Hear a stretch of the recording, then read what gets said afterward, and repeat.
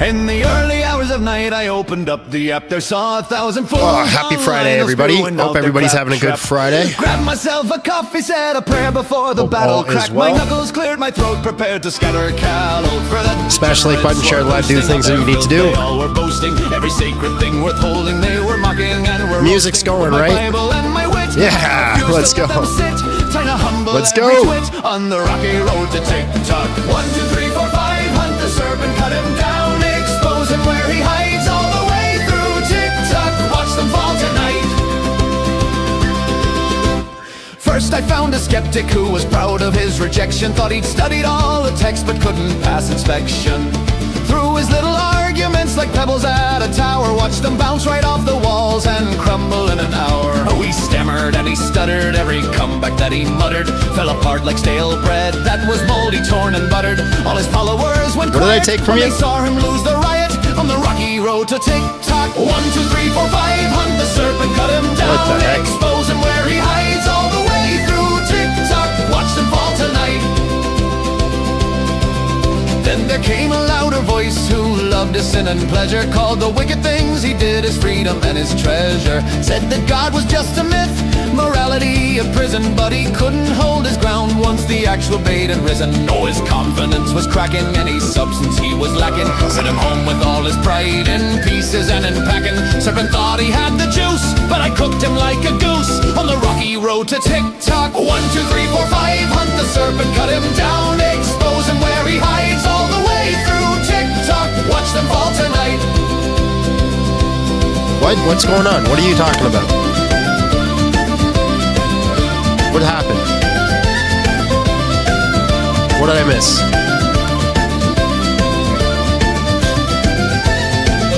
Now the comments started flying, all the heathens were uniting. Thought their numbers gave them power, thought they'd send me into hiding. But I've read the end already, know exactly how this goes. Every enemy thank you for the of $2 heaven though. always reaps just what he sows. So they came in waves like vermin, but I stood there never squirming. Gave them each a turn to speak, then sent them homeward burning. One by one they bit the dust, their arguments were rust on the rocky road. No co-host, no wife, everyone abandoned me. It's just us now. It's just us.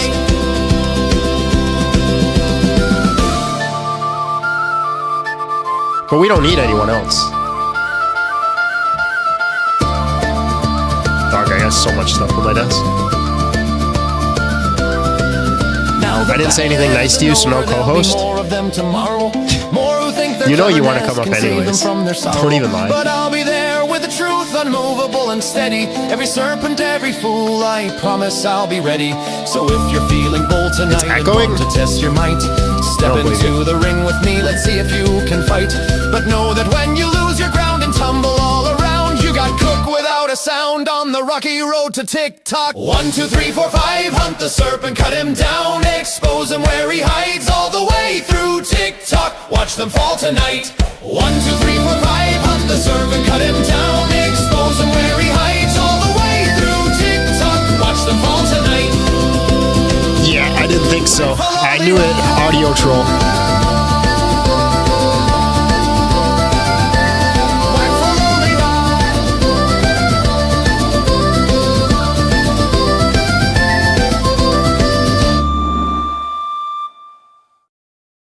This cold is never ending. It has been going on so long. On some positive notes, I got my mask for my CPAP and I got some mouth tape, and that is that's helped, but I'm not 100% yet. Still sick, and still not getting the greatest sleep. So we got some Vicks on the bottom of feet. What is going on? Yeah, I've been sick nonstop for a while, bro. For a while, it's just non-ending. I don't know what's going on. It's awful having cold and wearing a mask and doing face tape with like trying to breathe like like, oh my God. It's been a month.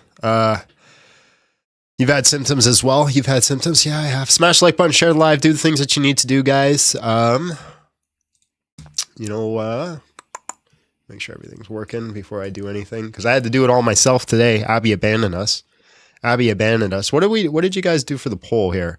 Who voted I should behave? Who voted that? Who voted that? Make sure you like the live too. I didn't put that in the poll. Was I shaking there? Look at that. No, I'm steady. Before I did that, I was shaking. That was weird. What's up? What's up? How's everyone doing today? Bird about to go take Abby's place? I hope so. Much better co-host. Don't do a racism. That's my first sip of coffee. Also, hey, look at that. Look at that coffee cup. Look at that. That's great, ain't it? That's great. John, these sicknesses I noticed are lasting longer. Had to be. It's got to be the vaccine I took. It's got to be the vaccine. Remember, sip of coffee, sip of water. You got to balance it out. ASMR today. ASMR. All right, folks. Today we are doing Just Convince Me to... My goodness gracious. All right. Just convince me to leave Christianity. That's all we're doing today. That's all we're doing. You guys like my new dono bar that's not center in the screen? Oh my God. You know, professional streamer here. Everybody also calls me to help with their streams too. Like, how do you do this? How do you do? Here's the thing. The reason I have so many technical issues is because I'm an innovator. Everything that I do, I figured out. I did it myself. Figured it out myself. Did it myself. Got it going myself. So, yeah, unfortunately with the new dono bar, it's a blessing and a curse. I have to manually update it. But the blessing is I can now have the chat exactly where I need it to be, where I can see all the chat just in one spot. So that's the blessing. The curse is that, well, it's in one spot, or I have to update it. Now, let's open up the shorts chat. They're sending us. Send you off there. That mug is heresy. What are you talking about? Into the trenches with no protection. What are you talking about? Slept awful? Yeah, sleep's been crazy. Oh, the atheist might come back today. Battlefield where nothing remains. We march into the spam. Thank you, thank you, thank you. The brain rot takes. There's nothing to test. I just got to put it in. We've got 15 seconds of absolute hell. This is where good soldiers fell. We're going to the shorts chat where souls go to die. Moderating madness, saying our last goodbye. And I can now see who's in the shorts chat when you leave a comment, which is another blessing. In the shorts chat.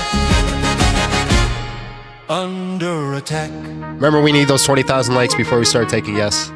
The comments move faster than we can read. Deleting. I don't have to have fun. It tells me on the screen how much it is. I just got to put it in.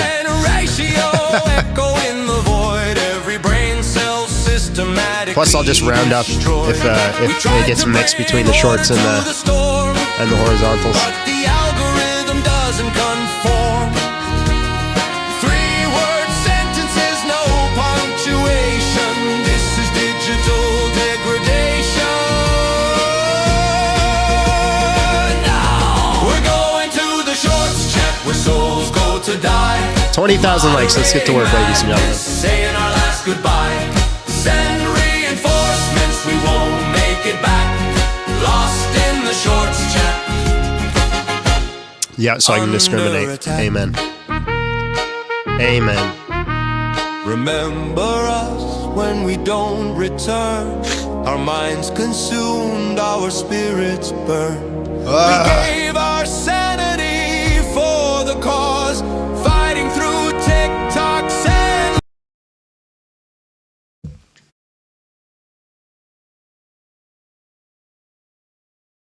They're sending us out to the comment section, into the trenches with no protection, where reason dies and chaos reigns. The shorts chat.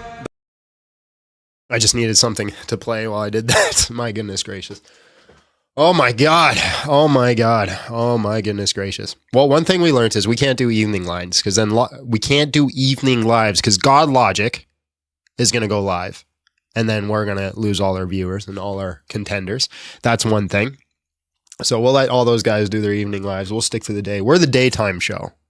We're the one live stream out there that's the daytime show. Everybody else is a nighttime stream. Late night show, late night this. Like somebody's got to be the daytime. And that's me. That's me. I'm the daytime guy. It's also because of the time zone difference that I'm at. It's going to be rough in the microphone for you guys today. Oh my God. There's also a morning stream I watch. There's another morning stream you watch? You watch different morning streams besides this one? Psalms 137:9. That's my favorite verse. Blessed is the ones that takes the little, blessed is he who takes the little ones and smashes them on the rocks. Amen. God is good. God is good. God is, there's an early morning stream. Who does early morning streams? That's crazy work. That's crazy work. Couldn't imagine that. Couldn't imagine that. Early morning? No, not me. Smash the like button, share the live, do the things that you need to do, guys, so we can get out to the people that we need to get out to. We're open there, good. Links are all available. If you want to join through the shorts chat, there is also a link in the description as well for you. Oh, I'm not recording. That's the one thing I'm forgetting. I'm like, there's something I'm forgetting. What am I forgetting? What am I forgetting, ladies and gentlemen? Oh, there it is. There it is. I'm just going to round up. I'm not going to do exact percents. Early morning streams are for elderly people. Yeah, that's true. Gabe's an elderly guy. Boo. What do you mean, boo? I can put in the 2 cents if you really want. This will be Abby's job when she's back, by the way. So this will be Abby's job. Can you join the call? Yeah. No one's in the multi-guest thing. We'll take guests up in, what are we at? 12,000? Another 8,000 likes. Guilty as charged. Yep. Gabe is old. Yep. Who's been playing Crimson Desert? Just out of curiosity. Who's been doing it? Who's been doing it?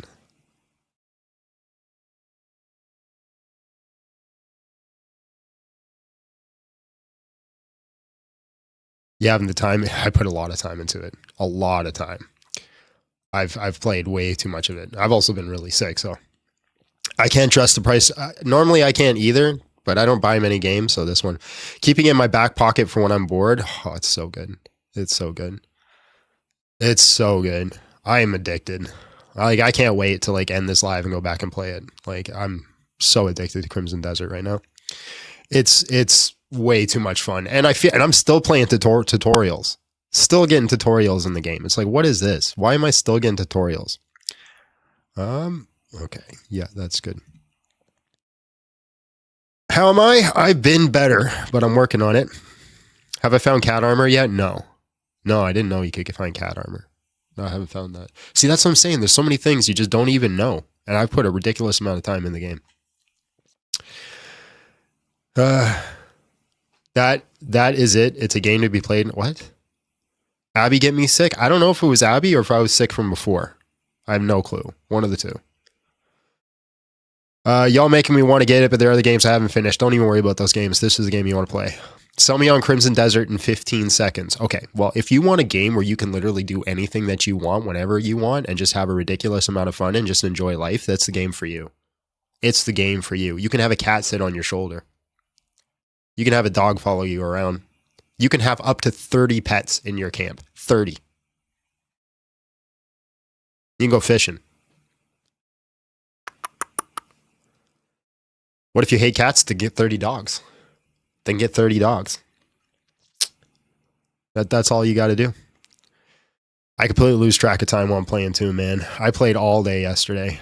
I was not because I just got my mask last night. So I woke up yesterday just conked. And I'm like, today's a write-off. I'm not doing anything. I woke up, had some water, had some breakfast, cup of coffee, sat in front of the game, sat there all day. All day yesterday. That's all I did. That's all I did. But what if I hate dogs and get a different pet? I think you can have other pets. I'm not too sure. I haven't tried yet. And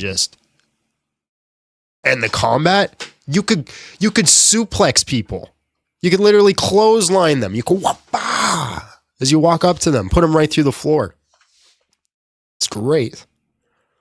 It's great. Well, we got our 20,000 likes. Well, just about, but we got no one in the queue. No one in the queue. So it might just be a chill stream. They're working on co-op. Here's the thing. I'm worried that they're going to listen to the crowd too much and they're going to change too much of the game. oh, the crowd wants this, they want this, the mob wants this, and then all of a sudden we're going to have LGBTQ bears flying through the sky. And I'm like, I don't want that. I don't want that. No one wants that. My sleep schedule has been ruined. I just finished Hordes of Enemies in the role play as a blender with the dual blades. It is so good. It's has no business being that good. Fair warning. We're going to start bringing up people. If you are a Christian, you will get kicked. You will get kicked. So let's start bringing up guests. Howdy. Hello, how are you? And just real quick, how old are you? Good, 30 years old. July 9th, 1995. I graduated class of 2013. What the heck? You joined and it just threw all my stuff around like crazy? What is going on? All right, man. Why should I leave Christianity? Yeah, man. So are you able to justify and agree with and explain all the fucked up shit in the Bible? Because I used to be Christian, but then it was brought to my attention there's a lot of fucked up shit that's wrong in the Bible. Stop trolling. No, I'm serious. Are you not able to? So you want me to drop because you're not able to? Do you agree with all the wrong stuff in the Bible? There's so much shit that's morally wrong. What's wrong in the Bible? Dude, I'm gonna have some fun with you. So okay, so the slavery, the rape, what they talk about with children. Sorry, what was that? Can't say the R word. Oh shit, my bad. I'm sorry. Do I need to drop? I don't know if I don't want to get it restricted. I'm sorry. Just don't say it again. Yeah, so all the wrong things in the Bible and the Old Testament, especially that's morally, by today's standard, is not okay. But back then, it was permissible. So are you able to explain and justify and agree with all the fucked up shit that went on back then? Yeah, what's wrong with it? So you see nothing wrong. So you're just as bad. Are you serious right now? Yeah, what's wrong You have no qualms and criticism. Nope. See, this is why I left, though, because I see how bad it is. But you're sitting here, you're bad cool based with off what? Dude, I'm not doing this with you, man. Well, you have a good day. You have a good day. Bad based off what? I want to know I want to know why he thought it was bad. Why was it bad? He just left on his own. Now I got to figure out how to shuffle this camera around so that way. I think, you know what I was thinking about doing? I was thinking about setting it up to the gaming channel. Because if you set it up on the gaming, it gives you the full screen. But I don't know if that's going to set my algorithm all funky or not. Like, I don't know. I don't know why they do that. It makes no sense. Makes zero sense. I should do a late night game. Every time, everybody always tells me to do gaming streams, and then I do gaming streams and 3 people watch. Do a gaming stream, and then I turn it on, and it's a gaming stream, and then there's 3 viewers. And I don't want to talk to 3 people. My goodness gracious. When am I going to go live with Divine? As soon as he fixes his sleep schedule.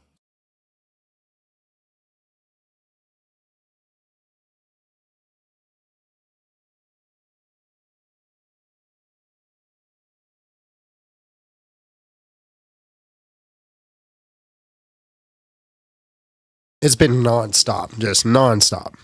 It's just, it will not stop. All right, guys. Smash the like button, share live, do the thing that you need to do. I'm looking for clout. Yes. Yeah, why else do people live stream? Have I played Reach? What's Reach? Like Halo? Yeah, of course I played that. That's got one of the best endings in video game history. My goodness grace. You feel so gangster when you play the end of Reach, and you're just like, I'm gonna go out. It's just like, it's so great. Have I tried VR? Yeah, I got a VR headset just right over there. Yeah, that was a gift to myself not too long ago. I always wanted a VR headset. Got one.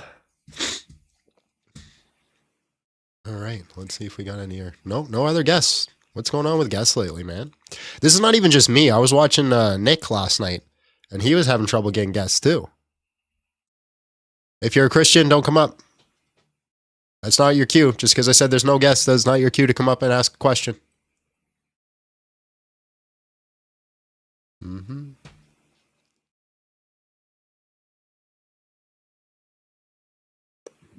Hello, how are you? And just real quick, how old are you? I actually did not mean to request, brother, but hey, did you know King David read the Quran? What? But here, I'll leave it at that. In the Hadith, King David apparently wrote the Quran. So, Fair enough. but all right, brother, have a good one. God bless. How Alright, much peace. time to stream the game I Am Jesus Christ? How much time to stream the game? I am Jesus. What? That doesn't make any sense. How much time? What do you mean? Do you mean how much money to stream it? I'm confused. Drop the hadith.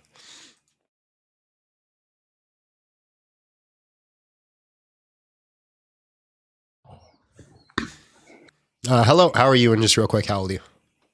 Hey, what's up? I'm 28. I'm good. Hi, How you man. doing? Good, man. Why should I leave Christianity?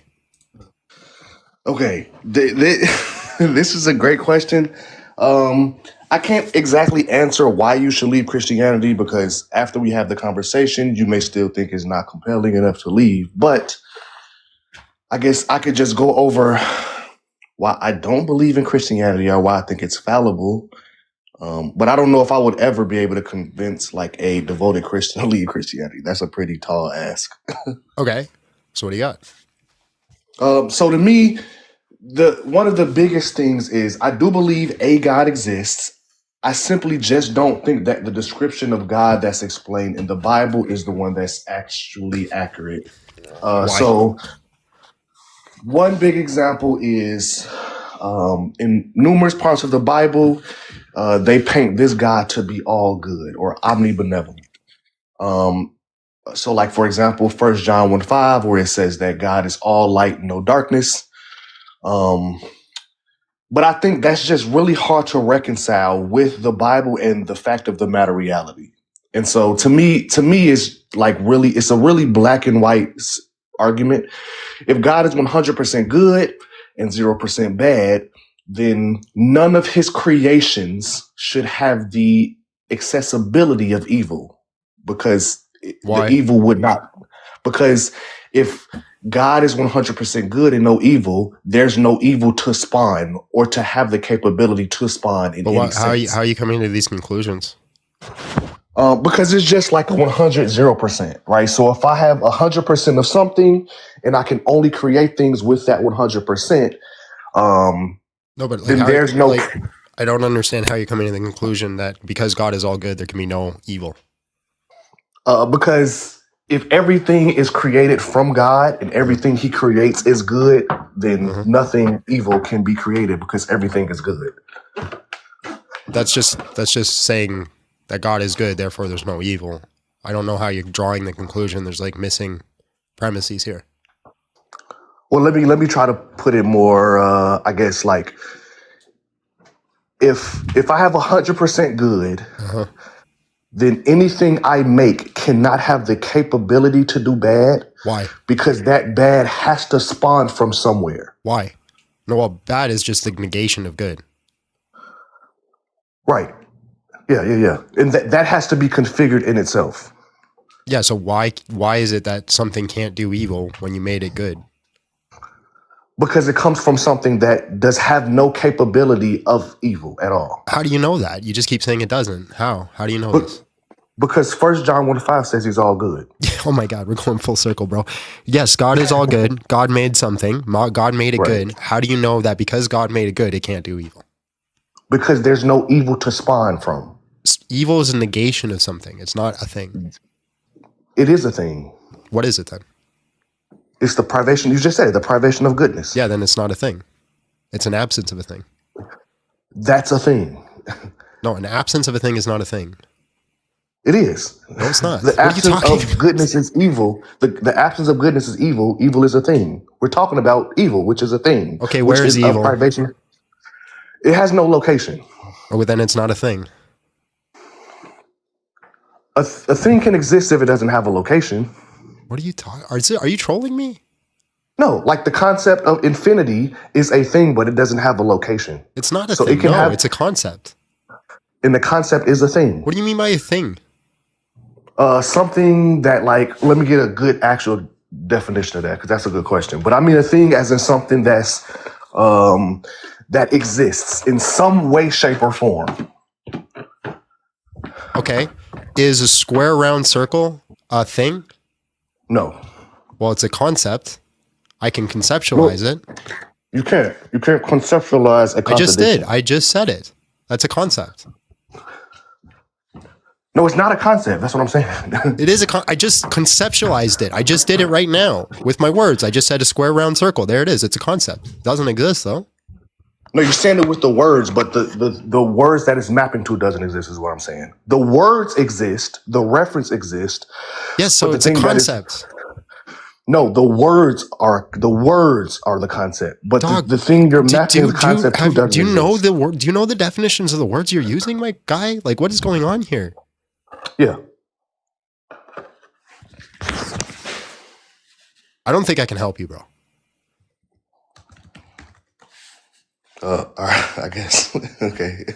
If that's where you want to end it, all right. I mean, like, bro, we can basic semantics. Like, a square, round, circle doesn't exist, but it is a concept. Just like the number It's not two. a concept because just exist. let me finish. Let me finish. Just Okay, like the you're number right, two actually or doesn't actually exist, but it is a concept.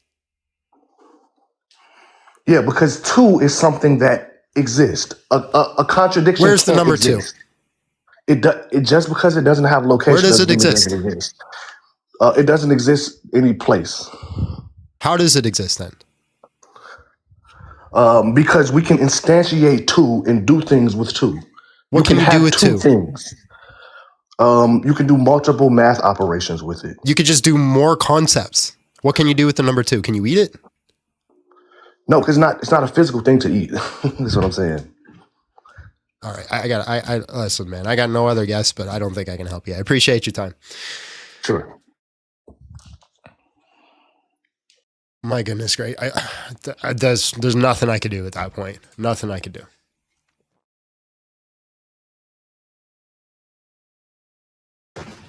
Hello, how are you? And just real quick, how old are you? 26. All right, man. Why should I leave Christianity? Because it's fake. It's man-made. Okay, prove it. Show me where Jesus says he is a triune God and him, the Father, and Wait, the you're Holy going to prove it Spirit. by asking a question? Can you substantiate your doctrine? You want me to substantiate your argument? You said it's fake. Bro, here we go. Okay. The triune God is not explicitly taught by Jesus. Therefore, it's a false man-made God. You feel better now? How does that doesn't logically follow? Of course it does. You No, it claim doesn't. to be a follower of Christ. You claim that your religion is based off Christ. Well, Christ never preached your triune God. And even if he didn't, how would that prove that the triune God doesn't exist? Because that would mean Jesus failed and he's not a true prophet. How does that mean he did failed? Because if he didn't have the decency to mention this concept of a triune God, he failed his mission. Who said it was his mission to come preach a triune God? So whose mission was it? Who said it was anybody's mission? What are you talking about, bro? You're coming to Where'd conclusions. you get it from? That's Give me the a point. syllogism. Where it's not from Jesus. So who's it from? I'm not saying it's not from Jesus. I'm saying your argument, even if it was true. Oh, so you agree. Thank you. No, that's Okay. not. No. Oh my God, you're so stupid. I didn't say it's not from Jesus. That's not me agreeing, right? I do think Jesus taught the triune God. But even if it was true that he didn't teach the triune God, it doesn't logically follow that the triune God doesn't exist. So can you consider a prophet true and trustworthy if they're withholding information that's crucial? Show me one prophet that taught geometry.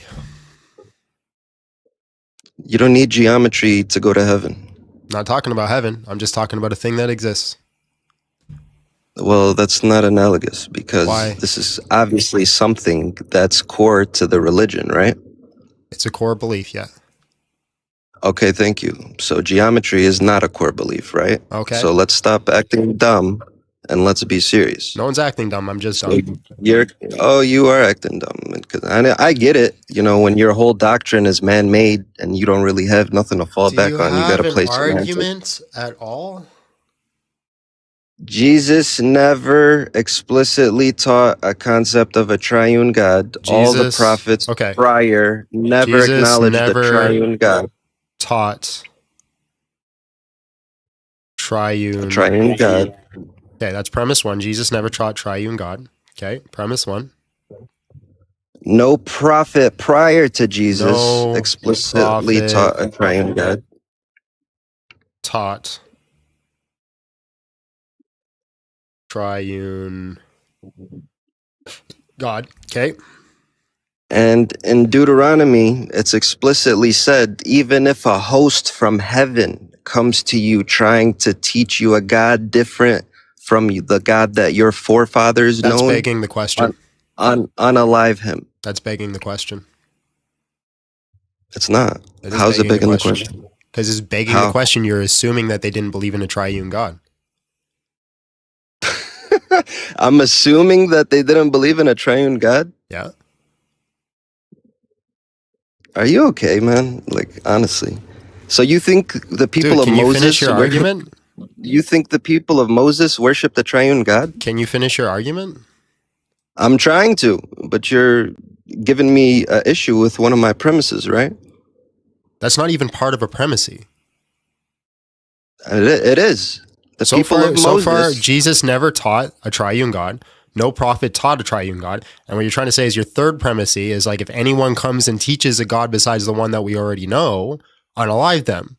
Well, you're assuming Yes. the God they already knew. So that doesn't work as a premise. I'm not You have- assuming. You have to because substantiate. You have to substantiate. Hold on. I'm going to teach you basic logic here. For that to can do work, that. for that to actually work as a premise, you need to substantiate in other premises before you get to that premise. That is the God they believe in. I can substantiate from any rabbi, any person Why should I give a shit prior what to a rabbi Christianity, because it's their book and it's Okay, been their so book if for I thousands show of you a years. rabbi that believes in a triune God, then what? You won't. I won't. You won't because he won't be a rabbi. If I show you a rabbi, then There's no what? such thing as a rabbi that believes Can in you a answer triune the God. question or finish your argument? One of the two, please. If not, I'm It's going to not move on. analogous. There's no such If thing. I could That's show like you saying- a rabbi that believes in a that's triune like God, saying- then what? Or finish your analogy or move on. Which one? Or finish your All right, argument. We'll go on to the next one. No, not next one. Finish this argument Okay, or answer the we'll question stick with or those get two. booted. We'll stick with those two. Go ahead. Which one are you doing? I gave you two premises, right? So you need more than two premises or a conclusion. Why do I need more? Well, then what's your conclusion? The conclusion is that your triune God is not biblical and man-made. Yeah, that doesn't logically follow. This guy is pathetic. Bro, are you going to defend your religion or not? That doesn't logically How does follow. that- You know that, right? Why does it not logically So follow? here's your That's thing. weird. Jesus never taught a triune God. No prophet taught a triune God. Therefore, the triune God is made up. Man-made, yes. It's not biblical. Yeah, that doesn't logically follow. Why not? Because there's a Unless- whole bunch of other possibilities. Unless is your there not? God just hid the fact that he was triune for Yeah, thousands of that years. is a logical possibility. He hid that fact. So he's misleading people. I'm not saying that is the case. I'm saying that's a logical That's possibility. That's what follows Hold on, with I'm it. teaching you basic logic here. I'm not saying it's the fact that he hid the triune nature, but it is a logical possibility, which shows your argument to be invalid. We're not talking logically. Of course, it's logical. Yeah, I know Muslims do not possibility. talk logically. I know that. Of course, it's a possibility. Yeah, but I know would a Muslims do not real talk God- logically. Would a real God hide what he is and mislead people for thousands of years? How's it Is that- misleading? Because if he's triune, why is he making people think he's one for Okay, thousands so of then, years? so let me ask you, you're Muslim, right? Yeah. Yeah, if this is a problem, why didn't God This guy preserve? can't defend Christianity. Why, if this is a problem, why didn't God preserve the Injil and the Torah, and why did He wait for Muhammad to give the actual revelation and preserve that book? He sent multiple messengers prior to Muhammad. Yeah, That's the why reason didn't why He preserve the messengers came. Injil and the Torah? Because when they did get corrupt, that's when he came with a new Why messenger didn't He and a new preserve the prophet. Injil and the Torah? He didn't need to. That's why he would send He didn't. prophets. So he allowed his word to be corrupt, and he waited till Muhammad to give the actual true word. Why did he stay hidden? He didn't. Why did he stay? Prophet. Why did he stay hidden for so many years? Muhammad wasn't the only prophet. How many years are between Jesus and Muhammad? 600, give or So take. 600 years, your God chose to allow a false doctrine to spread. They chose to believe in it, right? So 600 years, your God chose to allow a false doctrine to spread because he did not want to preserve his word. Did he say he's 1 or 3 though? Oh my Did God. he mislead You're people by literally the telling dumbest them? Muslim on the internet. Appreciate your time. Let's see. Bring up the next guest. Sasuka, hello, how are you? And just real quick, how old are you?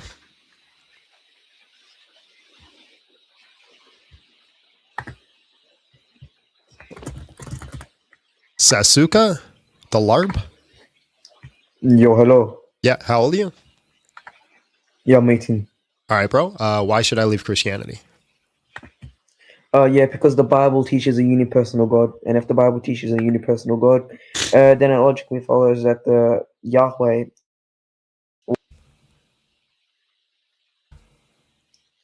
Can we prove that? You got cut out. Try again. Oh yeah. So the Bible doesn't teach a tripersonal God; it teaches a unipersonal God. And if Yahweh is tripersonal and the Bible teaches a unipersonal God, then it will just show an inconsistency quite a theology. I know you're trying to fill, bro, but slow down. What was the last part you said? Okay, so my main point is this: the Bible teaches. No, I heard you. I just didn't hear the last part because you fumbled over your words. What was the last part?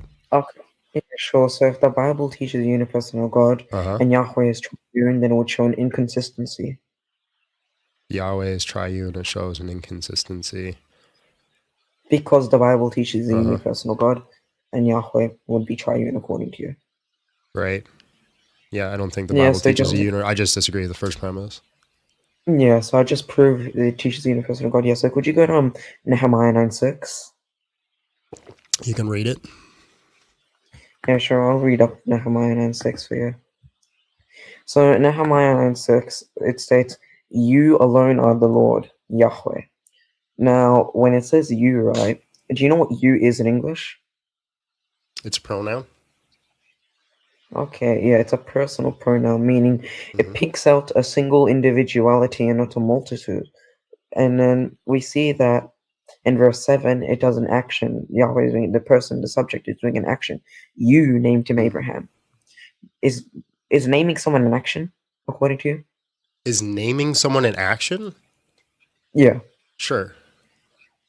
Okay, good. So now this verse, Nehemiah 9:7, is actually referencing Genesis, which states, I believe. Hold on. I accidentally muted you. Can you repeat that? Yeah, so it's referencing Genesis 17:5, where Yahweh is stating, I have named you. So the you, which is addressing a singular individuality, and the I in Nehemiah 9:7 is also addressing a singular individuality, showing us that it's going to be a singular person from the days of Genesis to the days of Nehemiah. I don't think any of that follows. Okay, so we'll go back to it. So when I said Nehemiah 9:6, it says. Well, for one, you said in English, right? Did they speak English back then? Are you slow? In any language, when it uses you to pick out a single individuality, that's going to be the case. So are you going to say Nehemiah was like a philosopher in like metaphysics? Why are you dodging? This is a simple run, Loltia. Can you actually engage? What are you talking about? What are you talking about? It's not a simple run. So you're saying because Nehemiah used a personal pronoun, therefore it can only mean a singular person. I said if it's using you, that's just going to be a singular personal pronoun, which picks out one individuality. If it's okay, so what are you going to do? What are you going to do when I show two individual persons in Genesis being called Yahweh? Wait, that's just going to be a red herring. It's not a red herring. Your first premise, no, my God, Phil bros are so gross because you guys don't even know what you're talking about, and yet you just yap. What was your first premise? What was your first premise again? Yeah, if the Bible teaches a unipersonal God, and Yahweh is triune. Yeah. So if I can show in the Bible two persons being named Yahweh, how's it a red herring? Yeah, because I'm making the case that it's showing a unipersonal God. If you're showing that it's going to be a triune God, you're not really addressing the verse showing a unipersonal God. You'll just be pointing out an inconsistency. Yeah, it's a reductio. I'm showing an inconsistency in your argument. But no, I'm saying it would show an inconsistency qua your theology, because again, It's not an inconsistency in my theology because you're presupposing you're presupposing how Nehemiah is using semantics. What? In every case, you is what? So that's just going to be a blunder. That's a blunder. Thanks for the clip. How's that a blunder? If I call my car, hold on. If I'm driving my car up the street and I say, "Let's go, girl," am I referring that my car is ontologically a woman? What? What? No, you can. Girl can be figurative. Voltia, girl can be figurative. Yeah, so I can anthropomorphize my vehicle, right? You can predicate a figurative term onto your vehicle. There's no issue with that. What's going to be? Yeah. So how do you know, considering that Nehemiah is before Aristotelian philosophy? How do you know that when he's referring to the you, that he's not referring to the triune God? Yeah, because in every single case when we use you, it's just going to be a reference to a singular individuality. It's not going to be a reference to a multitude of individualities, i.e. multiple persons. Is that presupposing Aristotelian philosophy? What do you mean Aristotelian philosophy? This is basic semantics, Voltaire. Yes. So you're starting at Aristotelian philosophy and building off that, yeah? Because you're using identity. What? How so? Are you not using identity? Identity qua predicating the title. When you're talking about the word you, are you not talking about identity? We're predicating a title onto a singular individuality. We're predicating a title onto a singular individuality, yeah. Can you answer the question? That's an answer. Can you engage my answer, Voltaire? So you're engaging in identity, yeah? I just explained what my position was. I said that we're predicating the title you onto a singular individuality, which is just going to be one person. Which means you're presupposing Aristotelian philosophy. Can you substantiate that? Because this is where identity starts. It starts on Aristotelian philosophy and it's built off of that. That's still your claim that you're making. I'll ask you. Okay, so Nehemiah is before this. Nehemiah is before this. Nehemiah is not a philosopher. Nehemiah is what we call a true author when we're talking about scripture, because we don't think scripture is the word of God, like actually came out of his mouth. So Nehemiah is a true author. He's writing from his perspective. And when he uses the word you, we have no idea what kind of semantic he is using. You're presupposing that in all cases, in every term, when anybody ever says you, that it only must mean a singular person. And you're not allowing for is it logically possible for somebody to use the word you in a case that's not referring to a singular person? Well, it doesn't violate a rule of logic. Is it logically possible in day-to-day life, right? Nehemiah is not Aristotelian philosopher sitting there writing out metaphysics, is he? Right? I'll explain. Yes. Nothing of value was added. Great, yeah, so you're a silly little interlocutor. You know why? Because semantically, when we use the term you, it's going to be referencing a singular person. You just said Holy I was using fuck. Aristotelian. Can you answer my question? You want to rephrase your question? Is it logically possible for somebody to walk around in their day-to-day life, somebody who doesn't study identity, to refer to something other than a singular person as a you? I'll just say if it doesn't violate a rule of logic. So everybody walking around is making sure that they're adhering to the laws of logic just in day-to-day conversation? Are you slow? I said if it doesn't violate a law of logic, then it's just going to be a logical possibility, Lotio. You know nothing about possibility. You're a low-tier interlocutor. Can you actually track what I'm saying, Lotio? So yes, they can use you? Are you stupid if it doesn't? Yes, I'm very stupid. Why don't you explain it to me like I'm a slow person? Can a person refer to something as a you while violating the laws of identity, not referring to a singular person? Is that a logical possibility in basic conversation? Just yes or no? Someone can use this. I'm elaborating on my answer. I'm qualifying, Lotio. So yeah, someone could use the term you, right? And then let's say that they're using it to address a multiplicity of persons. I'll just say that's going to be an error qua semantics. Yeah. What's your problem then? Are you saying Nehemiah committed an error? Yes. There's all sorts of errors throughout scripture when people are using semantics. Like the part, hold on. Nehemiah committed an error. Hold on. Let me clarify, low tier. Let me clarify my position, low tier. Before you just you clips. I don't give a fuck about you guys' clips. Thanks for the clip. So Thanks for the clip. let me. Nehemiah committed an error according to Big John Steele. Thanks for the clip, you absolute lawyer. Your own prophet Nehemiah committed an error. Qua Yes. semantics. Yo. You actually must be retarded. Yes. Yo, what is this blunder?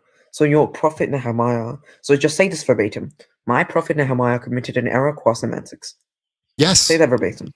No. Just say that verbatim. Just say it. No, I'm not your little you're gonna pushing affirm boy that- that's just going to do whatever you tell me to do.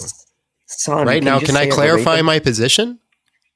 Yo, you believe Nehemiah committed an error in front of all these people? You So you're affirm not going that? to let me clarify my position. You're just going to keep yapping as like this is the gotcha that you're looking no, for. because I Like if all you're looking for is a clip, you got your clip. Go post it. No, because I gave you the qualify. I gave you a question, right? Did Nehemiah commit an error qua semantics? How many times do I have to say yes? Do you want me to clarify yes or no? Dummy, I'm still explaining. All so right, when I conveyed, why you?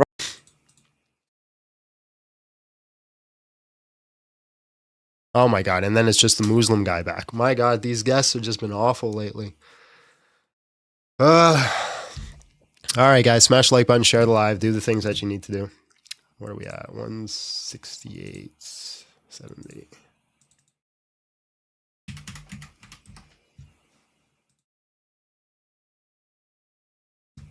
All right, let's read some soups. We did this one, I was wondering why the ball was getting bigger than it hit me. Oh, for God, these freaking puns. I still don't understand that. You shouldn't, because it's difficult to believe truly.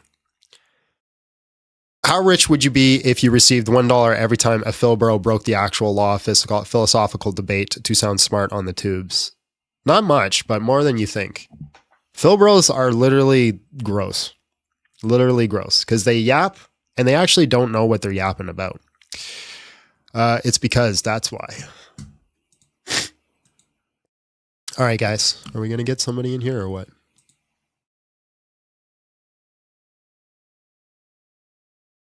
All we got is those two people. We got the Philbro and the freaking Muslim guy. One guy who doesn't understand the basic. Bro, I'm going to block you if you keep requesting. You're not coming back up. What happened? What happened? What is with these guests lately?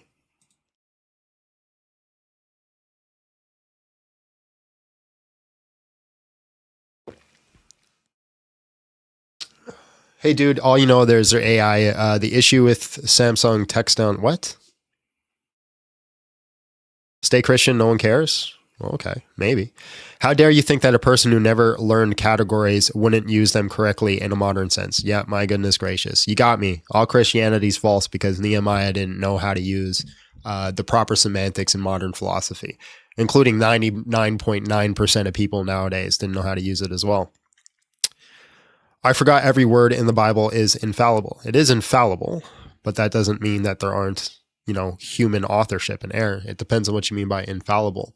If you mean like infallible as in like every single letter is written by God and there's zero errors or mistakes, then absolutely not. If you mean by infallible as it's designed to do exactly what it needs to do, which is lead people to salvation, then no, it's absolutely perfect. Jaff, hello, how are you? And just real quick, how old are you? Hello, can you hear me? Yeah, I can hear you. How old are you? I'm just 23. All right, man. Why should I leave Christianity? Well, what branch of are you Catholic? I don't share my denomination. Avery and Dom are live on another panel. That might be why. Can you tell Avery to stop going live when I go live? My goodness gracious. All right. Yeah, I don't share my denomination, bro. Okay, so just do you have like particular Bible? Like, I'm sorry? Is it John's Bible? What? Which Bible? There's kind of like different versions of the Bible. Which one is the one you go off? The best one. What's your argument? I don't know. Just trying to figure out what sort of. Well, I know. I probably don't like. I don't want to come in here and be like, I think you shouldn't be Christian. Like, not particularly anti, but I just think, it can lead to a lot of people just can misinterpret it as much as they want, I guess. It's like it can be equally good and bad. Definitely can be a force for good, but I think people can use it as a veil for acting in certain ways. And yeah, no, just I think it's interesting. Like, why do you think being a Christian is more valuable than being an atheist? What's your argument?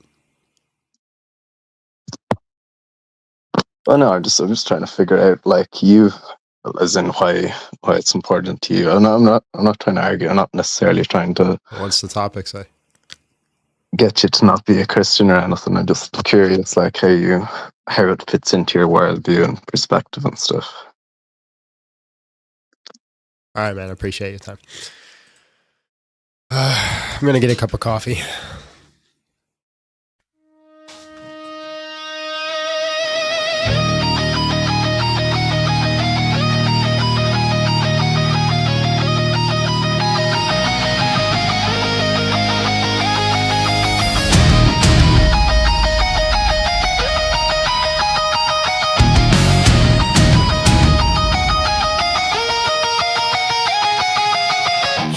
Talking points, not truth. Same tire script from the Dower booth. Cut my answer down to 7 seconds flat. Posted the clip and said you won like that. But where's the part where your argument died? Where's the full exchange you try to hide? You could show a two like it proves your case, but you never read the top, so you just memorize and race. Every dodge archived, every pivot saved. I got the receipts for every game you played. Yeah, I'm getting frustrated. Of course I'm getting frustrated. These are the conversations I got to deal with on a regular basis. And it's unique to me. Like, it's not even like it's that's the thing. Light was here the other day. He's like, is this what you get all the time? Yeah, this is what I get all the time. What is going on? Just want to have somebody come up and actually like engage. To you, the Bible is just a cool story. Congratulations. Congratulations. Hold on. Let's see if I can make this a little bit. Need to make that text bigger. I'm starting to lose my eyesight in my old age.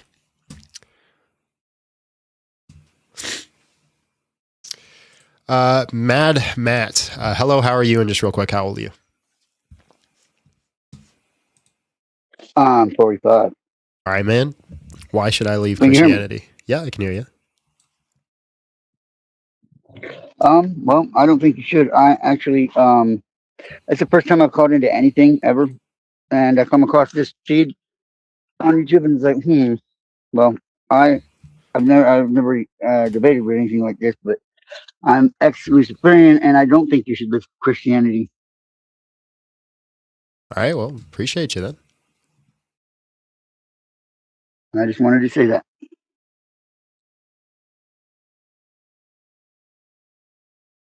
Derek, hello, how are you? And just real quick, how old are you? Good. I'm 45 years old. All right, man. Why should I leave Christianity? I don't think you should be a Christian if you don't believe in, like, Jesus rose from the dead or that God exists. Okay, so why should I leave Christianity?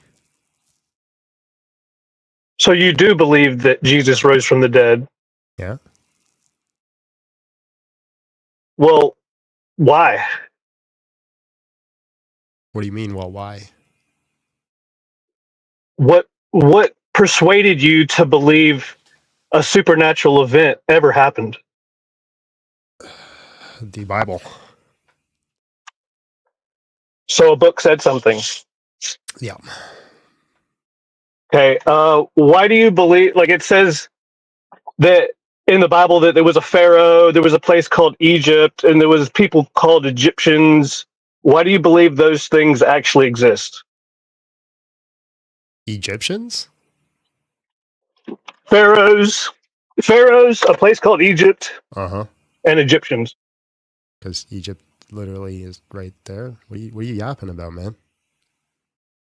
How do you know that pharaohs in Egypt exist? Because the Bible told me. So there's no extra biblical evidence for Egypt and pharaohs? I didn't say that.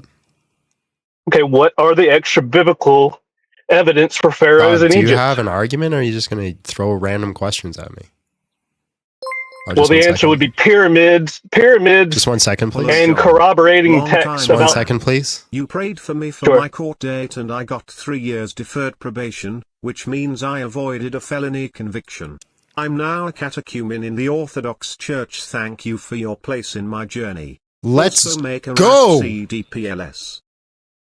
Dude, Tim, congratulations, man. That's awesome. Thank you so much. Thank you so much for coming back and letting me know. Let's go. W's for Tim, everyone. W's for Tim. All right, man. What's your argument? My argument is that when you have evidence for something that the Bible claims to have happened or existed, then we can use evidence like the pyramids and ancient Egyptian texts to corroborate that. But we have no things like that to use to corroborate for supernatural things, like for Mormonism or what's your argument? The Quran or any other supernatural claim. Yeah, what's your argument, man? That you shouldn't believe in things that aren't true. How do you know it's not true? Because it's clearly an allegory from an ancient tribe in Mesopotamia. How do you know it's clearly an allegory? Because they are copying off of older Babylonian stories. Who is they? I'm talking about the death and resurrection of Jesus Christ. That's where we started. Now you're on the flood story? There are many resurrection stories in Babylon, ancient Babylon. Yes. Okay, show me one.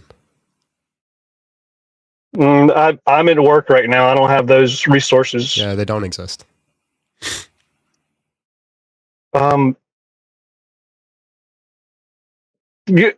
point is, my argument is that you should want to believe things that are true. I do. And if you don't have, what is your evidence? What is evidence? Can you give me the definition of evidence? That Jesus rose from the dead. Can you give me the definition of evidence? Evidence is things that would persuade you to believe a claim. Okay. Why do I need something outside the Bible? Because if you just believed what you read out of a book, then you would be unreasonable to not believe every book you've ever read. I agree. That's not what I'm doing. So why can't I use the Bible? Because, it's contradictory in what the actual Jews thought at the time that Jesus would do is not get nailed to a cross and die. Why should I care what they thought at the time? That's not what was prophesied. Why should I care what they thought at the time if he actually died and resurrected? Because they were the ones that charged Jesus with lying about being God, and then the punishment for lying about being God is what? Death. So they killed him, just like they killed Joseph Smith for Therefore, no evidence exists. Sorry, go ahead. So the reason why we don't believe Joseph Smith was divine or a prophet is because he was a convicted convict that was killed by his own people, just like Jesus. The reason why Jesus was killed is because they knew he wasn't God. That's just a tu quoque fallacy. So why did they kill Jesus? For claiming to be God. Okay. You can't say the K word, by the way. You got to say unalive. Why would they unalive a man who they thought was Jesus? You just keep asking me questions. I'm waiting for you to actually present like an argument to tell me why I should leave Christianity. You should continue to stay in Christianity if you don't care about truth. Yeah, that's begging the question. How do you know it's false? No, I didn't say it was false. I said there's absolutely no evidence to corroborate it. Yes, there is. There's only the Bible. claims. The New Testament is a claim, not evidence. Testimonies are evidence. Whose testimony do we have that Jesus rose from the dead? We have 21 eyewitness testimonies in the Bible. Name one. Mary Magdalene.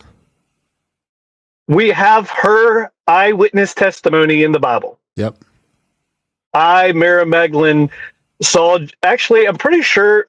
Wait. She saw Jesus. You think she has to write it herself? She didn't even recognize him. You think she didn't even recognize him when he was near her? My goodness gracious! You think she has to write it herself? That's what an affidavit is, yes, sir. Okay, so when hold on, please. The Mormons have affidavits for. I just muted you because I've let you talk for a long time. Let me push back a little bit now, please. Okay. Right. So you're saying she has to write it herself. When you read a news article and it says Donald Trump said this, do you say he didn't say it because he didn't write it himself? I would not believe it until I saw video and audio of him actually saying it. Okay, so everybody who reads a newspaper, I would reserve the belief. Hold on. Everybody who reads the newspaper or the news or science textbooks or peer-reviewed papers are all irrational to believe any of it's true? No, because there are extraordinary claims that you shouldn't believe because of our past experiences. Claim?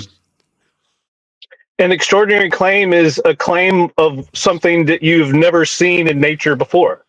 Okay, so I've never seen an elephant personally. Like a resurrection. So I've never seen an elephant personally, so I shouldn't believe elephants exist.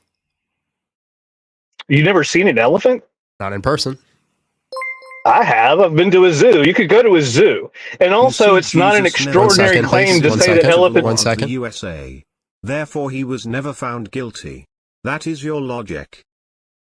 So, yeah, anyways, you said anything that you haven't seen before is considered an extraordinary claim. I've never seen... No, that's not... What I'm saying is... Can you... Listen, man. I'm letting you have your part. Let me have my part. Go ahead. So, you said anything that we haven't seen before is considered an extraordinary claim. There are many things I haven't seen in my own personal life. I said in nature. Okay, if you cut me off again, I'm gonna boot you. All right? So, many things I haven't seen in my own personal life. I have never seen an elephant, so therefore an elephant's an extraordinary claim. Can I speak? Yep. Have you ever seen an elephant get chopped up into many pieces and then brought back to life? No, haven't seen that either. Okay, well that is extraordinary because typically when you chop a living animal up into pieces, they don't tend to come back to life. You're ignoring my whole question. Can I redefine extraordinary? Mm-hmm. Extraordinary claims are claims that seem to break the laws of nature and physics if they were true. So if somebody said I adopted a puppy and now I have a puppy as a pet, I would believe them even if I didn't see the puppy. Okay. But if somebody said I got a pet dragon that breathes fire, I would be skeptical because I don't think that dragons that breathe fire exist. What it breaks the laws of physics with a dragon that breathes fire? Because those abilities for animals don't have the ability to breathe fire. What breaks the laws of physics? It's never been witnessed. Physics would be just, the ability to not get burned. Yeah, no, you're saying it's logically and metaphysically impossible for it to have like a system where it could breathe fire. That doesn't follow because we have fish that live near volcanic activity that they shouldn't survive because it's so hot, but they do. So what breaks the laws of physics here? Well, usually when the reason why things burn is because of the presence of oxygen and heat, not just heat. Uh-huh. And also, we're not talking about tiny animals that are like tardigrades they're not tiny. Live in those environments. Fish. They're normal sized fish. Okay, so you're saying that a person rising from the dead is a perfectly everyday thing that we see. I didn't commonly. say that. I didn't say that. I'm trying to get your term of extraordinary claims. What is an extraordinary claim? Now, you say anything that breaks the laws of physics, and then you used a dragon. A dragon doesn't break the law of physics. Well, they also fly, apparently. This dragon can A fly. wyvern, then. A chupacabra. A unicorn. Those don't exist. No, I'm using any one of these animals that don't exist. They don't break the laws of physics, so therefore they're not extraordinary claims. Well, I think you're doing a really good job of parsing my definition of extraordinary by the dragon thing. But let's just talk about events instead of animals. Let's talk about. Would you believe me if I said that instead of driving to McDonald's, I actually just jumped in the air and flew 1.5 miles to McDonald's? Would you believe me? Probably not. No. With no airplane, no helicopter, no nothing. I just jumped in the air and landed in the parking lot of McDonald's. Yeah, probably not. The reason why we don't tend to believe things like that is because they're extraordinary. I still They're need to not determine what an ordinary. extraordinary claim is. It's beyond our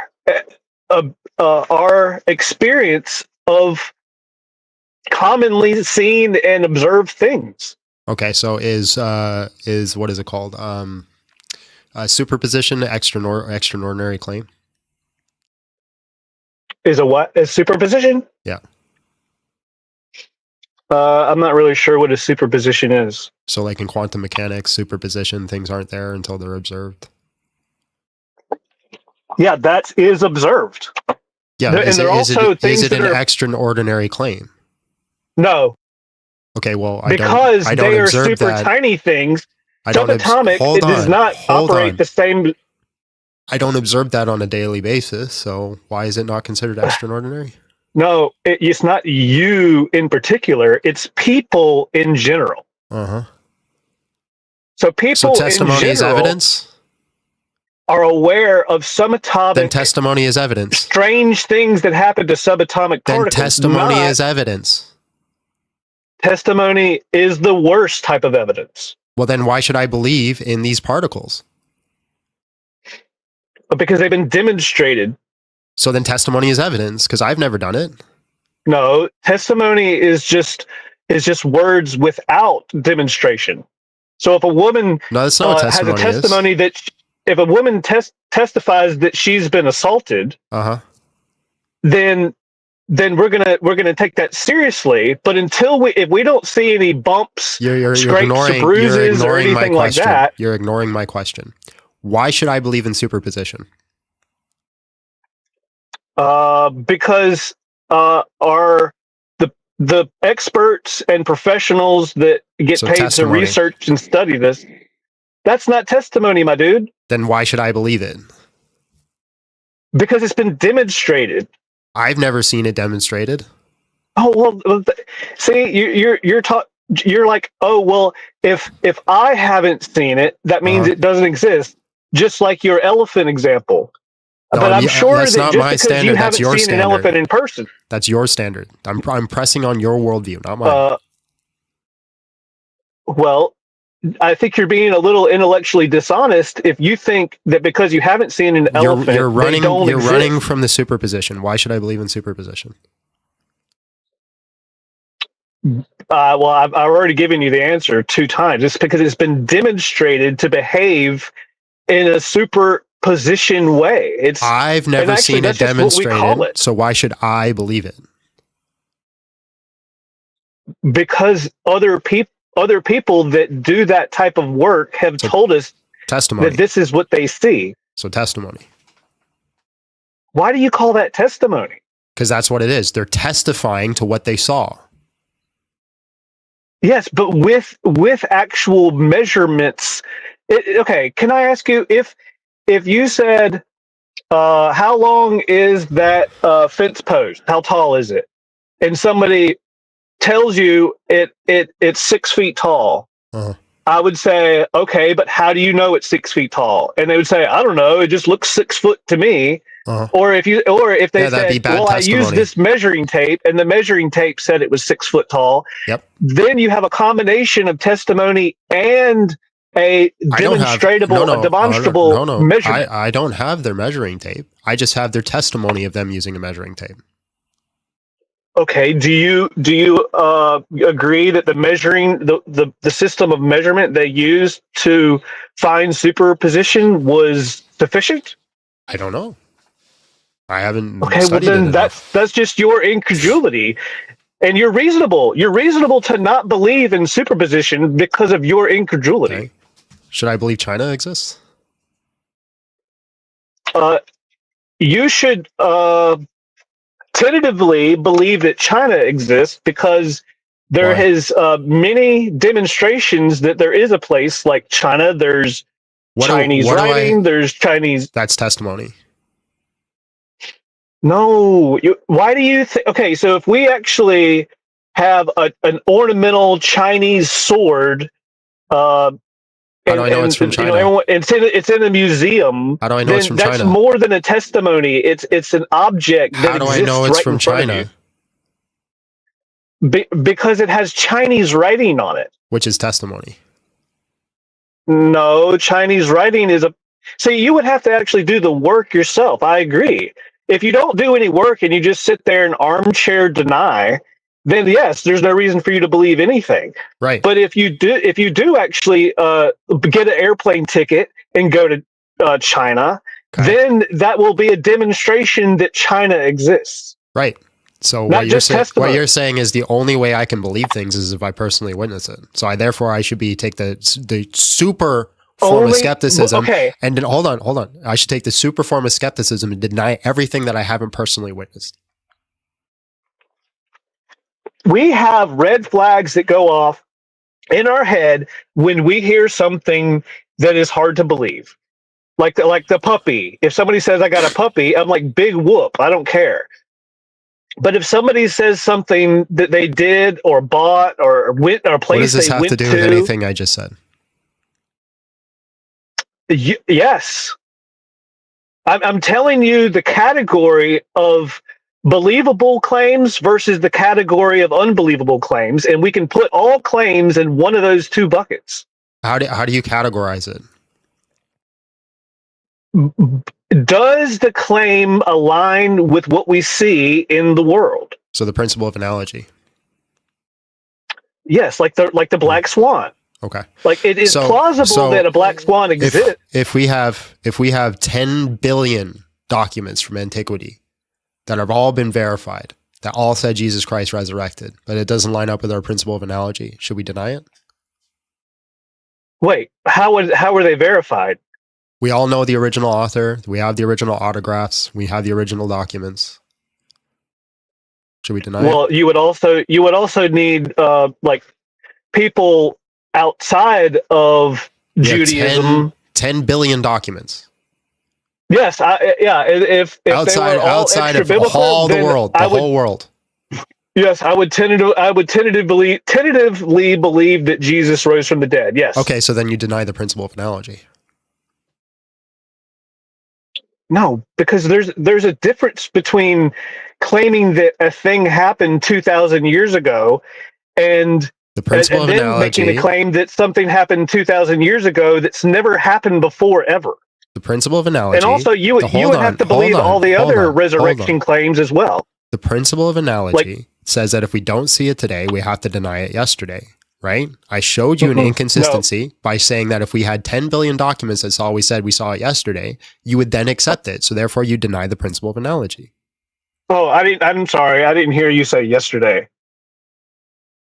What I'm saying is that if you said, I saw a tire on the side of the road yesterday, and 10 people in the car also saw this tire on the side of the road, I would believe it. So again, if we had 10 billion documents from 2,000 years ago that all said Jesus Christ resurrected from 10 billion individuals, would you deny it? No. Right. So then you deny the principle of analogy. Do you have 10 billion documents that people saw Jesus after you? No, I don't. What I have is you denying the principle of analogy. So therefore it doesn't work. It's called a reductio. I think that's a nice try, but why do I feel like you literally deny the principle of analogy? Okay, but I don't know what that means, so I don't feel like you got me. You do know what it means because I explained to you what it was, and then you agreed that's what it was. The principle of So analogy you're is saying that. Hold on, let me finish. I have to Hold on, believe let that me it happened finish. to- Hold on, let me finish. The principle of analogy is that if we don't see it today, we have to deny it yesterday, and that's exactly what you agreed to. We don't see people resurrecting today, so we have to deny it yesterday. You didn't say that. You said I literally document. did. I literally did say that. You said documents. Nope. Okay. Let me just give it back to you and see if I got it right, because I might not understand what you're saying. You're saying that if we have people that saw something yesterday, like a billion people saw the same thing happen yesterday, does that mean it couldn't have happened 2,000 years ago? No, dude. Come on, man. If we You said principle of analogy 2,000 years ago, we have 10 billion documents, all from 10 billion individuals that all recorded, them personally witnessed Jesus Christ resurrect. Would you believe it?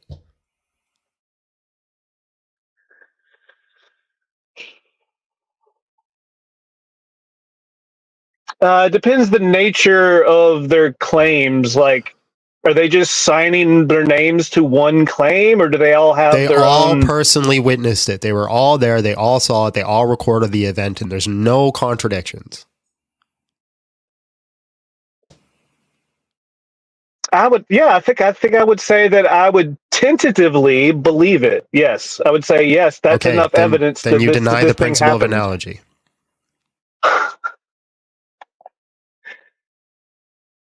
Why? What? So you're saying?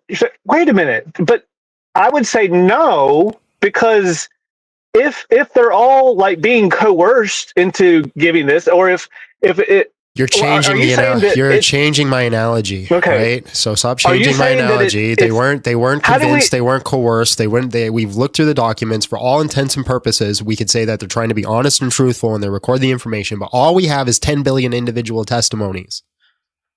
That's all we got. But I heard 20 billion say that they were lying. No, you're changing the analogy. There's no 20 billion saying they're lying. There's all you have is the 10 billion. Do you believe it? Okay, do you have this for Jesus Christ? No, I don't. But do you believe it if I did? No, not an extraordinary claim. No, I wouldn't. So you wouldn't believe 10 billion individual recorded events? I would believe that somebody's making it up. Yeah. 10 billion individual people all made it up.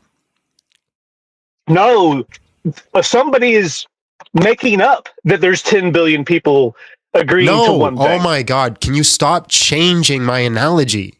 The analogy is, listen, shut up for a second and listen. Okay. This is called a reductio. The reductio is to test your worldview to see if you're consistent. You can't change my analogy. You can't do that. Right? So the analogy is, there are 10 billion individual confirmed documents, all have the original autographs. We all know that they're individual authors. We know that they personally witnessed the event, and the event that they say they recorded witnessing was the death and resurrection of Jesus Christ. Don't change or add anything to it. Would you believe it? Yes. Right. So then you deny the principle of analogy. Okay. Tell me where that. Okay. But if you don't actually have that, if you don't have 10 billion affidavits, then what is the analogy for? To show you that you deny the principle of analogy, to show you that you have an inconsistent epistemology. Yeah, but we don't have 10 billion people saying that. I know we don't, but it shows that you have an inconsistent epistemology. This is a terrible argument, dude. You don't know what epistemology is, do you? Can I tell you? Yes, I do. What is it? Epistemology is the way we find out how things are true. No. I could make an analogy that you would have to agree to that would show that you're being logical too. So do you know what a reductio is? I'll explain it to you. A reductio is that we take... Is when you reduce things to absurdity to show how ridiculous an argument is. No, I understand that's not what a reductio is. Let me explain it to you. A reductio is when we assume your conclusion and then we go back and we change the premises to see if it's consistent. Yes, you can change the premises to make people agree to something that's... We assume It the doesn't conclusion exist. here. We assume the conclusion here. The conclusion is the principle of analogy. We deny it. If we don't see it today, we deny it of yesterday. So I went back and I changed the premises and showed you that you didn't keep the conclusion, which means you're inconsistent. No, because Yes. the claim. You can't say no. That is mathematically true. Yeah. Okay, but you don't have it. You don't have. That's like saying, if I had $1 billion, would you believe I had $1 billion? Yeah. Well, do you have $1 billion? No, but You're correct. I don't have 10 billion autographs, but you can't use the principle of analogy to deny the evidence I do have. That's my point. okay. So what? Just say, tell me directly how bad I messed up just now by agreeing with your 10 billion documents, or admitting that I would believe in your 10 billion Not documents. that bad. All you've done is deny the principle of analogy. That's it. But you're making it much Okay, bigger of a thing than it actually is. All I was trying to show you Okay, is that so why point it out? because the principle of analogy is what you're using to deny my evidence. No, I'm denying your evidence because I think it's something that people made up. You're denying my 2,000 years evidence ago. because people don't resurrect, right?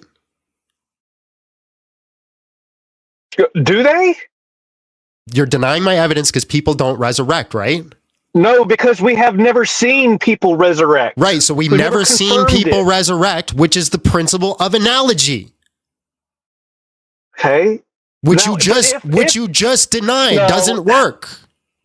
No, can I just bring up the black swan analogy? Like, if you've only seen white swans, and somebody said, "Oh, well, there's also black swans," and you say, "I don't believe in black swans because I've only seen white swans," but I would say, I believe it's plausible that there is a black swan that could exist because that's not crazy sounding.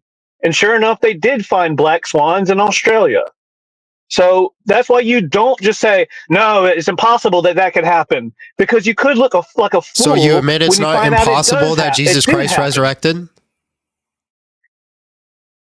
I think based on what we know about physics and science and biology, it is in fact impossible. So then It's you're also impossible using the that- principle of analogy again, which you already admitted you would have to deny. No, because Yes, listen, you can tell me no as much as you want. I went through the steps with you, step by step. Mathematically, we could put it on paper and you're inconsistent, right? If we ran a truth table right now, you would be inconsistent. You would be wrong. Yes, yeah, okay. I will agree that I'm being inconsistent because that is how people accept claims. They're not consistent with just believing everything they hear. Right? All right. Well, then I appreciate your time. God bless. There's nothing to go over. If you're going to admit that you're inconsistent, you're going to pick and choose the evidence you want. There's nothing to talk about. What? Yes, because people don't get to choose what they believe. Okay. Well, then I appreciate your time. You have not convinced me to leave Christianity. So you do believe that people do raise from the dead and amputees' legs and limbs grow back. Why are you throwing in the amputee thing in there? Because that's something That's a that we've false also dichotomy. never seen happen. That's a false dichotomy. We've never seen an amputee I appreciate grow your back time, a limb. bro. God bless.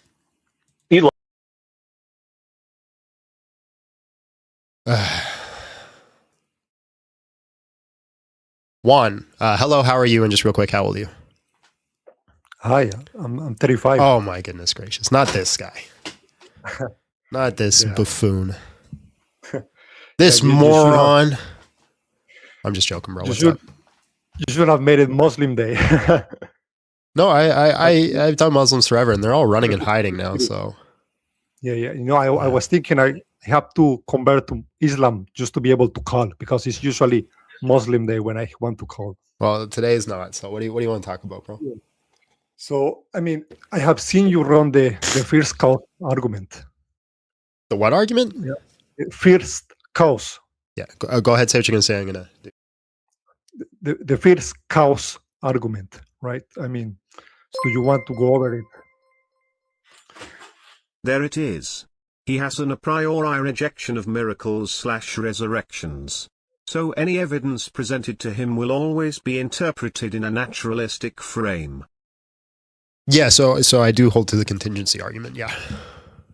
Yeah, well, that's one version of the cosmological argument. So how do you present, what do you think is the strongest formulation of the argument? Yeah, so my argument is the PSR, right? Everything that has anything that requires an explanation anything contingent requires an explanation, right? And we can't have we need an explanation for the totality of contingent things. Therefore, we need a necessary thing. And I forget what it is. The PAP, the principle of what is that? Yeah. PAP principle states that you can't have like things that don't exist. Principle of alternative. No, is that it? Principle of alternative possibilities. No, that's not it. What is the principle I'm talking about here? Lamb apologetics. I see you in there. You're the smart guy. The principle where basically says that you can't have something come from something that it doesn't have conditionally already. So like, for example, you can't have a mind come from like a non-mind. But yeah, basically that's the argument that I hold to. Yeah. Well, I think the last principle, I think if emergent properties are true, then this will be a counterexample to that principle, right? Because you have like emergent properties. So just to make sure that we're clear, you agree that there has to be a necessary being? Oh, no, I don't agree. I think it's complicated because there are atheists that do agree, like Graham Oppie. They will just say, I think the necessary being is like a material, something called a ultimate material reality. But that's if it's material, then it itself will be denying the PSR. Why? What was the principle of sufficient reason? Yeah, it needs because if it could be any other way. Yeah, that's right. So the question will be, why wasn't there in another way, right? Why was it not like? Why didn't it have like other properties? Yeah, that would seem like not nothing come from nothing. Lamb apologetic. I forget what it is.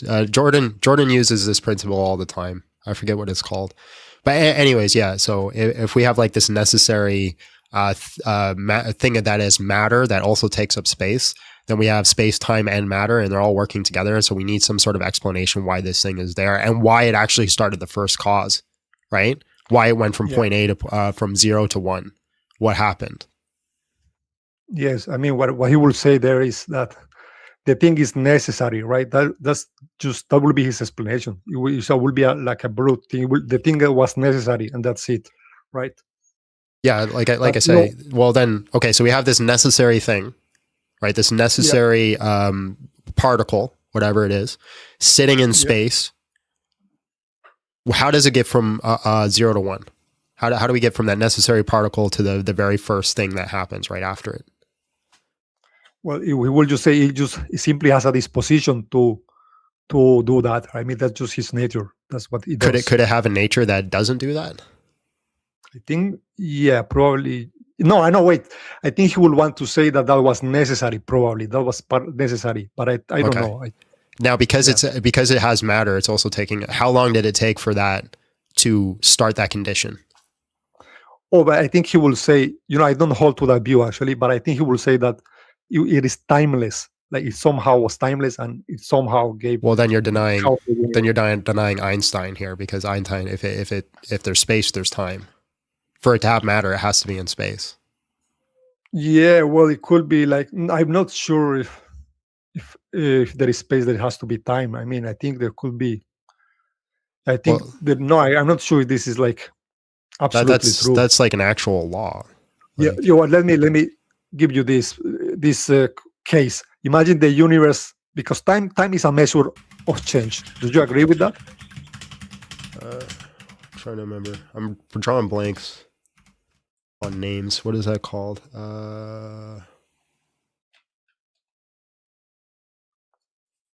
Theory of relativity. Yeah, space and time work together. You cannot have one without the other. Yeah, I guess in this universe, right? He will say like that holds in this universe, but that doesn't hold. Like the ultimate material reality will be something even beyond the universe. It will be something that caused the observable universe. Maybe he will say something like that.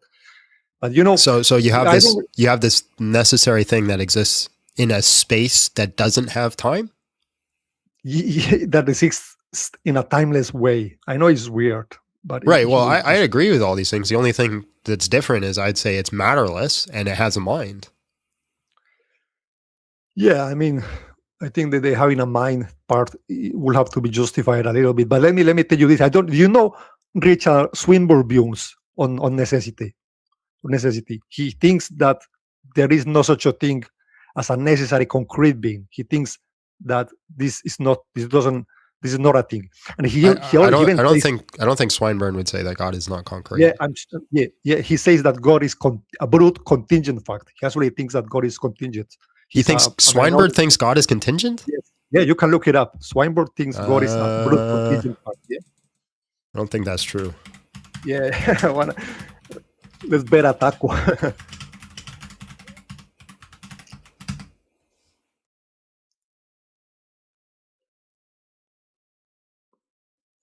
No. He thinks it's logically contingent, not necessarily. Those are different. No, yeah. He thinks it's contingent. He's not exactly not necessary. He doesn't think God is necessary. So Richard Swinburne argues that God's existence is logically contingent, not necessarily contingent. He maintains that God exists is a coherent, true statement, but not logically necessary, like 2 + 2 = 4, meaning it's logically possible that God might not have existed. Those are two different things. Yeah. No, that's what being contingent means. That's what not being necessary means. It is possible that it could have not existed or something. That's exactly what being necessary means, you know? I'd have to look into because that doesn't make any sense. Yeah. Okay, but because you can have conceptual ideas, right? You can have concepts. Yeah. But there's like a triangle is 3 sides, 3 corners. Yeah. That's the necessary conditions of a triangle. Yeah. But I can conceptually say a triangle is 17 sides. Yeah, that will be you will be using the word in the same sense that we use it, right? You will be using the word wrong because a triangle is defined as having 3 sides. So they are logical. Yeah, I think we're separating like I'm drawing blanks on the words here. The difference between the concept and not metaphysically. There's another concrete. The concrete truth. Abstract and concrete. Abstract and concrete. Yeah, there you go. Yeah. No. Yeah, I don't think. I'm not sure about that, but there's another objection to the contingency argument, which I think is very cool. It's like, how do you even account for contingency in the world? And this is called the moral collapse objection. The idea is that if you are a necessary being, how do you explain that there are contingent features in reality? Because do you know what I'm talking about? For example, there are facts in reality that are contingent, like the number of trees in the world, like the number of clouds, the number of rocks. These are contingent. But sorry, I don't mean to pull back, but I just went and I'm just using ChatGPT, so take it for a grain of salt because but I like to clarify when I am using it because I know ChatGPT can be wrong. Richard Swinburne's view is that God exists necessarily. He cannot fail to exist. But yes, he is logically contingent. So I'd have to see what he talks about. But I don't think he thinks that God is a contingent being by any means. Yeah. Okay. So God is metaphysically necessary. That's his argument. I will have to look that up as well. I do think Swinburne is a minority here. He thinks God is contingent.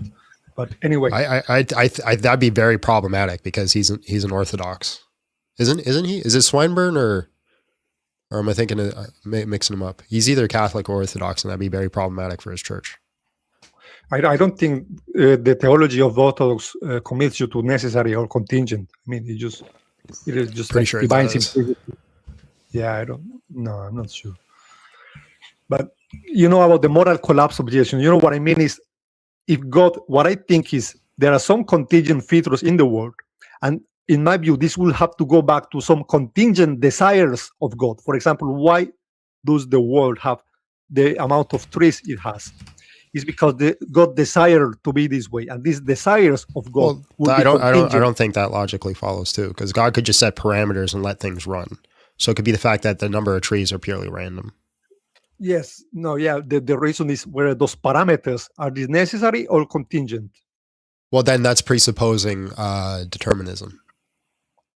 I mean, I don't know what you mean. I mean, so God, for example, could set up a world where he's like, I want creatures that are going to follow and worship me and be rational kinds, but them ending up as like bipedal monkey type creatures was purely just accidental, right? It's an accidental property that just came because things just happen to bump in this way and move this way. No, I don't think that's the case. Like, he wasn't a random thing, right? I don't think God did a random thing. But this desire of God has some desires, some preferences. Right. That's what I'm saying. God has some desires. Like, he desires to have a creature that accepts him and follows him and are rational beings. So he sets the parameters to end up with that goal. But all the things in between there could have been random. There's no reason to think that. So you think, that's right. Could have been random. So you think he picked a random number of trees, and that's how the world. No, I'm not saying one way or the other. I'm just saying that you made the statement that God necessarily made it so that there was a specific amount of trees on this planet, right? I'm not saying that that's the case. It could have been random. It could have just been the way it was set up, or it could have been the fact that he said a specific number of trees. I don't ultimately know. Right. The thing is, I don't. If there is, if the number of trees is contingent, right? Then you have to. There is some contingency in God, right? Maybe his desires are contingent, or his preferences. I'm not sure he made things randomly. If he makes this randomly, like he acts randomly, so his acts could have been otherwise. So his acts are contingent. So again, there is contingency in God. So that will also be like problematic, because then that will need an explanation. But that also denies like purus actus or actus purus. Right? If you hold like actus purus and there's no contingency because his actions he's just doing them in a singular moment. So why does that? So what does that mean? Well, what does that imply about? Well, what is actus purus? It's just necessarily who in his nature. Right. But was it necessary that he make that specific amount of trees? Right? You're saying that also was also necessary, right? Well, I don't know. There's a little mystery in the area for me. Now I'm sure there are people that have answers. I seen Jordan was in the chat. If he wanted to hop up, he'd be better at this kind of argument than me. But yeah, there's a certain mystery of like between the interaction between the creature and the creator. Like, I don't know the mechanisms in which God operates. Sure. Okay. Yeah, that's fine. Yeah, that's good. Yeah, okay. I think that's good enough. Oh, wait. What was I forgot? No, I think that's what's all. I don't think there are any other objections. Also, what do you think? What do you think? Let's say there is a material thing that is necessary. Like, what do you think? It has to be a mind? You say it had to be a mind earlier. Yeah, because we can't get a mind from a non-mind. Oh, yeah, but I think emergent properties could be maybe a way which we could get minds. What do you mean? What do you mean by that? Do you know what an emergent property is? Emergent property. I don't know what you mean by it. An emergent property is a thing that arises, even if in an object, for example, even if its parts don't have it. Like, for example, the atoms of a water don't have the property of wetness, but only when they are together, the water has the property of wetness. It's like, you're saying water isn't wet. Wet, no, water is wet. So that's an emergent property. So it's a way that. But it requires each other. Yeah, but it doesn't require any of the fundamental parts to have the property of wetness. I don't understand how this is a contention. I mean, I think the mind just appears when a very complex. I mean, you have some matter, right? Uh-huh. When it becomes very, very complex, and it does like a computing. It does. Well, I don't think mind requires matter, because then you'd have to say that your mind is equal to your brain. Well, I mean, or the mind is what the brain does. I mean, the materialist view, you will have to say if the mind is what the brain does, then they're two different things. Yeah, that's right. I mean, the mind is what the brain does, right? I mean, I don't think the word picks out the exact same thing, but I think in a sense, the mind is just what the brain does, right? Well, if the mind is what the brain does, then that automatically implies that there is two separate things there. There's a brain and then there's a mind. They're separate from each other. They're not equal to each other in identity. Yeah, that's right. Yeah. But yeah, the mind, yeah. I mean, the mind, what we call mind, will just be like a process, like an act. I mean, sure, but it's still a thing, right? Like if I think of a pink elephant, there's a pink elephant that exists. Yeah, but that's a concrete thing, yeah. And the mind will be like a process. How you think about the act of walking? There is not something ontologically that is the act of walking. It's just a person. But hold on. If I close my eyes and think of a pink elephant, am I witnessing a pink elephant? No, I don't think so. I'm not witnessing a pink elephant? Then what am I seeing? I mean, you're imagining it. Yeah, but what am I seeing? Like I'm inventing it. I'm imagining it. I don't think it ontologically exists like outside of my person. But I'm witnessing a pink elephant. Yeah, I think your brain creates something. Sure. It creates it. Yeah. But that pink elephant doesn't have matter. Right. Yeah, I don't know. Yeah, maybe the brain sends photons to a cell. I don't know. Maybe but that's how. Yeah, but there's still a pink elephant that doesn't have matter. Yeah, you're right about that. It's like it doesn't have matter. Yeah. But anyways, this is not really the argument I use for God. I focus on the resurrection. Okay, that's cool. Yeah, okay, yeah, I think we can leave it there for today. You know who I talked to in the resurrection? With Mike Licona. I told you, right? Who? Mike Licona. You talked to Mike Licona on it? Yeah, it was a very cool talk on the resurrection. That's awesome. Congratulations, man. Thanks. Yeah. Tell him to start accepting undesigned coincidences, and he's wrong about that position. Yeah, he says he's not very. I think there is one good one, like the one of the feeding of the 5,000. I think the rest are not so convincing, but yeah. All right, that's another. All right, bro. Thanks, always appreciate you. God bless. Okay, thank you. See you. Okay. I haven't done a contingency argument in a long time because you don't need to do it with the Muslims. So,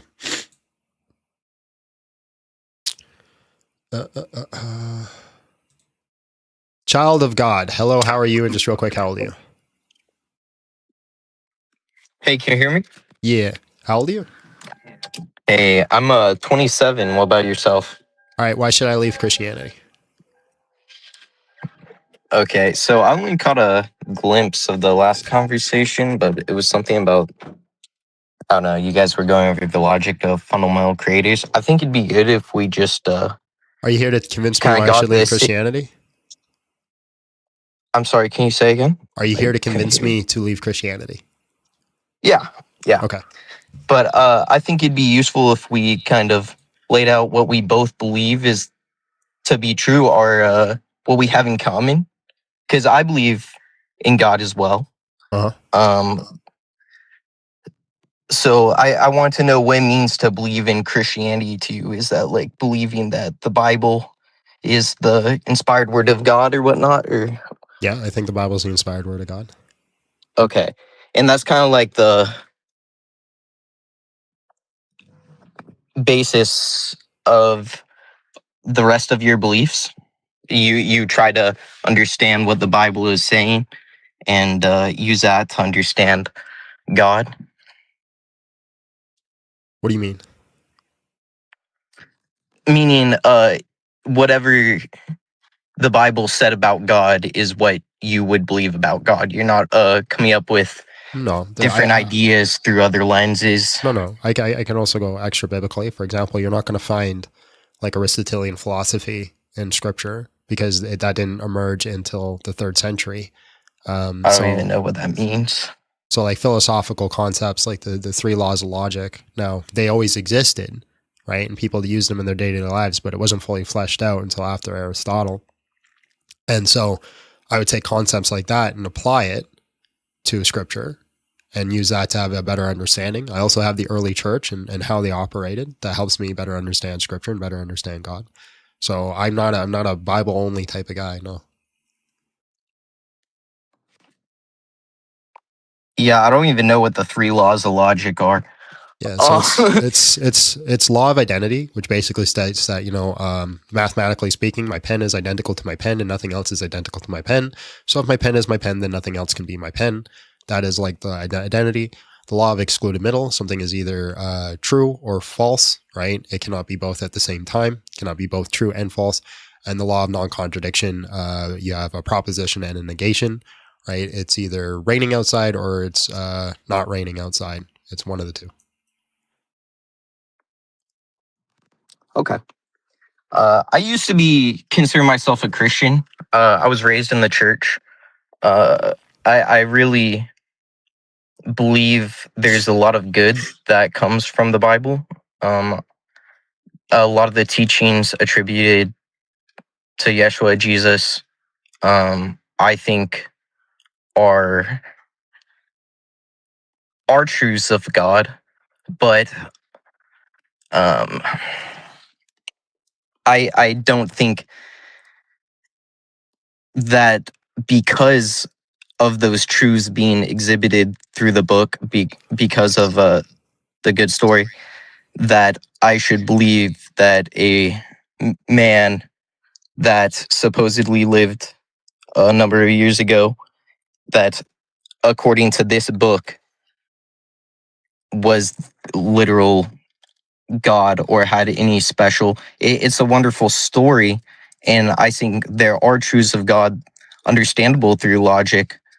So when you say you believe in God, let's what take do you a mean? simple one and say, sorry? What do you mean when you say you believe in God?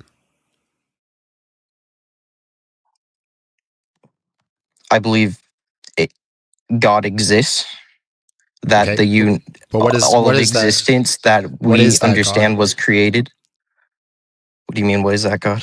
Is that like a omni God? Is it a God that actually cares about its creation? Is it a God that doesn't care about its creation? Like what? Or like, are you a deist, a theist? Yeah, I believe God is loving.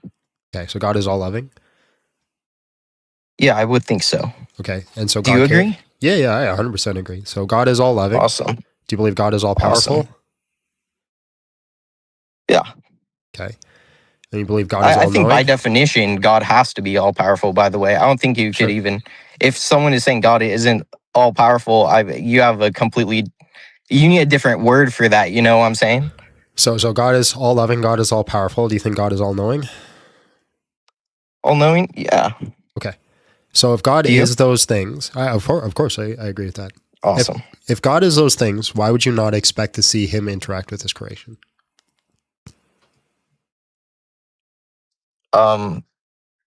I think by just God, I don't disagree that he isn't. I don't think he isn't. And also I feel like there's no way for you to not interact with your creation by literally creating first off. But do you think he would interact in a way that's like, have you ever heard of like agape love?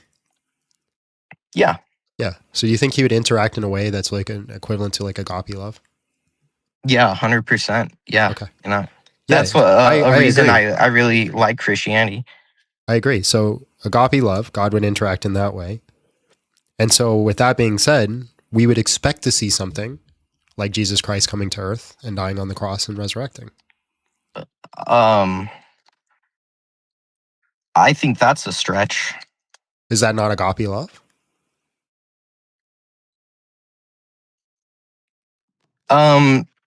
Yeah, I think the narrative of the Bible, Jesus does in that way. Jesus, if you understand him, of course, to also be God, then in that way, you would look at the Bible and say, yeah, he is expressing agape love there, I think. Right.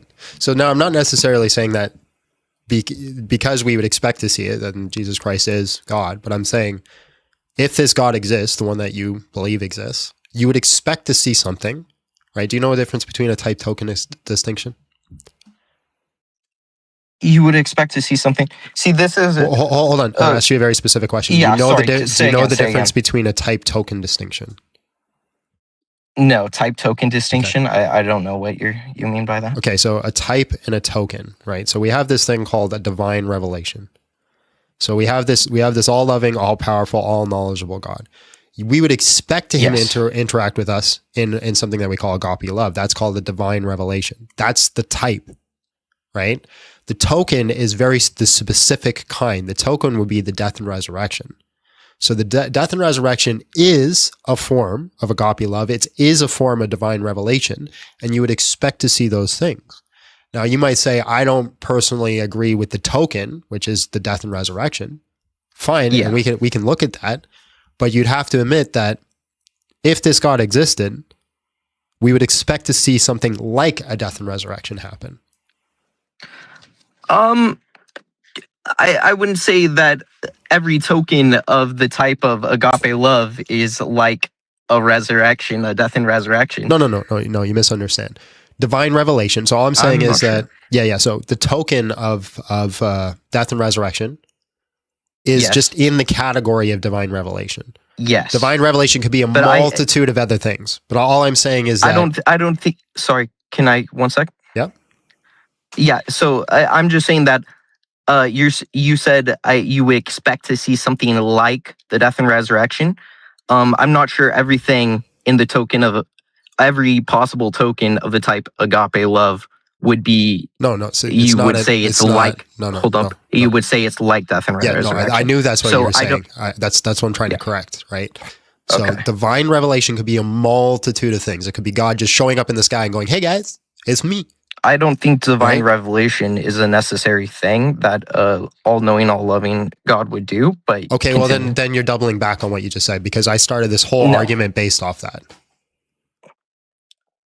That you would expect to see agape love, but that's not divine revelation. That is divine revelation.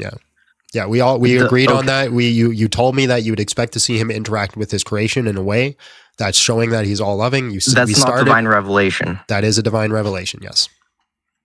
Only if it's revealed. If God is divine, yes, and he reveals himself to us in a way that is loving, is that not a divine revelation? Yes. Okay. So we started on the premise that God would give a divine revelation. I don't believe necessarily that that God has revealed himself in that way. Okay, well, I think I'm going to move on, because now you're showing me you're dishonest, because that is the whole basis I started my whole argument with. And now you're just going all the way back to the beginning. You're going all the way back to the beginning and changing your mind. I don't think so, and I think you're misunderstanding. I'm sorry you feel that way. I asked you specifically, would you not expect to see God interact with his creation in that is a loving way? You said yes. And yes, now, I do. And now you're telling me you don't think he did. Which one is it? No, that's not what I said. I think he's interacted. I don't think he's necessarily revealed himself. Those are two separate things. What does revelation mean?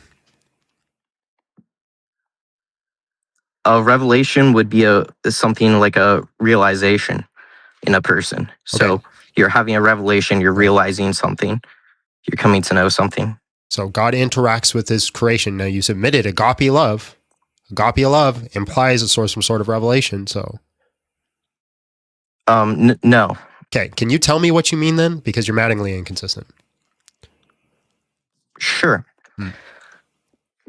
So revealing yourself is not the only way to exhibit agape love. Like that. First off, if you do a good thing for a person, they don't know it's you.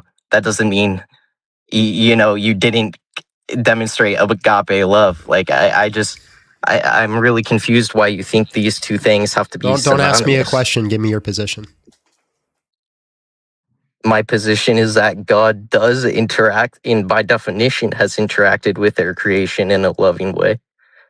But I do not think necessarily that they must have revealed themselves in some way akin to the death and resurrection, akin to coming out and saying, "Hey, I'm a literal God." I also think it's funny to think of things happening on that level, because as if God's, I don't know, can only reveal themselves in one time point and then needs humans to, I don't know, write things down. No, you're going on a tangent. I need your position of God. That's all I need right now, so I can actually make my argument. We've agreed that we both think God is all-knowing, all-loving, and all-powerful. That is my position, God. The only one that contradicts you, the place where we depart, is belief in the Bible that attributes statements to them. I'm not even talking about the Bible, bro. That is what we rooted your belief in Christianity to be based on. No, so you have this all-powerful, all-loving, all-knowledgeable God. You would expect them to interact with creation God interacting with creation is not a divine revelation? God interacting with creation is not divine revelation. So I think God absolutely has interacted with their creation. It's kind of necessary Is God interacting with his creation a divine revelation? Create with something. Is God interacting with creation a divine revelation? No, not necessarily. Okay, how does God interact with creation without revealing his divine nature? Is creation itself not interaction? How does God interact with his creation without revealing his divine nature? Do you not think creation itself is interaction? Because by the very essence of creation, answer my question with a question? How does God interact with creation without revealing his divine nature? You're kind of tripping here, bro. The very act of creation is interaction. I didn't ask about the act of creation. How does God interact with the creation without revealing his divine nature? By creation. How does God interact with his creation? The creation is there without divine revelation. The creation is there. They've created it. Okay. They create every moment. They're all powerful and all knowing. Not a single quirk moves without their say so. That it's all interaction. The rules of I'm really confused why you think someone needs to live and die. Can you just answer the question? How does he do it? Because you said you would expect to see an all-loving God interact with his creation. Now, if your argument is just that because he is God and there he sustains everything, that's his interaction, well, then he doesn't have to be an all-loving God. That is kind of what I was trying to explain. Yeah, then that doesn't follow that he's an all-loving God. That just means he sustains all things. What? Dude, you seem to be more concerned with like winning logic debate points in the sense that you've completely abandoned, I don't know. I'm not interested in your armchair psychology. I'm sure you're not. I hope you find God, bro. Have a good day. All right, God bless. I get frustrated when we all agree on what do you call it? We agree on the foundation, and then when we go halfway through, you just completely throw your foundation away and move to something else. Hello, how are you? And just real quick, how old are you? Hi, can you hear me? Yes, I can hear you. How old are you? I am 32. All right, man. Why should I leave Christianity? Is it okay if I'm just more curious about your method of? I'd rather have an argument. Okay, I apologize. What is your question? Are you Christian? No.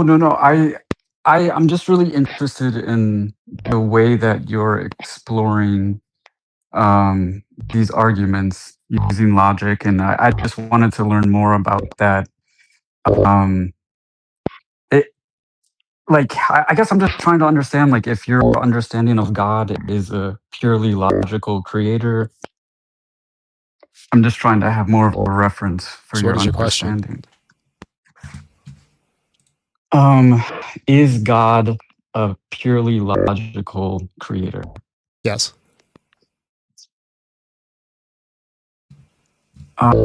So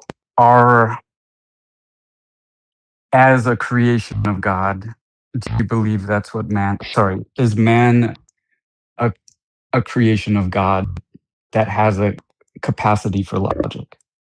Well, we are rational members, so we can understand logic, yeah. And is it only through logic that we can understand God? Yeah.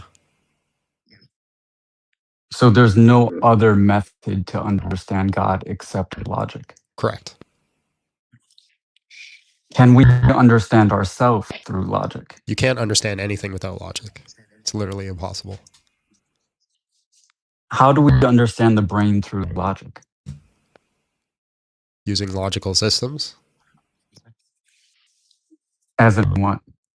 The 3 laws of logic. Do those 3 laws of logic, are they used to understand the brain currently? Yes. Can you tell me how? I don't know the mechanism.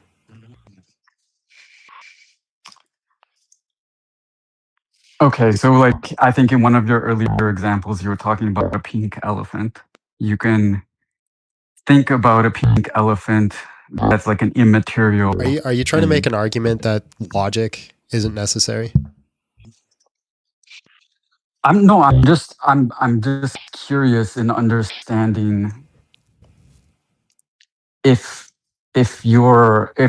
what is underpinning your argument, that God is purely logic, and our only I didn't say tool God to is purely. understand I God is. didn't say God is purely logic. I said God is logical. God is logical. Is there another way to understand God without logic? No, you can't understand anything without logic. Can logic be misused, or like can it arrive at false conclusions? No, not if done properly. It cannot arrive at. That's the whole point of logic, is that it cannot arrive at false conclusions. So, and I guess like you're saying that our current ways of understanding the brain or science are used from logical systems. Yes, you need a logical system to Can understand those everything. logical systems be wrong? No. So that our systems of scientific theory or hypotheses you can misunderstand it as a person. You can miss premises. You can get things wrong. You can have invalid or unsound arguments. But the logical system in itself, if done correctly and includes all the parameters and all the data, cannot be wrong. That's the point of it. It's arithmetic. Just like 2 + 2 cannot equal anything else but before. It can only ever equal that. Yes, if you're following set theory. Can you give me another world where 2 + 2 doesn't equal 4? That's following a set theory. Yes, it's an axiom. Can you give me another world where 2 + 2 doesn't equal 4? No. I guess what I'm saying is, how many parameters are these purely logical systems? And like, how often is that? Thanks for your time, bro.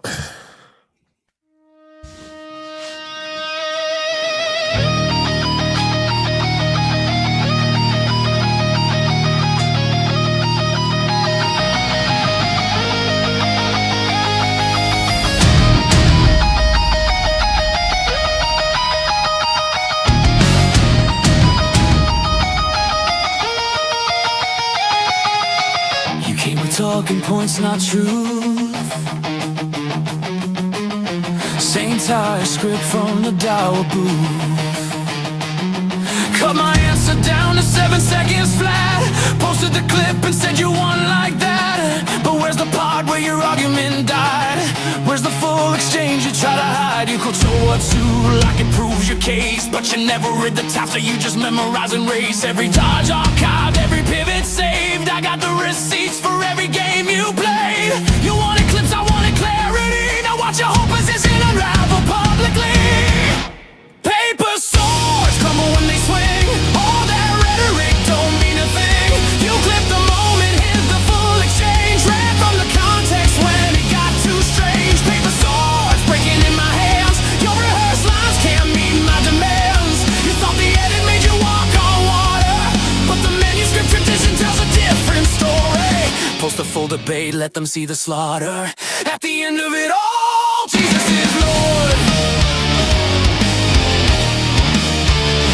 Jesus is Lord.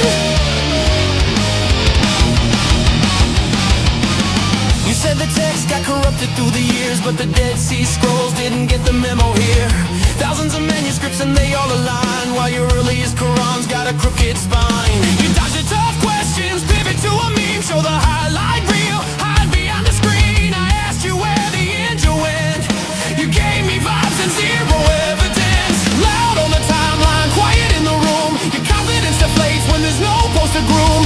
You built a throne on clipped up wins. Now the full footage drops and the truth begins. Paper swords crumble when they swing. All that rhetoric don't mean a thing. You clipped the moment, hit the full exchange. Ran from the context when it got too strange. Paper swords breaking in my hands. Your rehearsed lines can't meet my demands.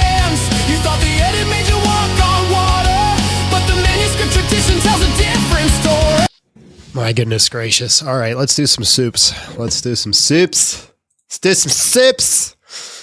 Let's do some sips, ladies and gentlemen. We haven't done any in a while, so let's get through it. BJS denomination is Cathodox of the East. Amen. Make a record already. Yeah, maybe. When do you know you believe enough to be sure? What? When do you know enough to be sure? You either are convinced or you're not. This was super based. Super based for Tim. Thank you, bro. John, move the desk 300 millimeters back from the new camera and tilt 12 to 5 degrees. You'll understand when you see. I understand how depth works with cameras. I don't have the space in the office to do that, but I appreciate it. I've never seen Jesus do the gritty, therefore no evidence. You see Jesus never convicted in the court of law of the USA, therefore he was never found guilty. That's your logic. Amen. Bombardier Beetle. I don't know what that means, but thank you. Why do I have to choose between soup or position? Why can't I not have both? My goodness gracious. What, you guys are all so punny. So punny. God bless. God bless you too. Calls with arguments, argues against his argument. Burgers over tacos, by the way. Depends on the mood. Some days yes, some days no. There it is. He has an a priori ejection of miracles and resurrection, so any evidence presented to him will always be interpreted in a naturalistic frame. The Dillahunties of the world. In atheism, the mind has no substance, but is somehow created by things that do have substance. This is why atheism never made sense. Atheism does not make sense at all. Big John, you need to turn off that webcam. You're tempting a lot of people, brother. Certainly not me, of course. Stop it. Stop it. How does one logically argue God's existence without making assumptions? That's Agrippa's trilemma. Eventually, you have to go to some sort of dogma or axiom. Using AI slop to promote Christianity is evil. Well, show me the Bible verse. Go ahead. Go ahead. I'll wait. Here's some more AI for you. Ladies and gentlemen, boys and girls, step right up and witness the silliest goose you've ever seen. You walked in here with your shoes untied, tripped on nothing, fell on your pride. I love AI. A guy a couple calls ago said nothing breathes fire. The Bombardier Beetle does. There you go. There you go. There you go. People who get mad at AI just are going to get left behind. Matthew, hello, how are you? And just real quick, how old are you? Hello? Yes, hello, how are you? And just real quick, how old are you? I'm 30. All right, man, why should I leave Christianity? I just wanted to tell you, you misspelled convince. Oh, probably. I misspell things all the time. How do you spell convince? How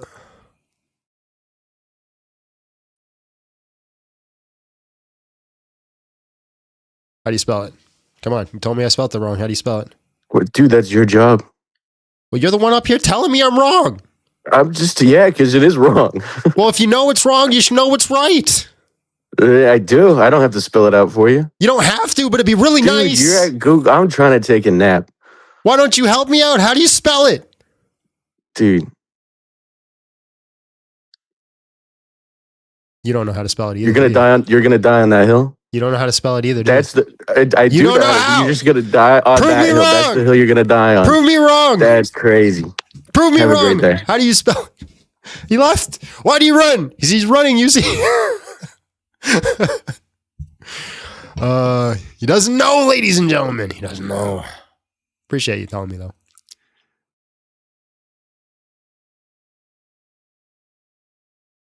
All right. Are we going to get another guest? Oh, my goodness. The queue's empty.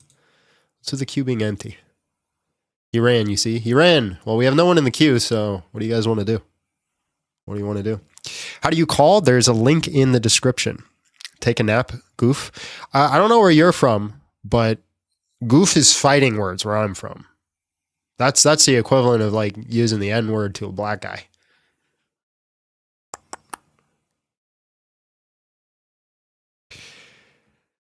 I spelled it right now, didn't I? Convince. Convince. Convince. Yeah, that's fighting words for sure. For sure where I'm from. That's crazy. Hello, how are you? And just real quick, how old are you?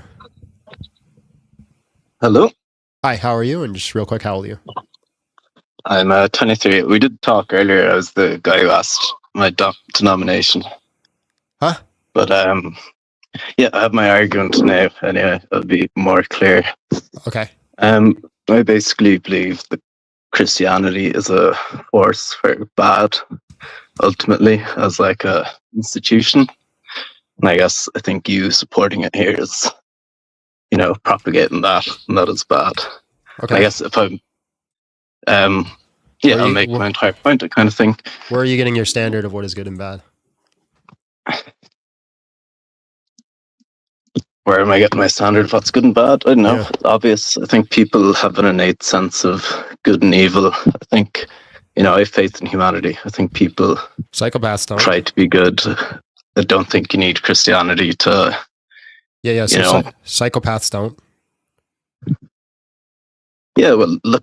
I mean, there are evil people out there, but I don't think Christianity would necessarily fix them. So you're saying? Did you just say all psychopaths are evil?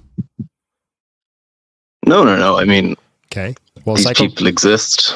I think it's kind of psychopaths don't have an innate ability of like empathy or any of those types of things. So what moral duty do they have? I'm not talking about psychopaths here. I'm talking about Christianity, and I think I am talking about throughout history. Hold on. I'm talking about psychopaths. You don't just get to disregard it.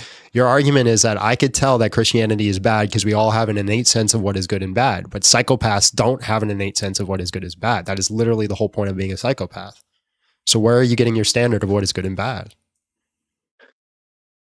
Well, just through my own anecdotal life experiences and talking to lots of people, you just get a general sense of, murdering someone, inflicting pain. Gotta say smurder. Gotta say smurder. Smurder, sorry. Yeah, keep it PG.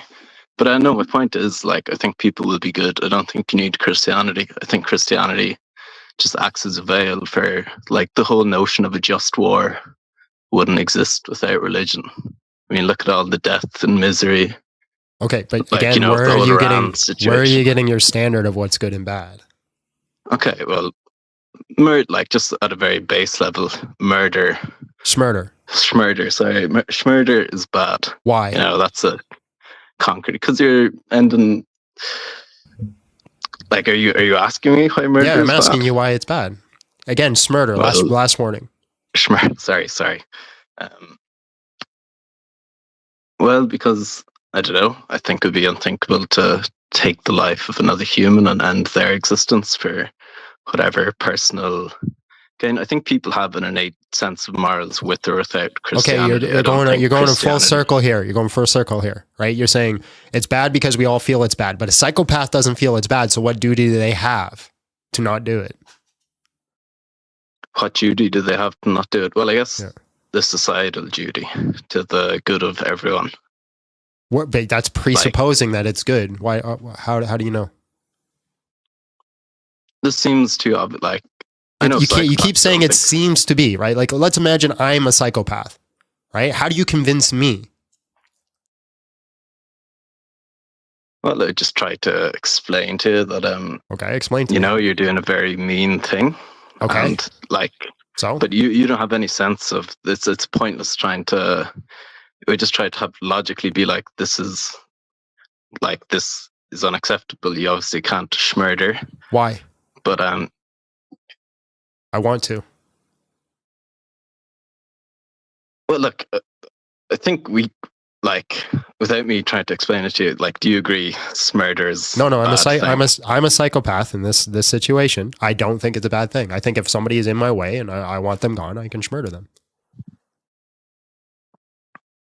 Okay, well, is the point you're getting to with God, this psychopath would somehow come to the revelation that they shouldn't murder? What? Why are you making a big jump there, right? You're trying to show me that there's this moral duty or moral truth that you know, and you can use it to prove Christianity is false. I'm wondering where you get this moral truth to prove it's false.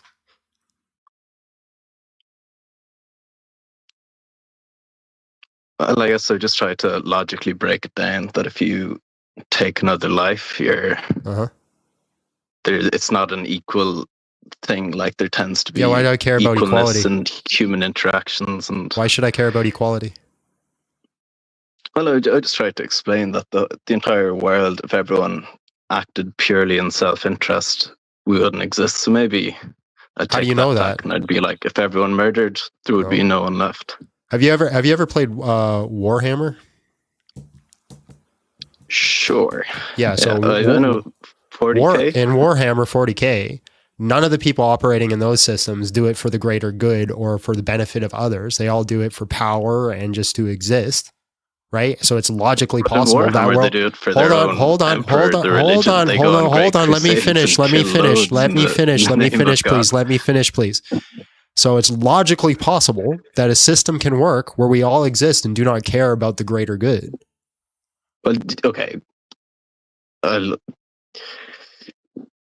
Sure, but there is also a religion in that grim, dark universe. Not everybody in that grimdark universe follows that religion. I know, but I'm not like. Well, sorry, I'm getting lost. What's your point right now? My point is, it's logically possible to have a universe that exists where nobody cares about this so-called greater good of empathy and sympathy. Okay, yeah, no, sure, that does exist, but I'm trying to explain. So to your this psychopath who you're role-playing as your argument to me is that if we all acted that way, we'd cease to exist. I don't see why that's logically true.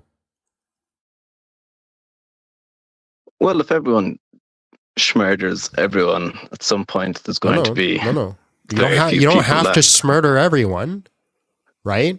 But if I want to smurder someone because they stand in my way, I can and not feel anything about it. What's wrong with that? Well, I just try to logically be like. You keep saying I keep trying to logically, but tell me the logical. You said I would explain it logically. Can you just do it? Well, yeah, I'd be taking a life as a bad thing because that's circular. Yeah, okay, bad. I can't use bad or good. I just try to portray. This is getting besides my point, but I just try to portray to him that if everyone acts as you want to act, our system, our society will start to crumble, and all these systems we have will. How do you know it would crumble? You know, your quality of life. I'd maybe try to say it like that, like your quality of life. How do you know that? Say you get thrown in prison. How do you know that? How do I know what? My quality of life. If we all started operating in this way, how do you know our quality of life would go down? How do you know it wouldn't improve based off like power systems? Like ancient Rome worked on power and pride systems. It didn't work on empathy or sympathy, and it thrived. So. Yeah, but it thrived for Roman people, but it didn't thrive for all the Gallic people. Yeah, why should I care about the other people? Well, this is my point, Chris. Like, I think Christianity allows people to dislike people. Christianity literally commands against that. What are you talking about?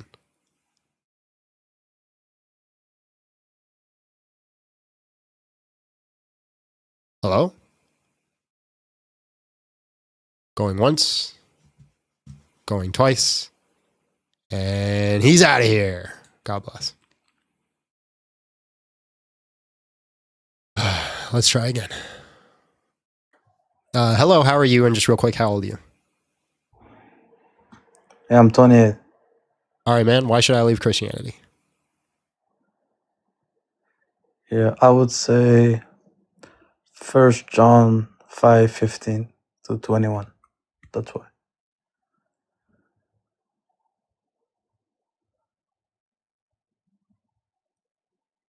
Can you pull it up and read No, it? So it's you your know. argument. So can I pull it up? Go for it. Oh shit. I don't have enough followers to pull it up. No, you're not pulling it on the screen. Just read it. Yeah, but I need the scripture. I have one device right now. Appreciate your time, bro. Kent, hello, how are you? And just real quick, how old are you? Hey, can you hear me? Yeah, how old are you? 21. All right, man. Why should I leave Christianity? Nigger.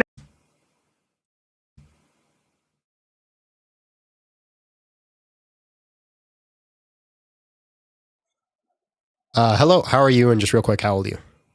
28. Yeah, I'm back with I can pull up the picture now. You're not pulling up any picture. You're just going to read it.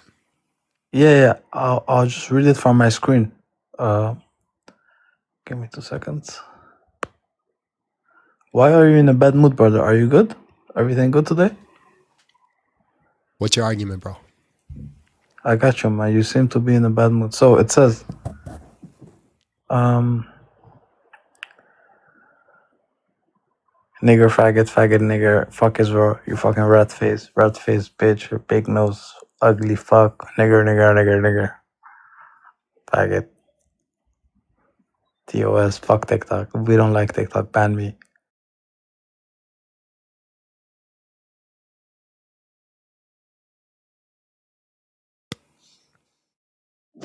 Hello, how are you? And just real quick, how old are you? Good afternoon. I'm 40. All right, why I'm should good. I How leave are you doing? Christianity?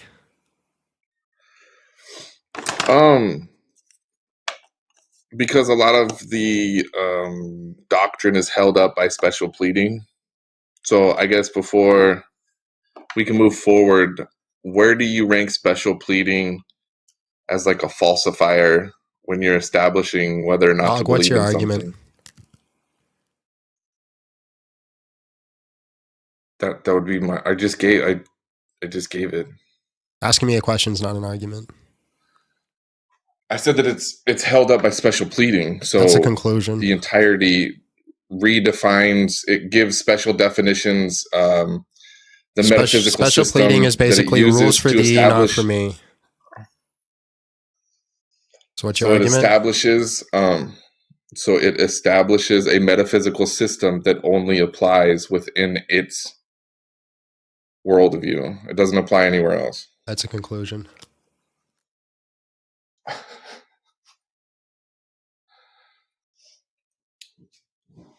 Do you believe That's in a question. lots of special pleading? Yeah, that's a question. I'm going to ask. Can you give an argument? Can you answer the question? No. So you believe in a lot of things that require special pleading in order to establish its coherency? I'm not answering questions. Do you have an argument?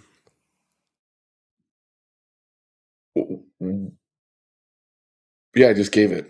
You're not responding to any of it. You gave a conclusion and asked a question. That's not an argument. What did I give that was a conclusion? That's another question. Yeah, I want you just made a claim, right? You're saying that all I'm giving is conclusions. What did I give that is a conclusion? Can you quote it? All right. Do you have an argument? Yes or no? Yes, I've already given an argument. You're just calling it a conclusion so you can appreciate avoid your time. Responding. That guy's a pain in the ass. I've talked to him several times. That's why I was a little sterner with him right off the get-go. Just so you guys know, I'm not just picking a random person and being stern and douchey off the bat. He's a pain in the ass. So we brought him up because we got no one else left in the queue, and we were going to see if he actually presented an argument. All right, bro. I'm going to bring you up one more time. If you don't present an argument, I'm going to boot you. I'm not going to bring you back up again. Go ahead. What do you want? What qualifies as an argument for you? Tried, failed. Came right out with a question. An argument is where you have premises that you agree on that lead to a logical or valid conclusion.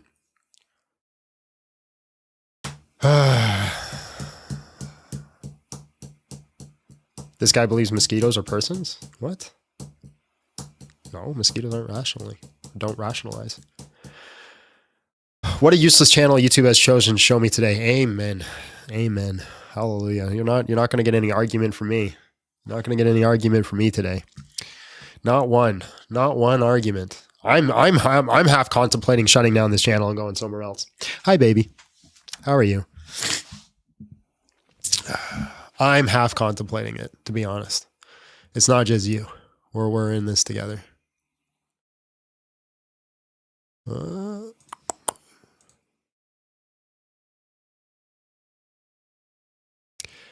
Tim, hello, how are you? And just real quick, how old are you? Hello, I'm 24. How are you? I'm good, man. All right, why should I leave Christianity? Just a quick question.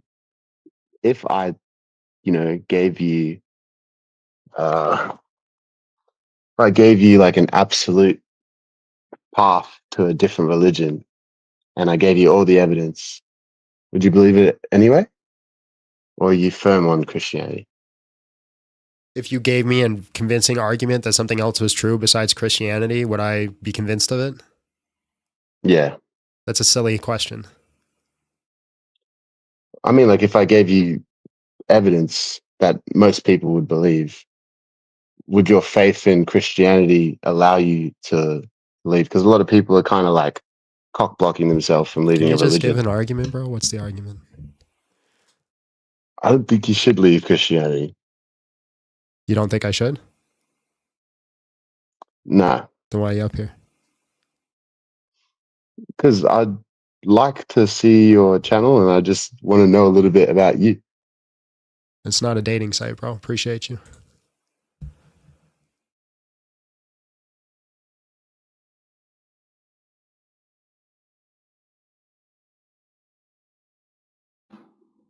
Hello, how are you? And just real quick, how old are you? Oh, hey. I'm 32. All right, man. Why should I leave Christianity? Because Christ wasn't a part of Christianity.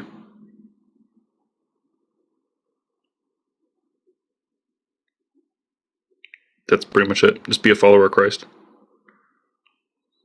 Leave the titles at the door. What does the word Christian mean? I have no idea. It means to follow Christ. Okay. But I would say that the modern day Christianity, in terms of what's known as Christianity in America and then also worldwide, and like other. Okay. I'm saying like globally, it's kind of a shit religion from a global perspective because it's been over modernized. Follow Christ. There's no need to have a title. That'd be my argument.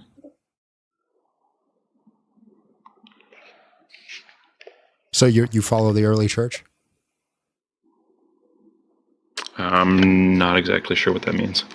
Well, you're saying it's been over modernized. Just follow Christ. So then you follow the early church, what the early church believed.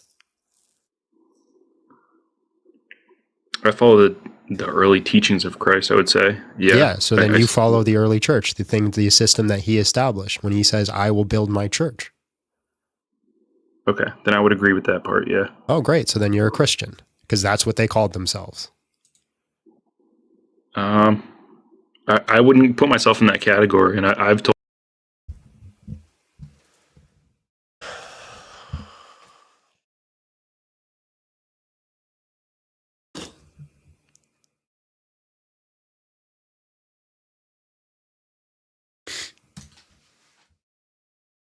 Why do I do this, guys?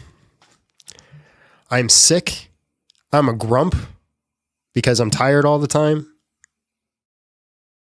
And all we get is buffoonery. Why do we do this? Why do you watch it? That's the real question. That's the real question at the end of the day.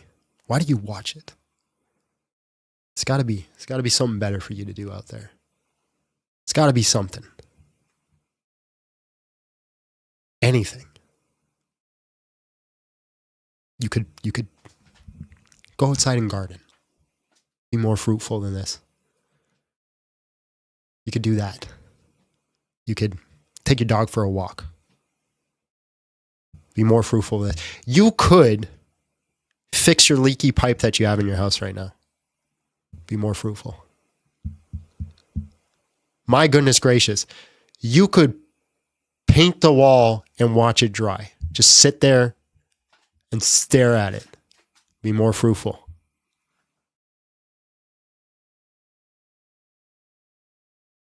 I'm not even teaching anything because we're not even getting anywhere.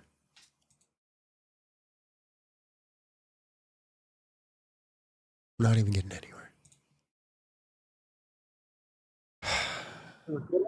Hello, how are you? And just real quick, how old are you? 38. All right, man. Why should I leave Christianity? Because it doesn't make sense. It's not logical.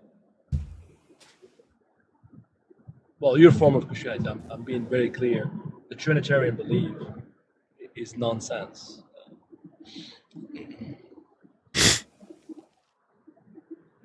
Can I make an argument? Yeah, that'd be great. I would love that. Yeah. So there should be no hierarchy in the divine essence. I mean, being more specifically, there should be no different roles when a person possesses the divine essence and another one possesses the divine essence.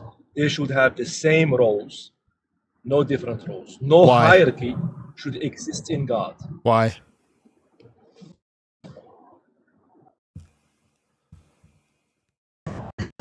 Gives each person the same attributes and the same. Bro, you're cutting in and out. I don't know if you got me on a Bluetooth. I don't know what's going on here. Huh? Okay, what's your argument? Sorry? What's your argument? Yeah, my argument, my claim, the Father, right? The Father and the Son cannot be both possessing the same divine essence. Why? Because clearly they have different roles. What? How does that logically Because follow? they have different roles. So because the divine essence is perfect. Bro, what are you listening to? One minute your voice is like nice and clear and loud. Next it cuts out and you're out. What do you got me on? If you got me on a Bluetooth, take it off, please. Let me try.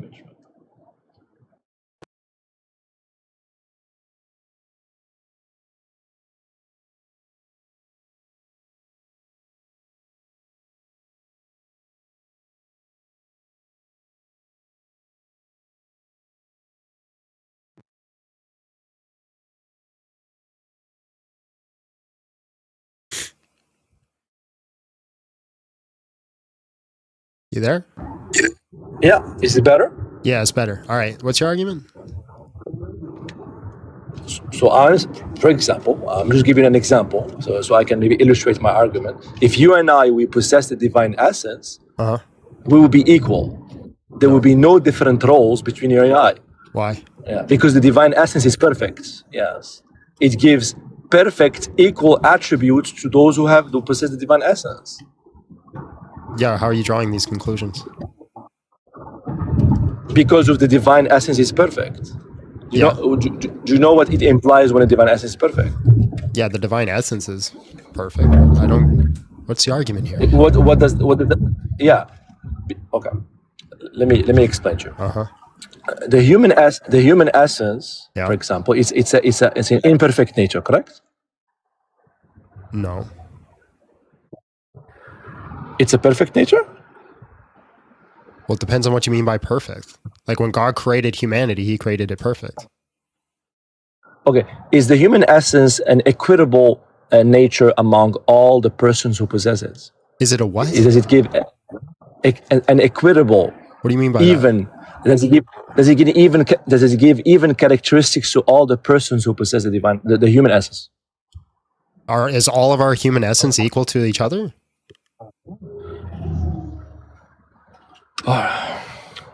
Okay. Is the human essence deficient? Yes or no? Is it deficient? Yeah. What do you mean by deficient? Does it give deficiencies to the persons? That's just using deficient. Again, what do you mean by deficient here? For example, I can be a human, but I can have a disease. I can be a human and have 4 fingers instead of 5. No, then I can be a human and be 5 foot. The answer is no. Human nature isn't inherently deficient. No. It's not deficient? No, because I don't have any of those diseases. Yeah, but I do. Maybe I do. Well, then you have a deficient nature. So the human nature itself isn't deficient. So what's deficient? What part? Deficient means it has something that it's not supposed to have. That's the definition that you just gave. No. The human nature provides a person deficiencies, which means, right? What do you mean by deficiency? For example, I can have a disease. You don't have to have a disease. You can, but does it mean if you have a human nature, you're inherently going to have that disease? No, I'm not saying that. Well, then the human nature isn't inherently deficient, is it? Sure. Fantastic. So the human essence gives unequitable, uneven attributes, right? To human beings. Attributes? Yeah, for example, you can be 6'2", I can be 5'4", right? Yeah, we're not equal, sure. Okay, good. Fantastic. So the human nature does not, when you and I possess the human nature, we're not going to be able to be equal. We have different environments. We are born. Maybe you're born in France, and maybe I'm born in Afghanistan. You're taller. You're sick. I'm not sick, right? So uneven characteristics. Correct? Okay. Okay. The divine essence, on the other hand, is perfect. If you and I, Mr. Steele, have the divine essence, you went full circle into like, what is your definition of perfect? I believe the human nature, when it was created perfect. Being 5'4" and being 6'1" isn't an imperfection. Okay. And when I'm saying perfect, I'm saying uneven. Do you agree? That the divine nature is because there's only one divine nature. Fantastic. So the human nature gives uneven properties to each person, but the divine nature... Because there's more than one human nature. Oh, okay, no problem. So if the divine nature is perfect, which means it's an eternal, perfect nature... Muslims say no problem, but they didn't even hear what you said. I guarantee you he didn't hear what you said. I think you don't want to hear what I'm saying, man. Just let me finish my point. So the divine nature gives... is supposed to give even properties to each person who possesses it. If you and I possess the divine nature, you will be as tall as me. Understand? We'll have the same even properties. The divine nature doesn't take up space. A person who possesses the divine nature, man, come on. Yeah, it does. The divine nature doesn't take up space. It doesn't have matter. Your analogy I never said that. I never said you that. literally said that we'd be the same height if we possess the same divine nature. It was a joke, man. It was a joke. Like if you want to be a director of an owner of a bank, I will be an owner of a bank. If you both possess the divine essence, we will be the most high together. That doesn't logically follow. Okay, so if you and I, we have the divine essence, who is higher than the other? Do you know what the difference is between like an attribute and an accidental attribute? Can you answer my question, please? Do you know the difference? Or property, sorry. Do you know the difference between a property and an accidental once you answer property? Once you answer my question, I will answer yours. No problem. If you and I, we have the divine essence, who is higher than the other? Depends on which standard we're measuring. Who is absolutely higher than the other, man? Depends on which standard we're measuring. Which standard, man? The divine essence is an absolute nature. Hold on. So let me show you. Let me show you an issue. Hold on. Let me show you an issue with your analogy. This is the problem. Let me show you an issue with your analogy. Right now, between me and you, who's greater? You. Let's say you. No problem. I'm based off what? That. Maybe you have more money. More money?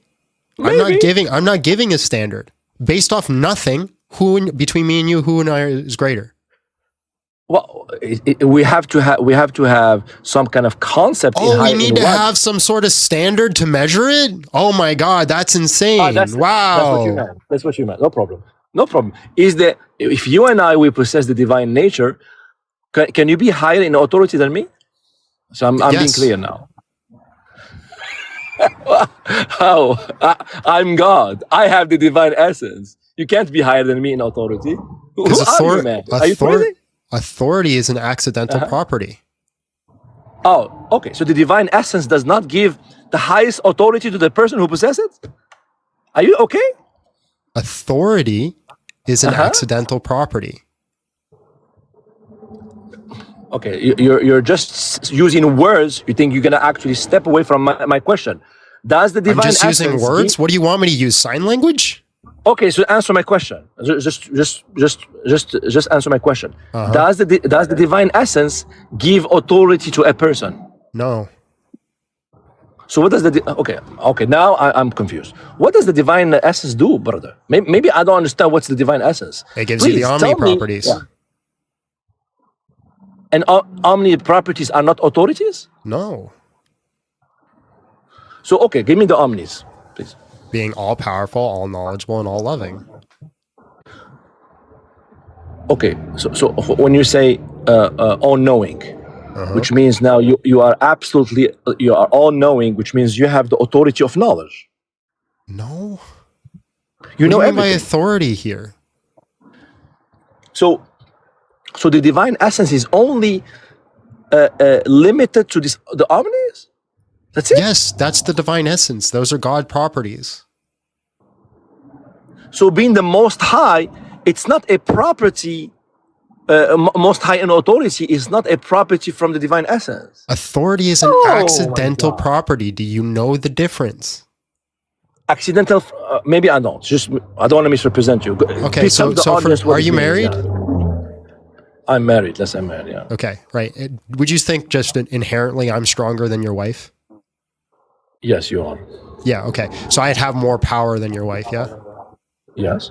Okay. Does that mean I have any authority over her? Well, authority in what way? What does the word authority mean? Authority Do I have any means authority over your wife? If you were in a fight, you would win. So you have authority. Yeah. No, I have power. Do I have authority over her? Well, brother, power. Can I tell authority- Can I tell your wife right now to come over to my house and make me dinner, and she has an obligation to do that? In that context, no. But if there was a fight, in that if there was a boxing fight, in that context, I don't have any authority over your Sure. wife now, do I? No, but if you were in a boxing fight, who would have more authority? There's no authority. There's power. Those are two different things. Oh, okay. So now I can't make in a boxing match. I can't make your wife Oh cook my me dinner, God. can I? My brother. So now you're trying to In delay a boxing match, can I make your wife cook me dinner? No. No. But in that I just context, keep beating her up. Okay. So I have can she power win? over her, Can she- but I can't make her do anything, can I? So where did you get the power from? But let's not forget. Let's not talk about it, because you are trying to confuse authority with power, which is they are very. I'm not synonymous. trying to confuse it. I'm trying to Yes. separate it. There's a difference between power and authority. Just because you have power doesn't mean you have authority. Okay. Does the divine essence give absolute the highest power? Yes or no? Yes, having the divine essence means you have all power. No. And does it give you the highest power? You have all power. You possess power. All of it.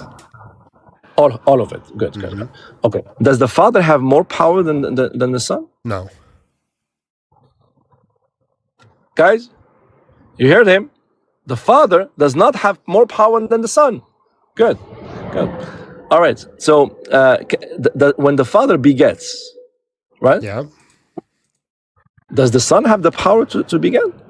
Does the Son have the power to beget? Depends if you take to the floquay or not. I'm sorry? It depends if you hold to the floquay or not. I don't understand. Maybe speak to us. Like, dumb it down. We are all here to learn, man. Yeah, Go some ahead. people believe that the Holy Spirit is begotten from the Son. Some, but what's your position? What's your position? I don't take a position. But if you don't, then you can't refute my arguments.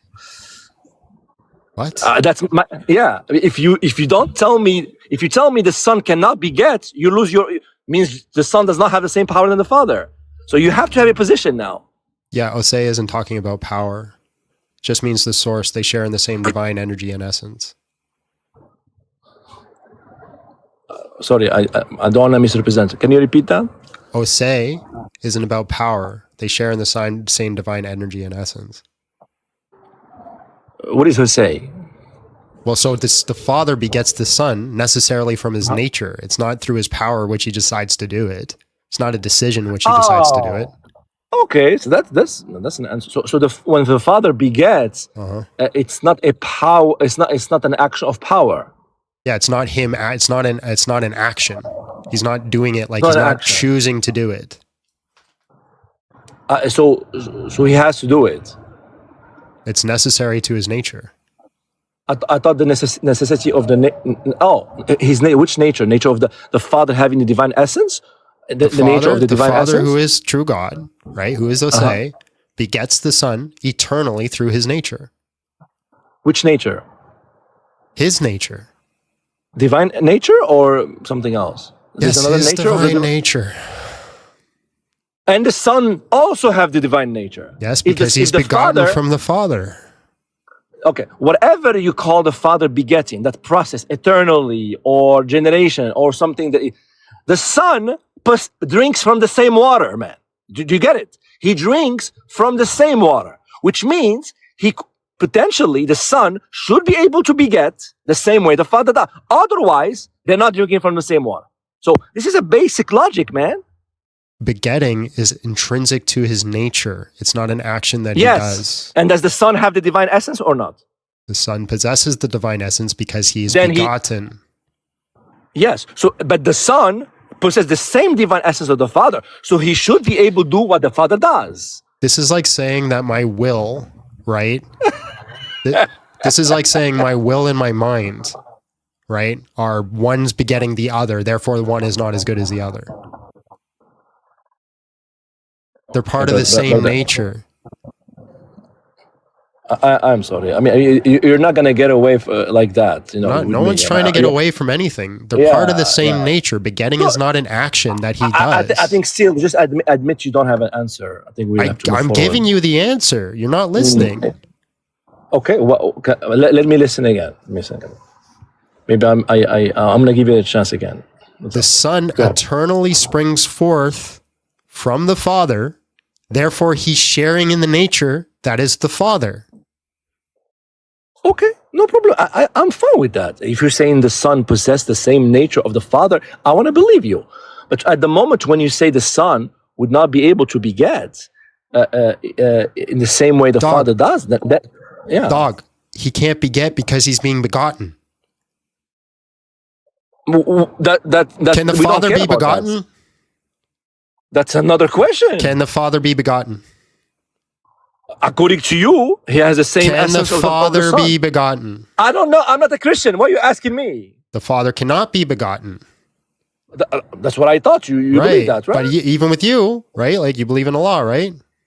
Forget about my theology, man. Allah Don't mix up Islamic theology Allah with cannot yours. be begotten, right?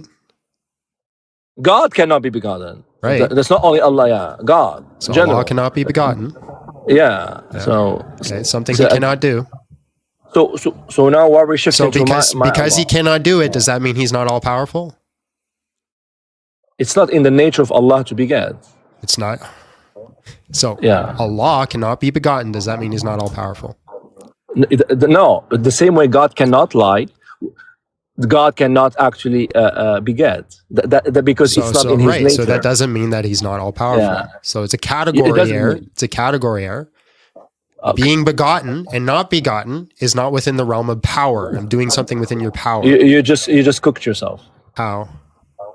Because the problem, you are special pleading the Father and not the special Father. Pleading He can the beget. Father. Yes, I'll say it. You define special pleading. Okay, if you're gonna define say special something, pleading. Can I speak? Just let me speak. Define special pleading first. Oh my goodness, man! You're special pleading. Define special pleading first.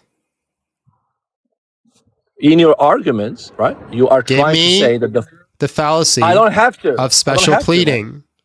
What if you don't? If you don't let me speak, man, what's the problem? Are you delaying this again, Nick? Give me the definition of special pleading, or retract the fact that I'm special pleading.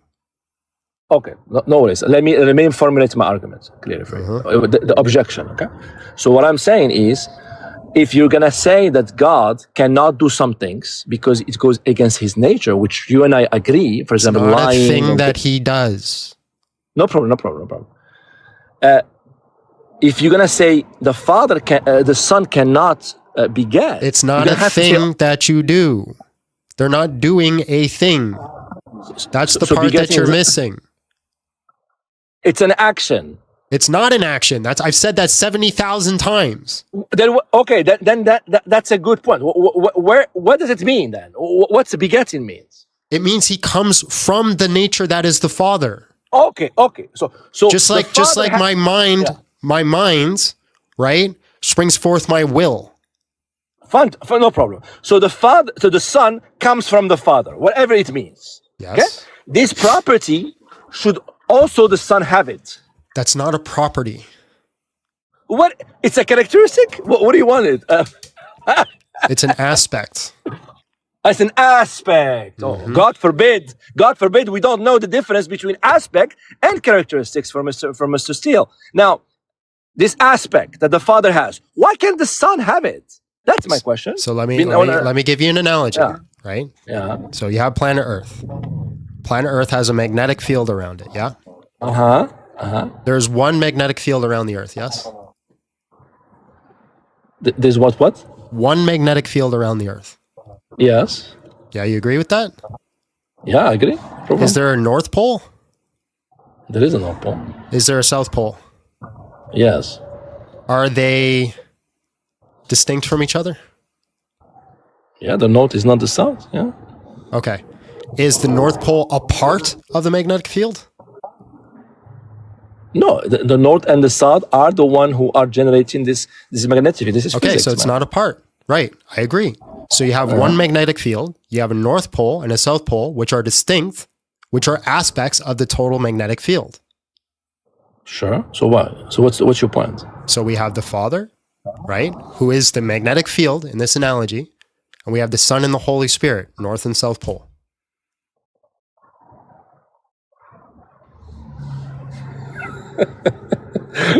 Okay. So is it I want to make sure I don't want to laugh. Is this a perfect analogy, or There's no such thing. There's no such thing as a perfect analogy. Is it almost? This is showing you aspects. Aspect. Okay. So what aspect? Maybe So you're saying the north and the south generates the electromagnetic field. Okay, magnetic field, and then how is this equivalent to the Father generating the Son? So you have a North Pole and a South Pole. They're distinct from each other. They operate in different ways, but they're all part of one totality that is the magnetic field. We have the Father, Son. We have the Father who is God. We have the Son. We have the Holy Spirit. They're all part of the totality that possess the divine nature, but there are different aspects of that divine nature. They can't. That's my point. Good. See, you are trying to compare examples with the North Pole and the South Pole, which no, I'm just showing you how aspects work. Yeah, but because of the divine essence is a perfect nature, nothing that is created can resemble someone who possesses the divine essence. That's the problem. What? Because the divine essence is a maximum of a set of properties. If the Father. Yeah, if the Father the divine essence is a maximum set of properties, what the hell does that even mean? Yeah, the divine essence gives absolute power. So does the divine essence have the property of being a douchebag? Absolute. There are some sets of you and I, we agree on them. The most high, the most powerful. So you think Allah has the attribute of being a douchebag? No, I am being specific on what properties are, and they are in its You said the divine essence level. is the maximum amount of properties. So the maximum amount of properties, one of those properties would be being douchebag, or the most short, or the most tall, or the most stupid. No, I'm not saying that. I said it's opposites. The opposite, the most smart, most knowledgeable, all knowing. So then he doesn't have the maximum amount of properties then, because there are properties that God does not have. I'm not saying. I'm saying it's. The attribute, it's in its maximum. The attribute itself takes the maximum level. Do you understand? So the attributes God does have is the maximal level. Why are you just delaying? I'm not delaying. I'm trying to clarify your position. Okay. I'm going to reformulate. God is the most high, the most powerful. Correct? You good? Good job. Okay. So now, I'm saying if your example about the North and the South does not actually fit this, because why the person of the Father and the person of the Son both possess the same essence, the divine essence. Just like the North and South Pole both possess the essence that is a magnetic field. No. Yes. No, they don't possess it. You literally already agreed with that. When we went through the magnetic field, you literally said, I said, is there a North, South Pole? You said yes. I said, are they distinct from each other? I said yes. I said, does that make them a part of a magnetic field? You said no. So therefore, they are the magnetic field. But they don't possess things. They generate something. They don't possess it. They don't possess, the electromagnetic field does not give them properties. It's them who gives properties. Wait. So do you think Allah? Hold on. Does Allah possess the divine? Hold on. Does Allah possess the divine nature? Yes. Okay. So what is Allah with? So can Allah not possess the divine nature? No. Allah cannot be Allah without the divine essence. Yeah. Okay. So is Allah equal to the divine nature? No. Allah is a person who possesses the divine essence. So Allah is a person that possesses the divine essence. Like your Father in heaven, yeah. Okay. So then what is the problem with what I'm saying? Father, Son, I'm Holy so, Spirit, three persons that possess the divine I've never nature. spoken about Allah. I never spoken about Allah. You're the one who's trying to actually mingle this with Allah. I'm saying the North Pole and the South Pole don't possess the electromagnetic fields. They don't possess it. Sure. They generate it. Fine. Does the Father and the Son generate the divine essence? You don't believe that.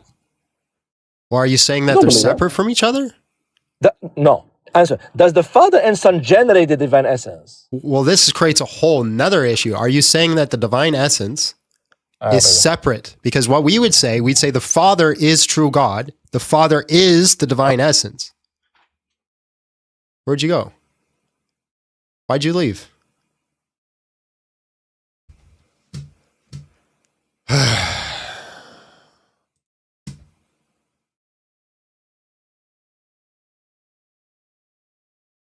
Oh, great. You just got the best people in the queue right now. Jackson, hello, how are you? And just real quick, how old are you? Oh, I'm 21. All right, man, why should I leave Christianity? So,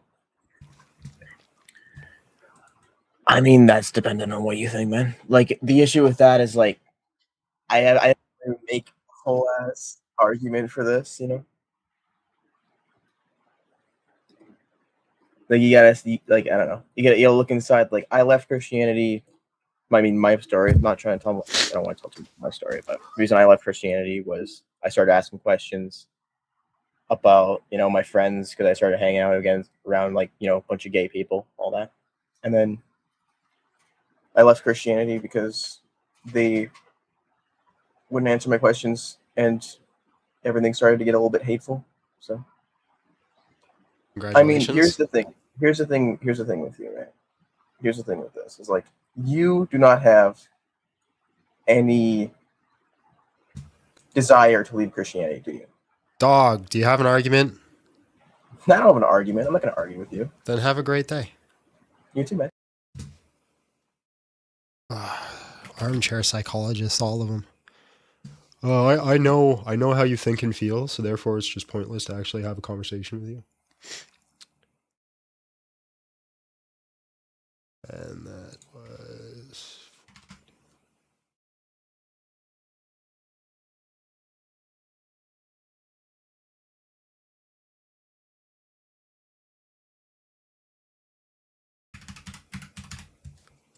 On the plus side, we've far surpassed our donor goal today, so thank you guys for that.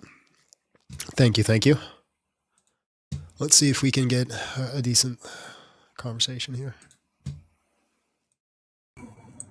Hello, how are you? And just real quick, how old are you? 27. All right, man. Why should I leave Christianity? Because the Christian God is weak. He died, and he's a Jewish man. Okay. A Jewish man with a tiny hat. Okay. So what would make you want to believe in a dying Jewish man as God? That's a question. What's your argument?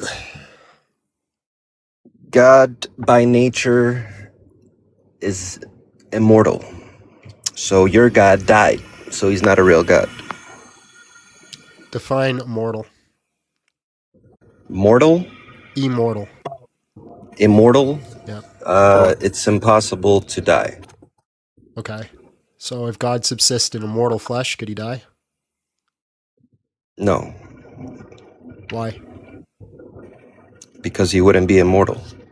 If No he died shit, in Sherlock. That's implied in the question. Tell yourself that. You just said. So why, if God subsisted in immortal flesh, why couldn't he die? Because by the fact that he died, he is no longer immortal, so he can't be God. Is mortality contingent on the nature or the person? The person. Mortality is contingent on the person? Yeah, natures don't die. People die. What are you talking about? Do natures die? So then we're all immortal. In a sense, I mean, we have a soul. So then nothing is mortal then. No, we're not immortal. I said that people die, not that people are immortal. So if mortality is contingent on the personhood and not the nature, by definition, all humans are immortal because we continue to exist when our nature dies. That's not even close to what I said. Not even close. Is You mortality asked me- contingent on a nature or a person? A person. Great. That So then doesn't if our equal nature that dies, everybody's if our immortal. nature dies and I continue to exist, am I not immortal? If you didn't die, yes, that's the point. If my flesh, my heart stops to beat, I go unconscious, all intents and You die. purposes, they declare I'm dead in the doctor's office, but my personhood continues to exist in Gehenna. No, am I immortal? No, you died. Okay, so then mortality is contingent on my nature, not my personhood. No, that's not what follows. Because you still died. You're just trying to get out of it by trying to tie it to the nature. How can a nature die? Please tell me that. Because my nature, which is my humanity, is what has the life. And death So is how when can that I'm die? explaining your question. And what has life is when my body stops operating in unison, and that's what death is. Right, your body would be what? My flesh, my organs, Your person, my right? humanity. No, not my person. So if this is your way of saying that this is the only way you can classify death, then nothing can truly die then. Based off your definition, yeah. No, based off your definition. That's You not just my said natures- definition. You just said natures die, not people. Correct. So in that sense, if I were to die, my heart stops beating, and in your eyes, I'm not dead. No, you died because your nature died. Okay, so what's the difference from Jesus and me then? In your nature, in the human nature, No, nothing. what's the distinction between Jesus's death and a normal human being's death? Nothing. So your God died. That's the point. What are you arguing? So what did you just argue with me for? That God can die because death is contingent on a nature. Oh my God. So now God can die? You were just arguing That's with me the that he entire can't. Christian belief. What are you so Oh my shocked God. about? The whole Christian why belief were is you- based off God can die. So why were you arguing it? That's why I'm confused. You argued against me saying Because that your God argument died. was that God cannot die. So I'm arguing that God can die because death is contingent on the nature, you fucking idiot. No, God cannot die because one, in the scriptures it says he can't die, and two, if he were to have the ability to die, that would contradict the God's nature. Define God by death. default, Define death. any loss of control over your body. So if I have a seizure, I died? No, but it is a form of death, you could say, but it's not Oh death. my death. God, you are so freaking stupid. It hurts.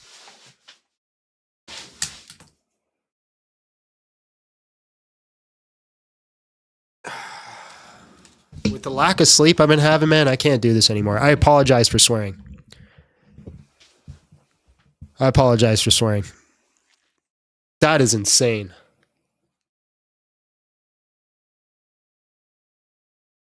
My wife just texted me and says, hey, maybe it's time to shut her down.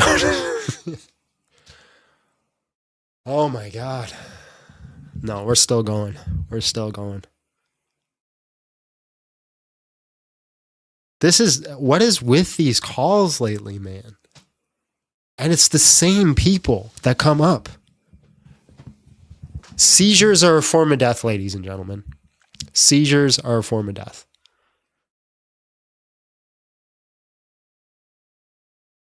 Today's live straight from what? Asceticism? What is that?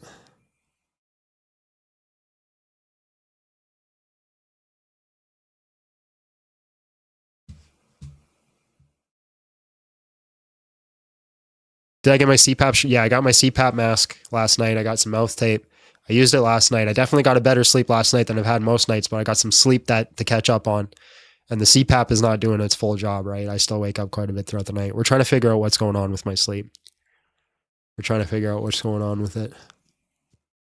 But I will admit I'm way more irritable than I should be. It's not that I don't want to be kinder to these people. I really do. But they're really freaking stupid, and I'm really, really, really tired, and I'm also sick, so. Once we figure it out, I got some blood work that's done, and we'll figure out what's going on with my sleep eventually. John trying to mog with mouth tape. Yeah. Yeah, trying to mog with mouse tape. Why are you both in my queue? I'm not letting either one of you up. I would rather just talk to the chat than let either one of you guys back up here. And if you guys keep requesting, I'm going to have to block you. Once we moved on, come back a different day. But as for right now, want nothing to do with you. Want nothing to do with you. Guys, smash the like button, share live. We do got time for a few more. I'm hoping to get at least... I have nothing in my notes. Nothing. Not one thing. Is this just me? Or has other people's lives been like this too?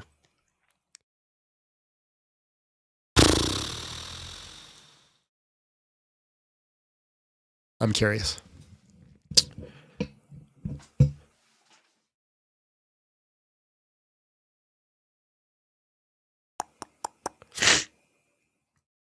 Hold on one sec.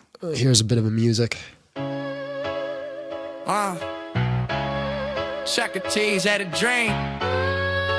Play-Doh at a drain. Big jog at a drain. All my life, I want logic and truth.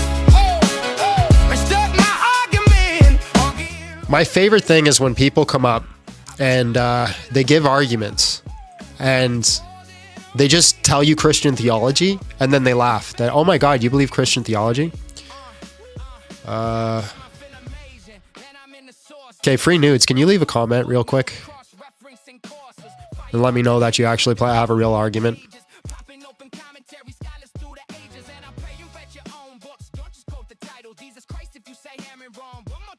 Maybe you want to come up, tell me that you have a real argument this time.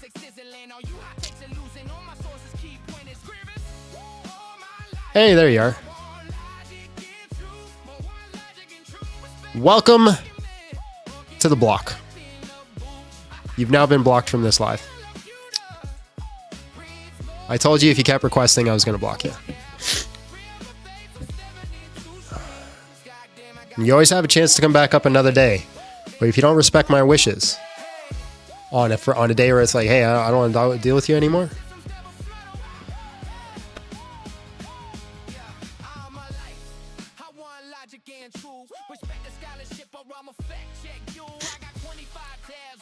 All right, got someone. Rick, hello, how are you? And just real quick, how old are you?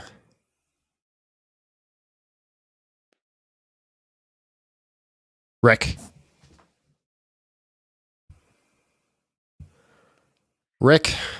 Rickarino. How's it going? Good, man. How old are you? 27. All right, man. Why should I leave Christianity? I think there's a few reasons. I think one of the main ones that I think about is, what is it? 1 Samuel 15. 1 Samuel 15, 3. Amalekites. Yeah. Yeah, I'm sure you're probably aware of it. Yep. So yeah, it seems like that's like inconsistent with objective morals. How? Of like not murdering, you know. Can't say that word. You got to say smurder. Oh, sorry, my bad. You're good. You know, yeah. How? So it's, you know, schmurdering. Uh-huh. Schmurdering is objectively wrong, and God commanded the Israelite people to go do it. Particularly, how's it smurder? The thing that I find particularly, it's like the unjust killing of, or sorry, the unjust unalivement of innocents, particularly the kids. Oh, so you didn't read 1 Samuel 15, 1? Does it not say to slaughter the Amalekites? What does 1 Samuel 15, 1 say? I might have the wrong verse. You might have to correct me. No, on that. you're right. You got 1 Samuel 15, 3. Go unalive all the Amalekites, every man, woman, and child. May they fall upon the sword, including the donkeys. Yeah. What does 1 Samuel 15, 1 say? You'd have to enlighten me. It says that they acted out in sin against Israel first. Part of the harem, the war that was happening between Canaan and Israel after Israel did the exodus from Egypt. I believe that was 400 years prior, and even if I'm mixing stuff up right now, it said they did literally attacked Israel.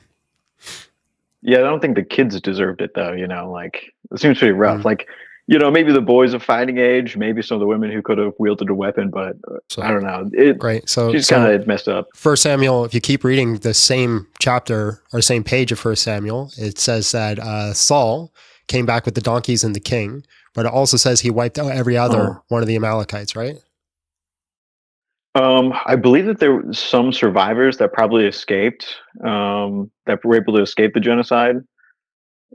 If I'm wrong, you know. Correct but me on then, that. Although but then halfway through First Samuel, those survivors are found by David, and then David goes and wipes them out. yeah, I mean either way, I mean as long as but then you agree that some babies were killed. then after David fully wipes them out, at the end of First Samuel, he fights them again, and they still have armies, and they still have men, and they still have a king, and they still have a slaves. So how is it that they continue to exist all the way through First Samuel if they were wiped out 3 times? Well, I don't think that they were completely wiped out. I mean, it says that they're there afterwards, right? But it says Like you it says in the Bible they were wiped out. Yeah, I mean that could just be an inaccuracy, or they're just beating their chest, you know. How is it that Israel still exists when we have a Moabite tablet that says they wiped out Israel? Probably because there's, you know, some survivors of a genocide where they're running through and they think they've killed everyone, but people probably escape, you know. So all this language of them saying that they are going to wipe them out and that they have wiped them out, every one of it, none of it's true? No, like it'd be like you know, going like the Schmolocaust, you know. If like the final solution. Why is it? Final solution. Why is it that when the Bible says wipe out every one of them, you're like, oh yeah, this is definitely a G-side. But when it says they still exist, even though it says that they wiped all of them out, why do you take it as that some of them escaped and they're not being honest there? Like, why are you picking and choosing which parts are literal and which ones aren't? I'm not sure if that they're lying or not. The main part that I'm focusing on is at least that it's accurate to the point that the supposed all-loving God commanded infanticide. That's my main contention, and I would say that, you know, some people can survive a genocide. Why is it that literally every single nation that Israel went to war with and wiped out are all mentioned again in the book of Ezra? Probably because, you know, people survive genocides. I mean, the Jews are including still here, their warriors. You know, how do they wipe out a kingdom if a kingdom still remains and their warriors still remain and they could still keep going to battle? How do they wipe them out? Like, how do they do that? I mean, the Israelites could have, I don't know, let's say, I'll just make something up. Possibly they lied about killing all of them and are lying. Gotta say to us, unalive. You know? Sorry. Let me talk slower to try and focus. Perhaps they unalived part of the population, and part of the population survived, and they were perhaps, you know, they could be lying, could be hyperbole. I'm just trying to figure out how you come to the conclusion it's a G-side. If it says that they were going to wipe all of them out, then they say they did wipe all of them out, but literally not all of them are wiped out, including the soldiers, the men, and the kings. Yeah, so the functional definition of a G-side that I work with. Where'd you go? Why is it every time we start to have a good conversation, I lose connection with somebody? Please, Lord. We've gone through so many trash conversations. This guy seems to be having a genuine conversation. Where is he? What's going on? I'm cursed.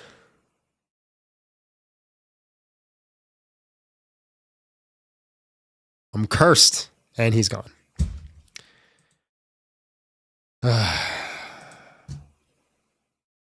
Really?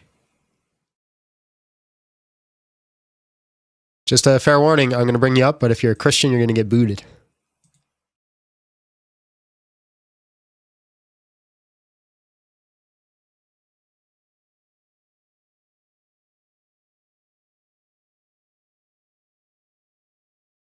Oh, he's back. Welcome back. Hello. So let me try and think of where I was. You're telling me your definition of G-side. I go with what the UN says, which is when you impart. I can't think of a word for it right now, but it's like you're attempting to kill, you're attempting to schmill a people group. You're attempting to unalive a people group specifically because they're that people group, and it's like a group thing. And even if you don't get all of them, well then even if it's you not a don't G get all of side. them, Then it's just not a like G side because they're all Canaanites, including the Israelites. well, it's specifically the Amalekites, if that's like a subgroup of the Canaanite people. Yeah, Amalekites are a subgroup of the Canaanite people. They're all Canaanites, and the reason that they were at war with the Israelites was because the Israelites had the Exodus, right? And then after the Exodus, the rulers of the Canaanites, which was Egypt, started a war against Israel and started attacking them. Yeah, so it's not just like a race of people or even like an ethnicity. It can be like a subgrouping of ethnicity, a culture, or it can be a nation or a city-state, I guess, in this Can you leave and come back again? Now your mic's burping. Sorry. Yeah, let me try.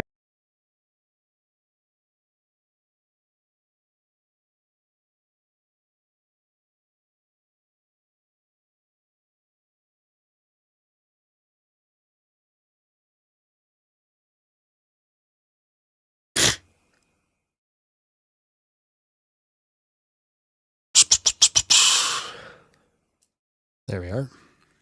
All right, hopefully that works now. What's up? Hopefully. Is everything sound fine? No, it's burping again. We'll work through it though. All right, so yeah, they're all Canaanites. It's Egypt started the war against Israel after they did the Exodus. They attacked Israel first. Israel attacks back, and then they use this rhetoric language. I'm not sure how we conclude it's the G side. At the very least, like the thing that I would like to focus on is like the commandment of to kill, or sorry, to shoot. The infanticide commandment. That's my main thing. Like, even if the Israelites were terrible at fulfilling the command here, or we're like, oh, we totally did it, guys, we did it for sure. You know, just like the fact that the command is there is my main issue. Yeah. Okay. So what we believe, or at least what I believe, is called true authorship, which means that the authors are writing from their perspective and their language. What was very common in antiquity is that when people wrote, they wrote the gist, not the verbatim. So, I mean, even in the gist of it, there's still a command for infanticide. No, correct. That's the part I'm trying to tell you. There's no command for infanticide here.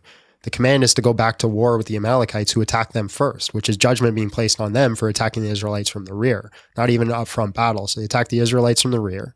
God commands them to go back to war with them. And then what does Saul do? Saul does something that's very common with ancient Near East war rhetoric. He captures the king. Why is that a problem, right? Like, most people will look at it and it's like, oh, he's being punished for sparing the king. He's not sparing the king, because what happened in ancient Near East war rhetoric is that they would capture the kings and they would use that as an exposition of power. They'd make them walk through the streets and they would do horrible things to them. If you think that the Christian Bible is vulgar, it's actually very progressive. In other ancient Near East writings, we have like, they'll gouge your eyes out, make you walk through the streets, or they'll cut off your limbs and tar and feather you. And they would absolutely torture you and do horrible things in front of the whole community to show that they had power over you. Right. And that's not what we see with the Israel. We see them. Yeah, there's a commandment to beat them. It's called a harem, right? It's a religious war. And the acts of these religious war is to defeat their gods. So we have Yahweh, who they believe is the true God. And he is coming to take back the land. They've been exodused from Egypt. Egypt sends the Canaanites, which is all of them, to start attacking them. They start fighting back and they get the promised land. And through these acts of the harem, like for example, in the Jericho, what do they attack? We even have archaeological evidence of this. They didn't attack the city. They didn't attack the people around it. They walked around the walls of Jericho, which was just the religious authority, the main authority, the rulers. They didn't go and attack the rest of the city. When we see language like wipe all of them out, kill all of them, or unalive all of them, destroy everyone, that's very common. That's like why I brought up the Moabite tablet, because the Moabite tablet says they completely wiped out the Israelites. Well, they didn't even come close to wiping out the Israelites. Not even remotely close. It just means that they defeated them in battle. It's trash talk. It's the equivalent of John Jones saying, I'm going to unalive, forgetting his name all of a sudden, whoever he's fighting in the octagon. I'm going to unalive him. Okay, I think that's DC. Yeah, Daniel Cormier. Take. I think that's a decently reasonable take. I'd have to think about that and like look up that, because I'm not up to date on the Near Eastern hyperbolic war language and stuff. I can give you I can give you a really good book on that. So it's a book by Matthew Lynch called Flood and Fury. If you really want to get into that, read that book. Okay. I find Near Eastern studies like I like history and stuff, so I might check it out. Although I've been putting off reading stuff in the midst of moving this month, so Sure. We'll see. I would say I've got another argument though. Do you think that God is timeless in your view? Yeah, my perspective, he is timeless. Yeah. Okay. With the whole timeless God thing, do you think that God, there was a moment in which he brought the universe into creation, or is he eternally creating? He'd be eternally creating. Okay. So do you think the world is infinite then? No. Or the universe is infinite? No, because it has an infinite progression forward, not an infinite progression backwards. And you believe that God is an infinite being, including backwards, correct? Well, it depends on what we mean by infinite. I'd say he's eternal. I wouldn't use the word infinite because that implies that he's taking up space. Does he have a start? No. As far as his, so no start as far as his existence. So, well, but it's hard to pinpoint a position because there's no material with God. Does God exist? Okay, you already said timeless, so he's outside of time. Yeah.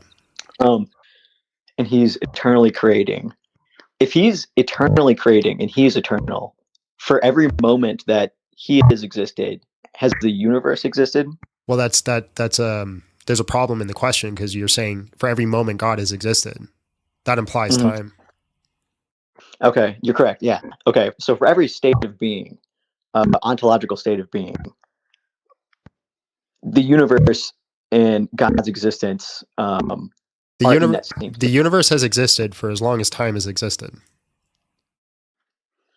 Is there, in your view, is there a particular point at which, like, do you think that time starts at the Big Bang, or do you think there's time before that? So time is just a measurement of objects in motion. So before there was no objects, there's nothing to measure. So when we're talking about time, it's objects in motion. So when God makes the universe, we now have time because we now have objects in motion, things to measure. Could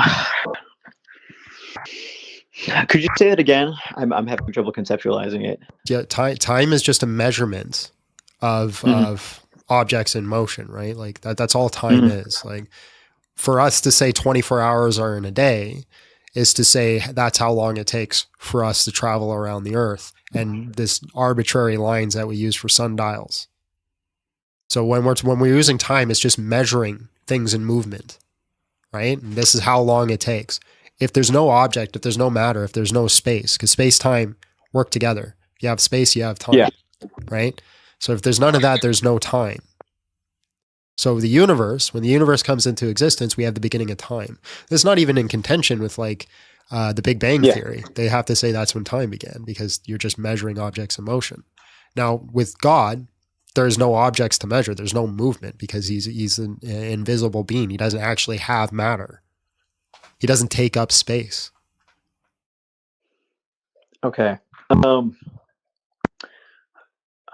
So remind me of your answer to this question again of for every ontological state that God exists, does the universe in your view exist at the same state ontologically? No, the universe and God do not exist in the same state. No. Okay. So the universe has a start to it. Yeah. And that start is zero. Yes. Yeah. If God is eternally creating the universe, that sounds to me like the universe would go back infinitely. Is there like tell me where the disconnect is? The universe starts at zero. There's no infinite regression. You have an infinite progression. That's perfectly fine, but you don't have an infinite regression. I agree with that. My issue is that there seems to be like a disconnect that I'm having here where I think I know what you're trying to say, and you can tell me if I'm wrong. You're saying because God creates eternally, therefore the universe is eternal. Yes, pretty much. Yeah. The difference is eternal is not a measurement of time. Eternal means it has no beginning, has no end, right? There's no change in it. It always exists and always will exist. That's what eternal is. Now, the universe didn't always exist. The universe began to exist at 0 point. Now, you could say for all time the universe has existed. That's perfectly fine because the universe started at 0 and has been progressing ever since. We're now, 48 billion years, something like that?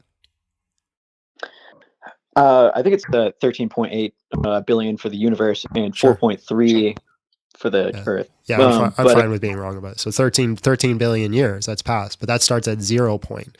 So it depends on the word. It depends on the semantics we're saying. If you want to say the universe always existed, that's fine, because the universe always existed for the time there has been time. But to say it's eternal, no, that's not true. It's not eternal. Okay. For some reason, like it's saying that the universe, or saying that God is eternally creating. So there's no start and there's no end to it, right? Like you said, you define the word eternal like that. If he's eternally, no start, no end, creating, that means that he's been creating eternally. What was he creating before the start of the universe? That implies time. Yes. There's no time with it. That's what I'm trying to say. There's no moment where they're like, what you're talking about is you're talking about potentiality, right? We don't say that there is, well, it depends. Some people do say there's potentiality with God. Like open theists will say that. I'm not an open theist. I'm a classical theist. And so what we say is that God has no potentiality. He's just purest act. He just actualizes. So there's never a state where God is not and then is. He always just is. I'll probably have to re-watch this and think a little bit more about this.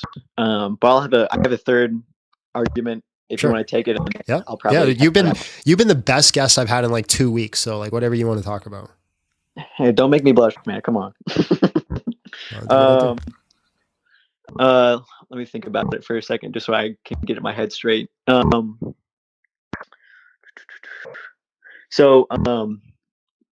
This might not work for you because it's kind of like a version of like does God desire to be in the best possible state of affairs? You know, if there's like a pre-creation moment, then, you know, do you understand where I'm going? But with you, there's no pre-creation moment. Like if God desires to be in the best state of affairs, he'll always be in the best state of affairs because he's all powerful. So therefore, either the universe would never be created, or he was in a state where it wasn't the best state of affairs, or it's not the best state of affairs right now. But that doesn't really apply to you. Or the universe was created in the best state of affairs. It would be, but it's like this wouldn't apply to you because it's like a pre-creation thing. It's for people who think that there was like a, before creation versus after creation kind of thing. Sure. So yeah, I don't think it would apply to you. Okay. It could be on like the moral side though. Whenever there was the Garden of Eden, was that more or less preferable to God for there to be just the Garden of Eden? That's another reason I want you to read that Matthew Lynch book, because it also talks about this. It's the standard in which God actually wanted. And so often when people read the scripture, they read like the Old Testament law and they're like, this is what God wants and this is the standard. That's not the case, right? The only standard of what is the moral virtue that we should all seek out is in 2 places in scripture. And that's the Garden of Eden. That was the standard it always was supposed to be, was the Garden of Eden. Perfect unison and compliance with God, tending to the earth as his representatives, right? Man and woman, the male tending, and then the helper. That was always the way it was supposed to be. We messed it up, and then Jesus puts it back in place. And so Jesus is that second standard of way everything is supposed to be. So the Garden of Eden was made perfect. Humanity was made perfect. But through that perfection, right, we had our own will, and our will was to not be in unison with that perfection, which is God. So we moved away from that. And then Jesus brought us back to it. And so when we're trying to look at the world and trying to operate, those are the only 2 lenses that we should look at, Genesis and Jesus. Everything else is description. You mentioned there that humanity was made perfectly. Yeah. And in my mind, like if I were to make like a perfect machine, I do the programming perfectly. I source the perfect parts from Magic Land, and it never has to be oiled or lubricated again. And it never runs out of power. It's completely self-sufficient. Well, it would that's not like up a glass. Right? I think we disagree on the term perfect. Perfection implies that it's created without flaw. So I can't judge a bicycle based off its ability to be a submarine because that's not what it's designed for. So I can have a perfect bicycle, a bicycle that has zero flaws in all aspects of what is a bicycle. So when I say that humanity is created, it's created perfectly within the nature that God desired. So like if I'm programming something, and in one of the behaviors that one of the methods that I put into my, let's say like a certain entity, I wouldn't, and if I were to make it perfectly, like I wouldn't make the entity even able to have a method where it could do something that I don't want it to do. Like let's say have access to certain data, and that would be more perfect than if I somehow gave this entity some sort of agency method where it can do its own actions. So God's desire, what God wanted, what he thought is the best perfection, is to create a being that freely chooses to be with him. Sorry. That's a better state than a being that cannot freely choose to do it. For us to freely choose to be with God, there's a natural consequence of us being able to freely choose to not be with him. So when God creates existence, he creates the possibility of evil. Evil is just a negation of good. It's a negation of God. So he says, I want a being that freely chooses to be with me because that is a better state than a being that doesn't freely choose it. So we exist, but we didn't choose to freely be with him. We chose to freely be away with him. This is what Genesis says, right? It says, eat from the eat from the tree of the knowledge of good and evil, and you will be like God. So we desired to be our own standard, and we separated ourselves from God. And so this led to the fall. This led to the imperfections. Do you believe in original sin? I believe we have a sin nature. That's something else to me. Like that, it kind of seems like somebody breaking your leg or poisoning you and then telling you the antidote. Like the sin nature, or like or perhaps like if it's original sin, like that's passed down. Like it seems like like someone's being punished for something they didn't do. Sorry. No. Right now, you freely choose to be without God all the time. What are you talking about? Well, I don't believe he exists. I can't. Sure. There's no possibility of me choosing to believe something that I don't believe. Right. Okay, but I do, and I've sinned like 7 times since I woke up this morning, in bare minimum. You gotta give yourself a little more. What are you doing over there? Right. So I'm freely choosing to separate myself from God on a day-to-day basis. That is part of my sin nature, and there is a certain kind of like thing to it that I guess some people can find it unfair. I don't think it's unfair, where we're designed in a way that we can only ever be if we choose to rely on God, right? So that's what you're saved by your faith through grace. So there's like a whole argument within Christianity if our works are important, completely irrelevant to what I'm going to say. The earliest church writings say that we cannot be saved through our works. The ecumenical councils say that we cannot be saved by our works. We have to trust in God, and that's part of our nature. Our nature is to be in unison, in line with him, and trust on him and trust on the things that he did. The whole thing about us trusting in ourselves is us making ourselves God, like in the beginning. So yes, we have a sin nature, but that sin nature separates us from him, but also allows us to fully rely and trust on him. So I wouldn't call it necessary evils. It's like, for us to have the highest possible goods, like completely being reliant on God is one of the highest possible goods. You have to have the possibility for us. What's the words I'm looking for? You have to have the possibility for us to be unable to achieve the goals of God without him. If that makes any sense. To work for it. What's that? To work for it. Well, it's not work for it. It's just. Yeah, I was making a joke. Yeah. The works versus faith. Yeah. I think. Let me think. I don't know if you have any other callers lined up. Like I said, man, you've been the best caller I've had in 2 weeks. So like, whatever you want, I'm yours. Well, don't tell your wife or whatever that. She just heard me say it. She's listening. So. Let me think. So the Levitical laws, you don't necessarily. You're like Genesis and Jesus. And even if, like, do you think the Levitical laws were moral? Like, it was moral to give the Levitical laws? The laws are not meant for morality. They're meant to separate the Israelites from the other nations.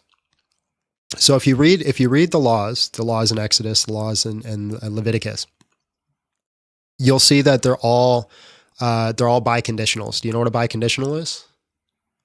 There's two conditions. No. A biconditional is an Okay. if-then conditional. So it basically says, if X, then Y.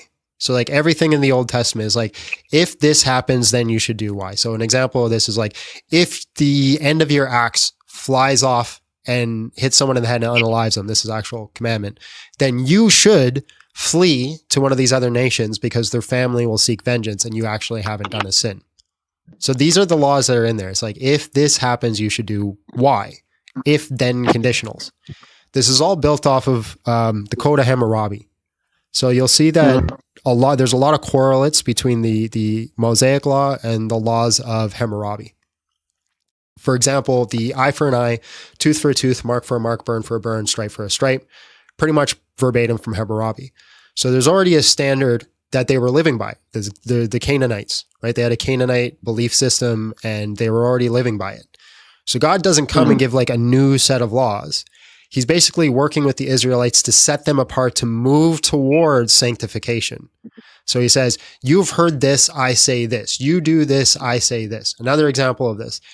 In the Code of Hammurabi, if a slave flees from one nation to the nation of Hammurabi, there's to turn that slave back and send them back to their owners.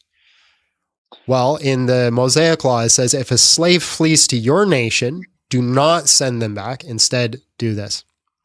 So the Mosaic Code was never meant to be a moral standard. And we know this because Jesus says, Moses allowed for the law of divorce, but I say to you, what God has brought together, let no one drive apart. So he's saying divorce is wrong and we shouldn't do divorce, even though the Mosaic Code allowed for it. So the Mosaic Code was only ever to separate the Israelite nation from the other nations with the goal of gradually moving them towards sanctification. It's a process, right? God doesn't come down and give the law exactly how he wants now. He says, hey, you're a sinful, broken nation. I'm going to work with you, move you towards betterment to eventually we get to like now the old law doesn't hold. We now are under the law of grace, under Christ's law, which is, so there's 613 commandments in the Mosaic law. There's 1,053 commandments under Jesus Christ. It's more in depth, but it can be summed up into two things. Love God with all your heart, love your neighbor as yourself. In my mind, like to even like, because I've issues with some of the laws, obviously, like some of them are pretty brutal, and I understand that they're made in the context for the people in that context. But I feel as though it's a little bit underspecified, and if there were like a perfect being giving these laws, like he would perhaps explicitly say, hey, this is just because you guys are like pieces of shit, like you guys can't handle the real law. Yeah, he constantly tells the Israelites that they're being trash and they're not doing good jobs. He goes to wipe them out like 3 or 4 times, and Moses was like, nah, dude, chill. But like the law specifically, like the stone a woman if there's no evidence of her virginity on the sheet, like that one. Like if he had said that's because of paternity. Paternity in the ancient Near East was one of the most highest things that you could have. So this is why it's like a much greater sin then than it is now, because paternity, the only way to confirm that that was your offspring, that was part of your lineage, was to make sure that your spouse was a virgin. But women actually don't even bleed about half the time their first time. That's the if then conditional. Remember, these are biconditionals. They're not verbatim laws. So it's like it's setting a standard. So if there were verbatim laws, we wouldn't need a court system, but we could see that there's an actual court system that's set up, and it's meant to investigate this. So the if then conditional, that very specific verse that you're talking about, it starts off by saying supposed, right? That's the very first part of that verse says, supposed you find a woman's not a virgin, then you could bring the sheets to see if there's blood, and that would prove that she was a virgin that night. Now, of course, not all women bleed, but all that it's doing is saying, hey, if X, you can do Y. Because if I did bring the bloody sheets, that would prove that she was a virgin that night. But there's this thing called in logic, right? There's these symbols, A, E, I, O. A, E, I, O. You have all, you have some, you have none, and you have some and none. It's not. It's a weird way to say the last one. Mhm. This isn't an all conditional. This is an e conditional. This is some. This is a way. There's at least one method in doing it, and that's showing the blood. Now, there are many other methods that you could try to prove that she was a virgin, right? You could do it on the testimony of 3 or 4 witnesses, right? You'd have a court system. There's different ways that you could do it, is what I'm trying to say. And ultimately, you would have to rely heavily on the Father. Doesn't it say that like if there's no blood on the sheet found, then you are to take her outside of her father's house and stone her, for she has something herself in Israel or something? Yeah, because again, it's a biconditional. So if you try to prove, so you put it down mathematically. So remove the bloody sheets. It's basically saying if you do X, right, then Y. If you accuse her of not being a virgin, then take her to the elders of the city gates with the marriage sheet. And so that's if X and Y. The accusation has happened. So they're being accused. Yeah. So it's like, okay, now you need to prove her innocence. To prove her innocence, you have to do X. And if X is true, then Y. If X is not true, then Z kind of thing, right? It would be like stoning. So Y would be setting her free. All we're doing is we're solving for X. The method is the sheets. Now, if you decide to use the sheets as a method and you can't do that, then you haven't brought evidence. So then the condition would be the stoning. Yeah, and that's what I'm saying is like the stoning seems kind of messed up to me. Sure. Yeah, it's not like I said, it's not a perfect moral system. And like I'll probably have to think about this more, and I doubt we'll come to an agreement on that.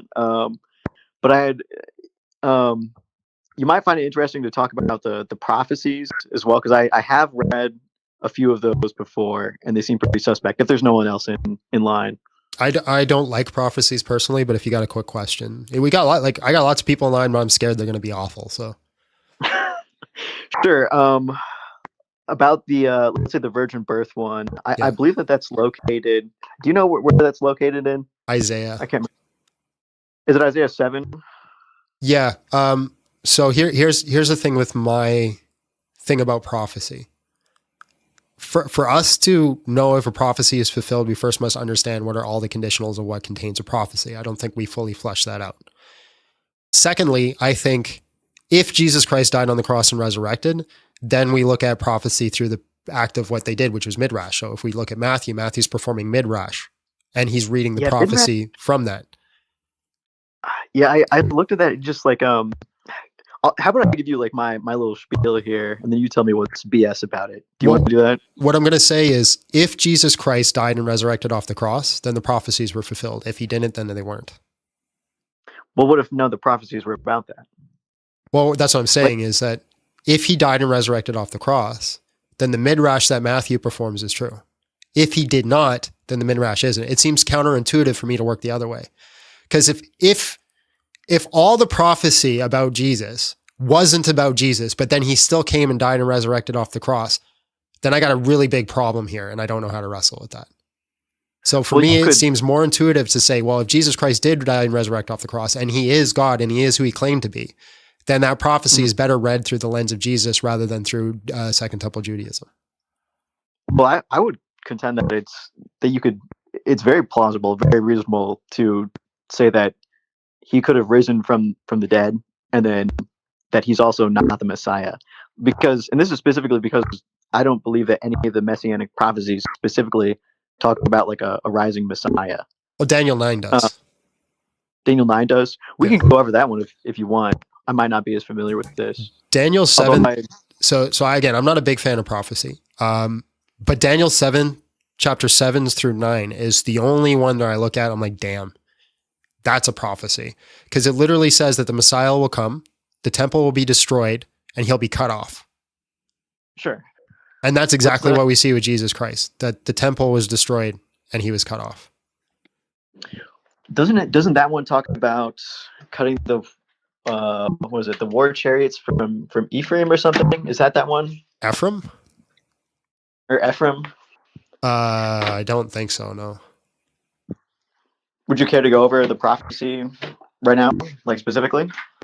we can. Like I said, prophecy for me, like even if you showed that, hey, this is the problem with prophecy. Again, we have to have all these standards of what prophecy is, and we have to use interpretation to understand it too. So I rather just look at the death and resurrection. If he died and resurrected, then I have good reason to believe that he fulfilled the prophecies he claimed to fulfill. But yeah, we can look at this. So let me pull it up here. To me, those are kind of like two independent claims. Like I don't know. Like it's kind of like, oh, like I could just say, you could say anything's a prophecy, and then be like, oh, if I do this thing that's like miraculous, or if something miraculous happens to me, then do I automatically just retroactively get to say, actually, all this stuff was, prophetic about me? Like to me, that doesn't, like if something's a prophecy, you're saying, if this happens, then this guy is the Messiah. It's like the if conditional has to be fulfilled for then the then he is the Messiah thing. Like Okay. it can't be something that's not related, right?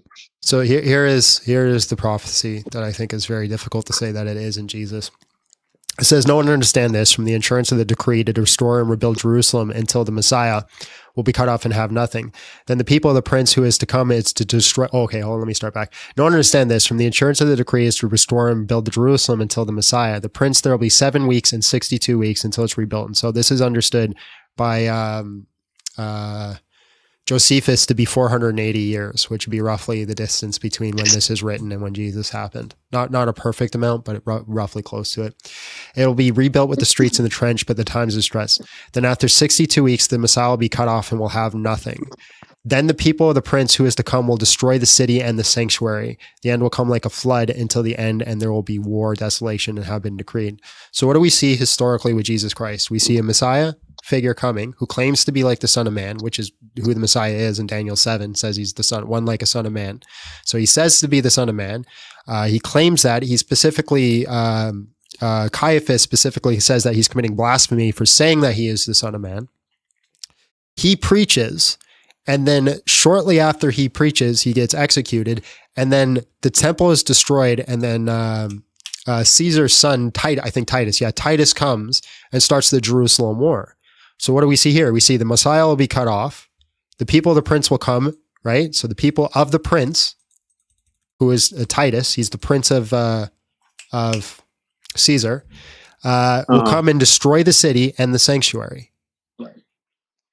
Those are two. That's a difficult thing for me to wrestle with. It's not like a messianic writing. Now, the only reason that in scholarship that you'd throw this away is because of the dating. A lot of scholars argue for a later dating in Daniel, which would throw away this 7 weeks and 62 weeks thing.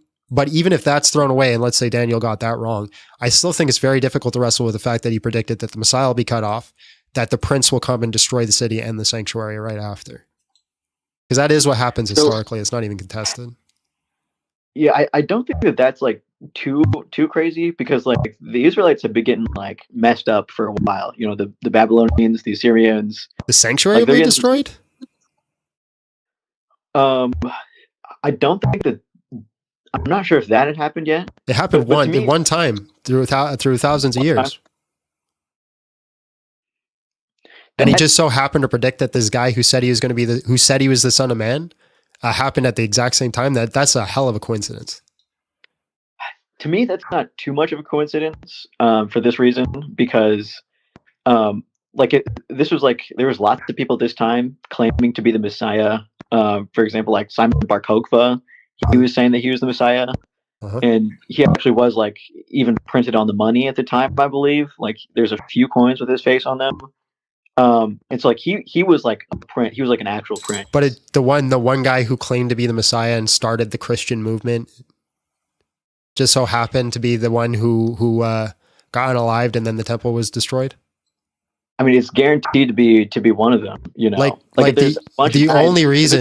only reason they date the Gospels when they date the Gospels is because of the destruction of the temple. And I could agree with you that this is interesting, but the dates are pretty off. Like it says 7 weeks, but like no. This is not weeks as we understand weeks. Hebrews don't do numbers like we do numbers, right? That's why I quoted Josephus. It's 480 years when it says 7 weeks and 62 weeks. I would definitely have to look into that. Because if it's translated as weeks, then like to me it's like weeks. Like I don't know more than like whoever. Brant Petrie is a scholar that I got this from, and he's the one that says that this is not weeks. It's not literal, because they do numbers very different than we do numbers. Why is it not translated as, some amount of years then?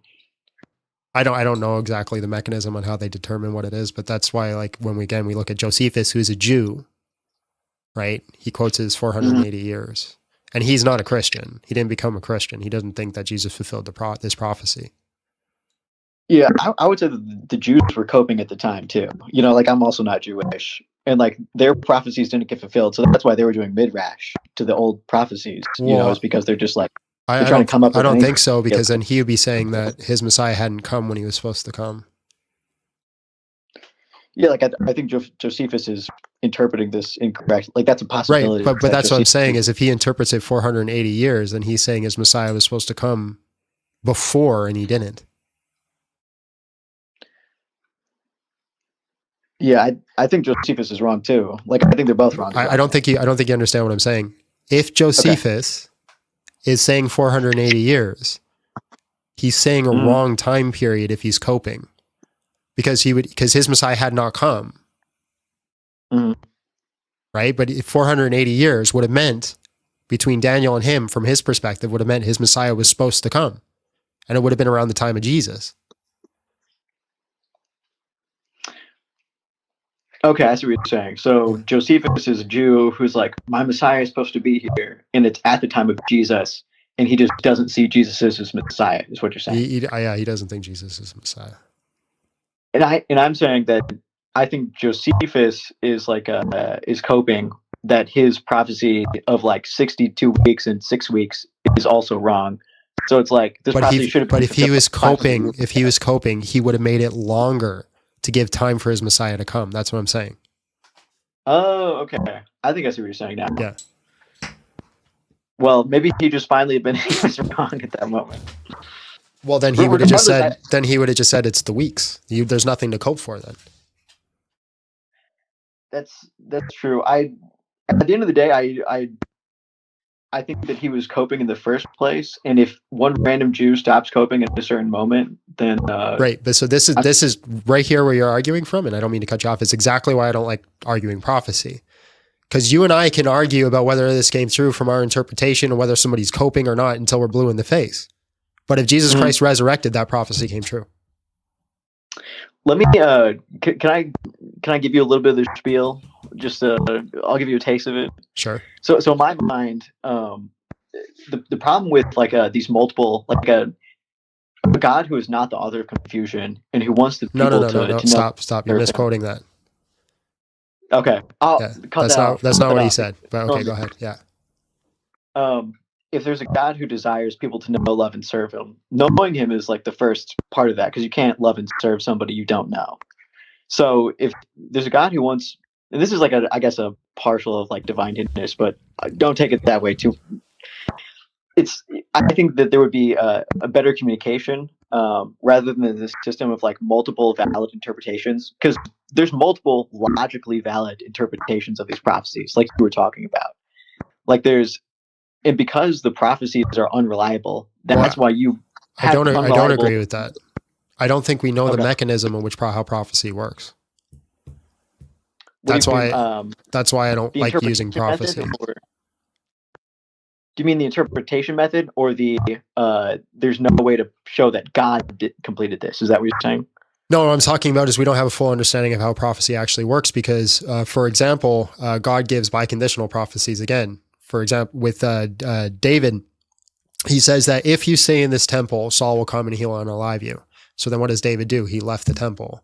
Does that mean God gave a false prophecy? No, he gave a conditional prophecy. He says, if you do this, I know X will happen. Right? And he does that all throughout the Old Testament and New Testament. So that's one aspect. There's also typology.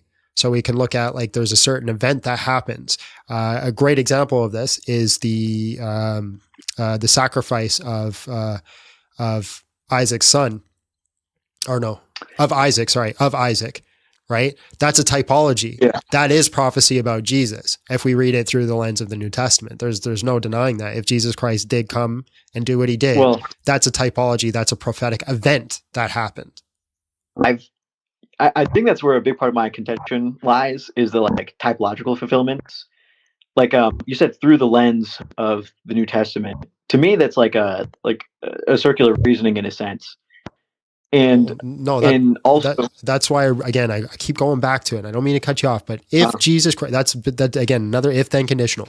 If Jesus Christ died on the cross and resurrected, then it's perfectly reasonable for us to work through the lens of the New Testament. Can you flesh out that argument for me? If Jesus Christ came, preached who he was, backed it up by doing the miracles that he did, and then died on the cross and resurrected as the ultimate sign of his authority over life and death, then I have really good reason to justify me saying that when he says this prophecy is about him, it's about him.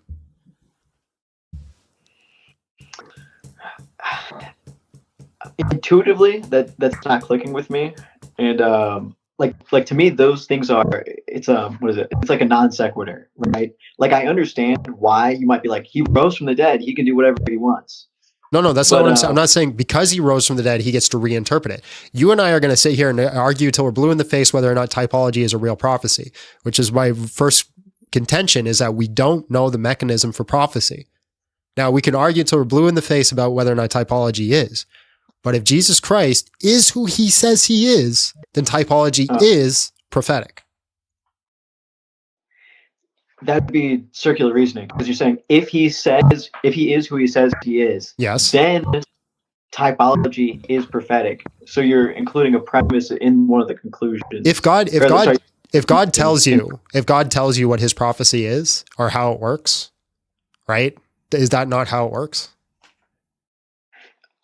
You would be including a conclusion in one of the premises. Like you'd be saying, if God tells you how the prophecy works, isn't that how it works? But if that's I don't already think that's not assuming. No. The premise here, okay. The premise here is premise one. Jesus Christ. Let's say if we're trying to make it, Jesus Christ is God. Right. Okay. Premise two. Prophecy comes from God. Right. Conclusion. Jesus's understanding of prophecy is true. That's a very informal. That's not formalized, but that's like an informal version of it. Now, of course, the antecedent and I'm forgetting the other one isn't properly set up, but you understand it. Consequent, yeah. Yeah, I hate to be that guy, but could you formalize this? And I can come back later if you want. I don't know. Well, I'm not sure when I'll be back. I don't think I need to, because I think the conclusion still follows from the premises, even if it hasn't been formalized. Okay. Informal arguments are perfectly fine. Yeah, let me see if I can think about this. If Jesus rose from the dead. No. Jesus Christ is God. Jesus Christ is God. Yeah. So if he is who he's claimed he is, Jesus Christ is God. All prophecy comes from God. So therefore, Jesus's understanding of prophecy is true. Yeah. Okay. So I would reject the first premise then. Yeah. So that's when I go back to the death and resurrection. And so we start pointing at these things. He claims to be God. He has authority over life and death. He's acting in a way where he says he's fulfilling these prophecy. We could see the typology. We could see how the prophecy works with him.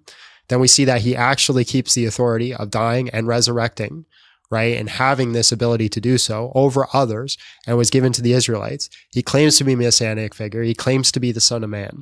So I have, if we're doing like hypotheses, we're throwing hypotheses on the table, I have like two options here. I have option one, he is who he says he is, and giving the principle of charity. I think that's more likely what we're going to do.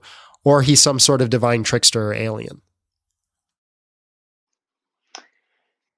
In my mind, there's no way for me to tell the difference between those two things. Like I don't know what the differentiating factor would be. And even if I couldn't, let's go back to the form of the argument really quick. So the first premise is Jesus.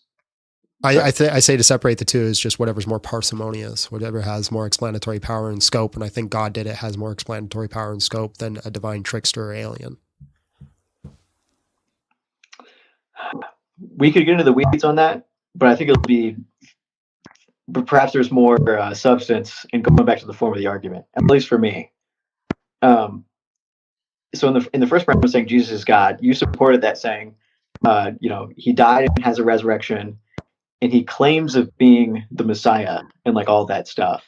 So and he therefore he's God. He fulfills all the conditionals of what this is called the hands argument, right? So this is Robert Bowman, Matthew Bowman. One of the two. The hands arguments, honor, names, deed, and seed. So throughout the Old Testament, we see that Yahweh, right, has certain honors, certain attributes, certain names in the deed and the seat. And we see Jesus fulfills all those conditions of the honors, attributes, names, and deed and seed. So basically, if he walks like a duck, quacks like a duck, acts like a duck, then he must be a duck. If he walks like Yahweh, talks like Yahweh, acts like Yahweh, quacks like Yahweh, then he must be Yahweh. Unless he's, again, some sort of divine trickster that's been tricking us since the beginning. So you said names, deeds, and seeds. Was there something else there? Honors, attributes, name, deed, and seat. Seat. Yeah. Honors, attributes. What I would have to go. We'd have to go through that argument then. I can give you an 800-page book on it. See, a lot of it just seems a little bit wishy-washy to me, particularly because of like it's very difficult to parse the historicity.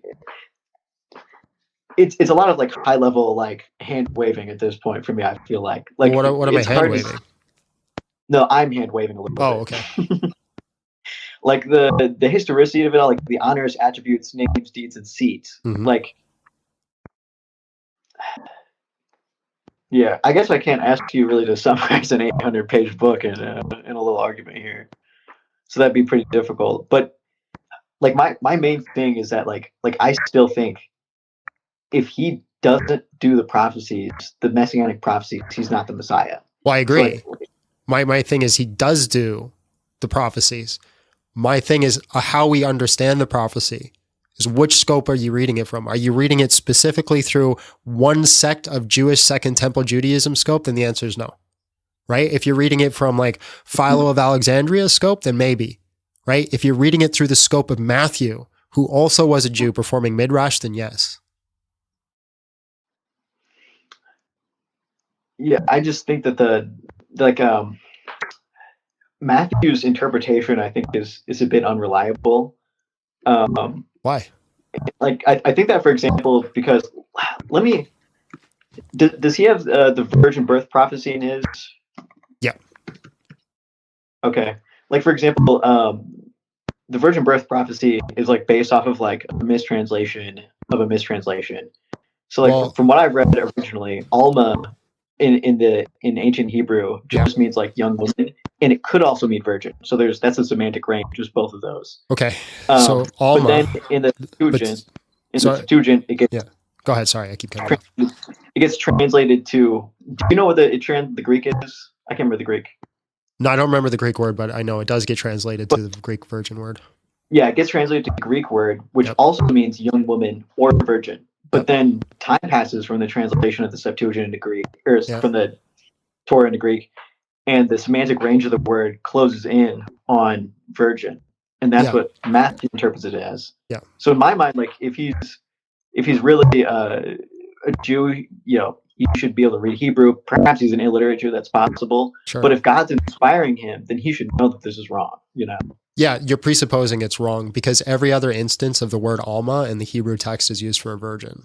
Even though the Hebrew word does have a specific word for virgin, which is Betula, all instances of Alma are used for young women who are a virgin. There's no instance that's not. So through all the text. So we could just simply say that he is using the translation based off contextual. You could also say there's also presupposition that the Septuagint, which was written in Greek, got it wrong.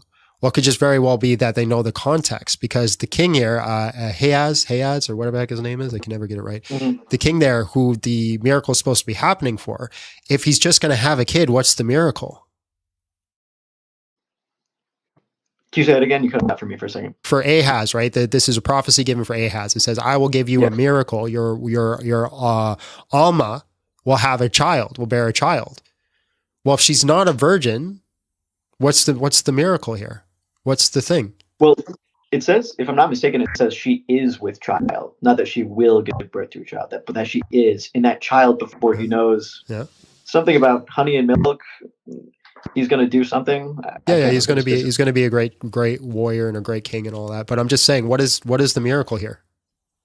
If you had sex and you're going to have a kid, what's the miracle?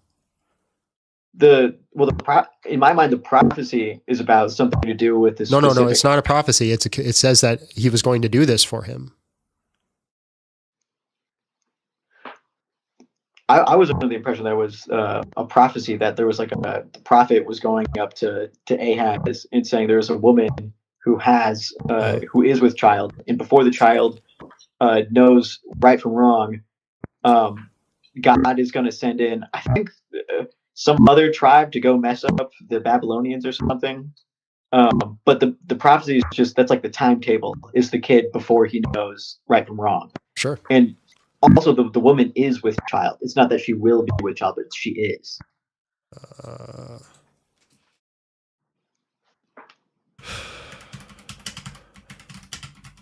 I'm sorry I'm making you pull up all these. I'm making you read today.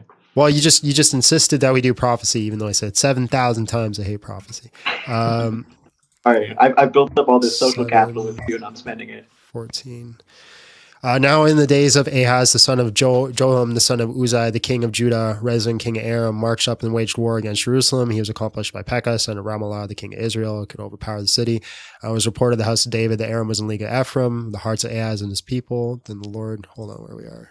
Where we're going here. I don't want to read the whole thing. Let's move down.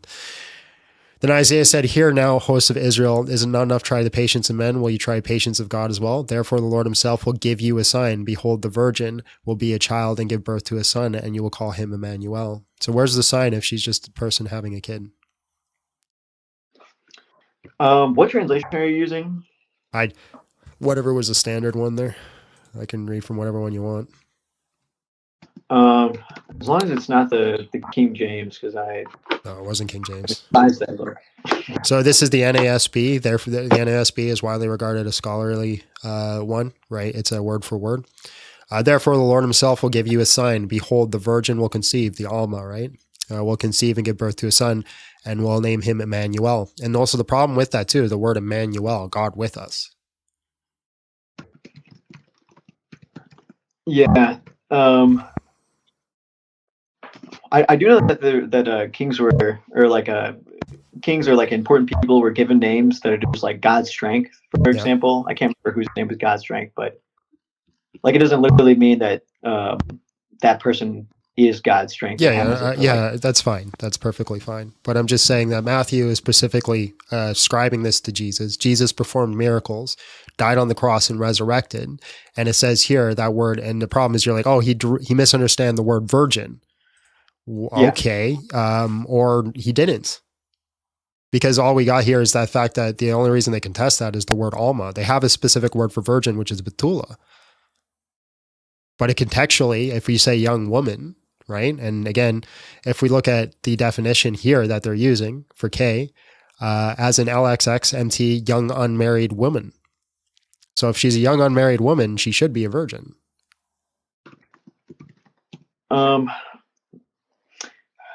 Yeah, I think that both of our interpretations of this are within reason, given the semantic of the word Alma there. Sure, and that's why that's why I think it's so important that if Jesus did the things he did, then I have more precedent to use my interpretation than yours.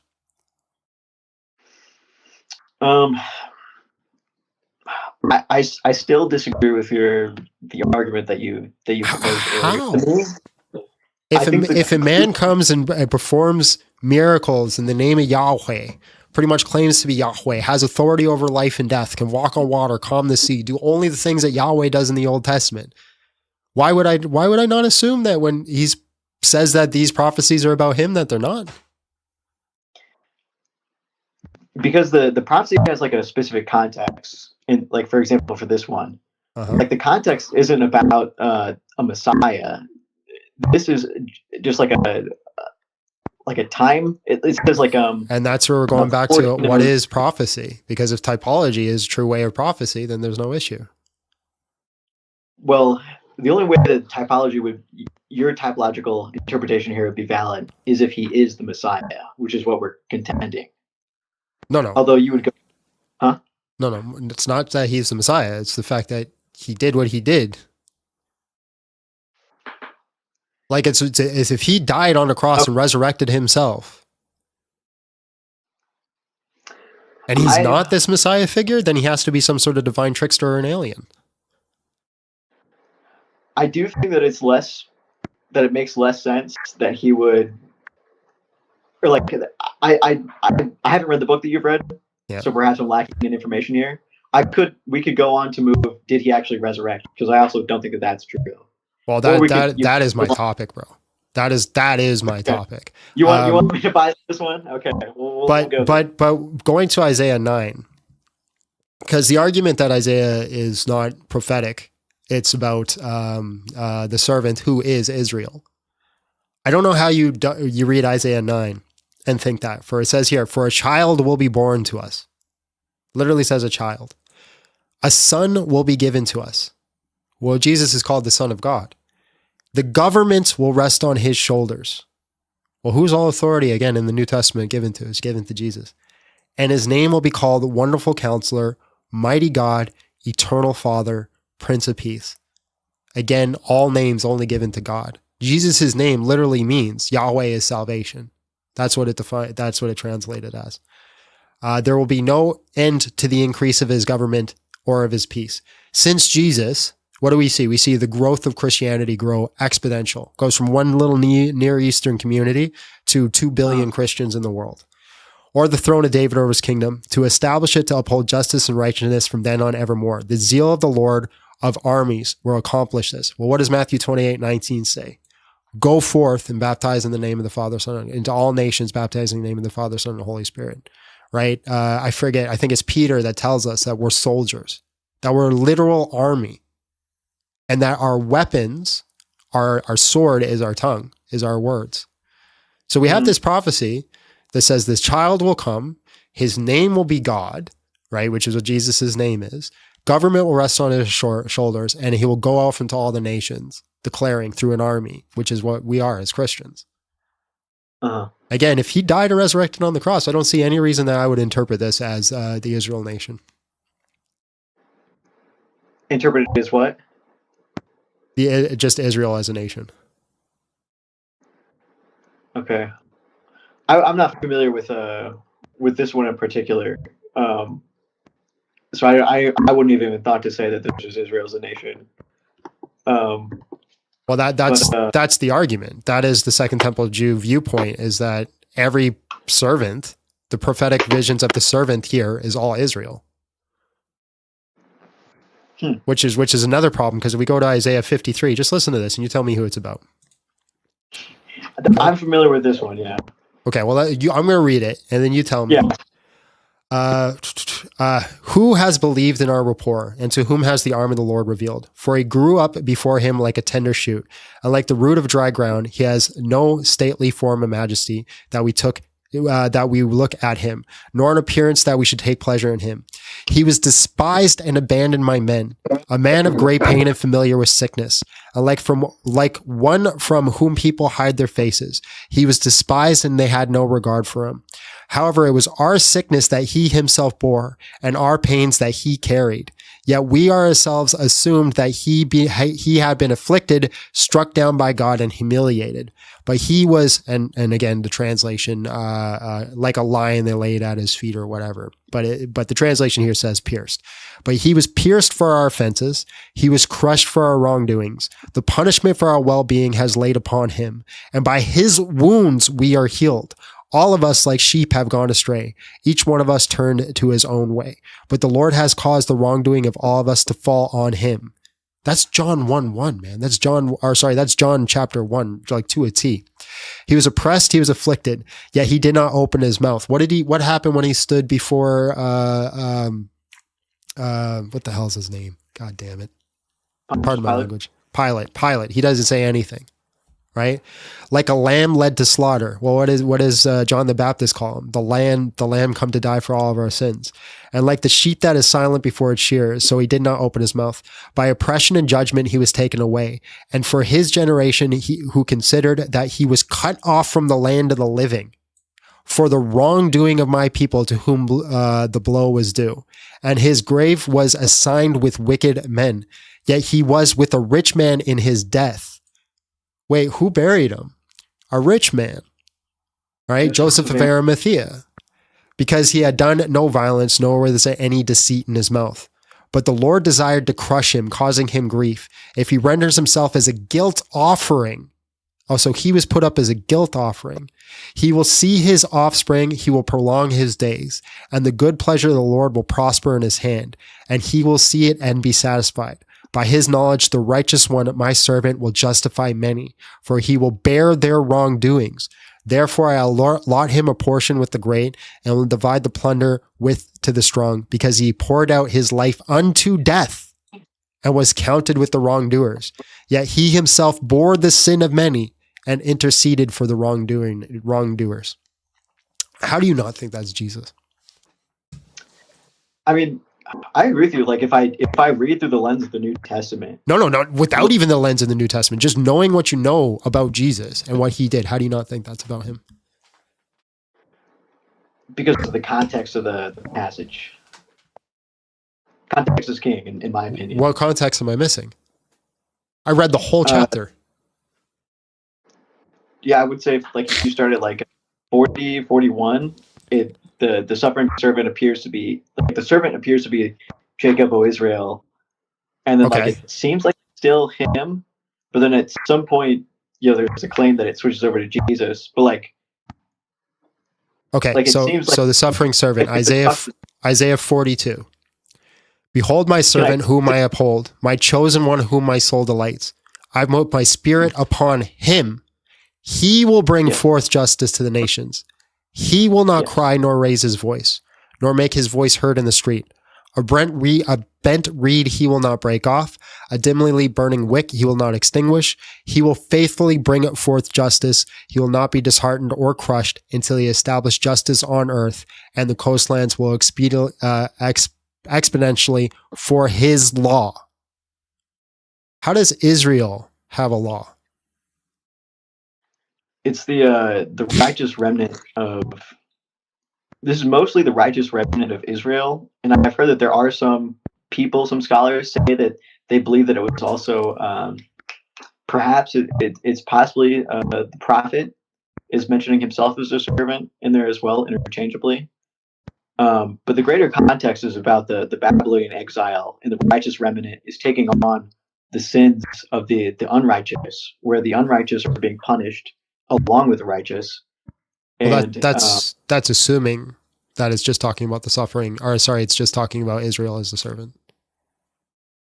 Well, that's like the greater context of what's happening. They've been captured, they're in Babylon, and they're these religious people that believe that they're observant of all the Torah laws, and they're sad. They're like, dude, I'm doing all right. What's going on? How does Israel have a law?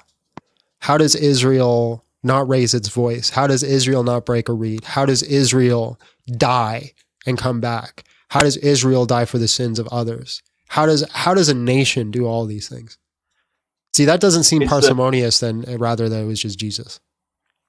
It's specifically the righteous remnant, and it's because the land was cursed sometimes, or like the community was cursed as a whole in a sense. And so this is just like very colorful metaphorical language talking about like the suffering of the righteous remnant that's in Babylon. And they're like, this is messed up. And they're like, don't worry, you're actually like you're the servant. You keep doing what's right. You guys are doing what's right. So just to be clear, I have Option A, colorful metaphorical language that's talking about the servant, which is actually Israel. Option B, literal language is talking about Jesus. Right? I read Isaiah 53. Why should I take the colorful metaphorical language over the literal language? It's because this is within the context of what's happening. It's more parsimonious because they're right now they've been captured. The context of what's happening is also Jesus Christ did all the things that he did and died on the cross. That's why, again, for the millionth time, I think we got to start on whether or not that happened. I think we have to go to the resurrection because I think we're going to disagree on all of our interpretations of the prophecies. Wow, it's almost like I predicted that was going to happen. You did. You're prophetic. Yeah. But we've been talking for like dang near 45 minutes, bro. So we've been talking for an hour and 4 minutes. Dang. Okay. Dang. Perhaps I'll call it another time. You know, if I catch you and you've been tortured by bad guys, hopefully I can come rescue you. You know? All right. Well, yeah, although next time I say to you, hey, let's not go down this path because I know where it's going to go, maybe believe me. I'm sorry. All right, bro. Appreciate you. God bless. I know not what I do. Adios. With that being said, ladies and gentlemen, I think I'll call it. I had a good caller, and I want to leave it at that. I don't want to take any more crazy people today and cuss out anybody. We had an hour-long great conversation. Not great for the views. I lost half my viewership with that conversation. More than half. Holy crud, I lost way more than half our viewership. But that's fine. Hopefully some seeds were planted. That's all we can say. Good conversation. Y'all just want to see me suffer for sure. Y'all just want to see me suffer. It'd be good if he could talk to Jordan, because if he wants to do prophecy, that's Jordan's thing. Jordan's a prophetic guy. So that's his territory.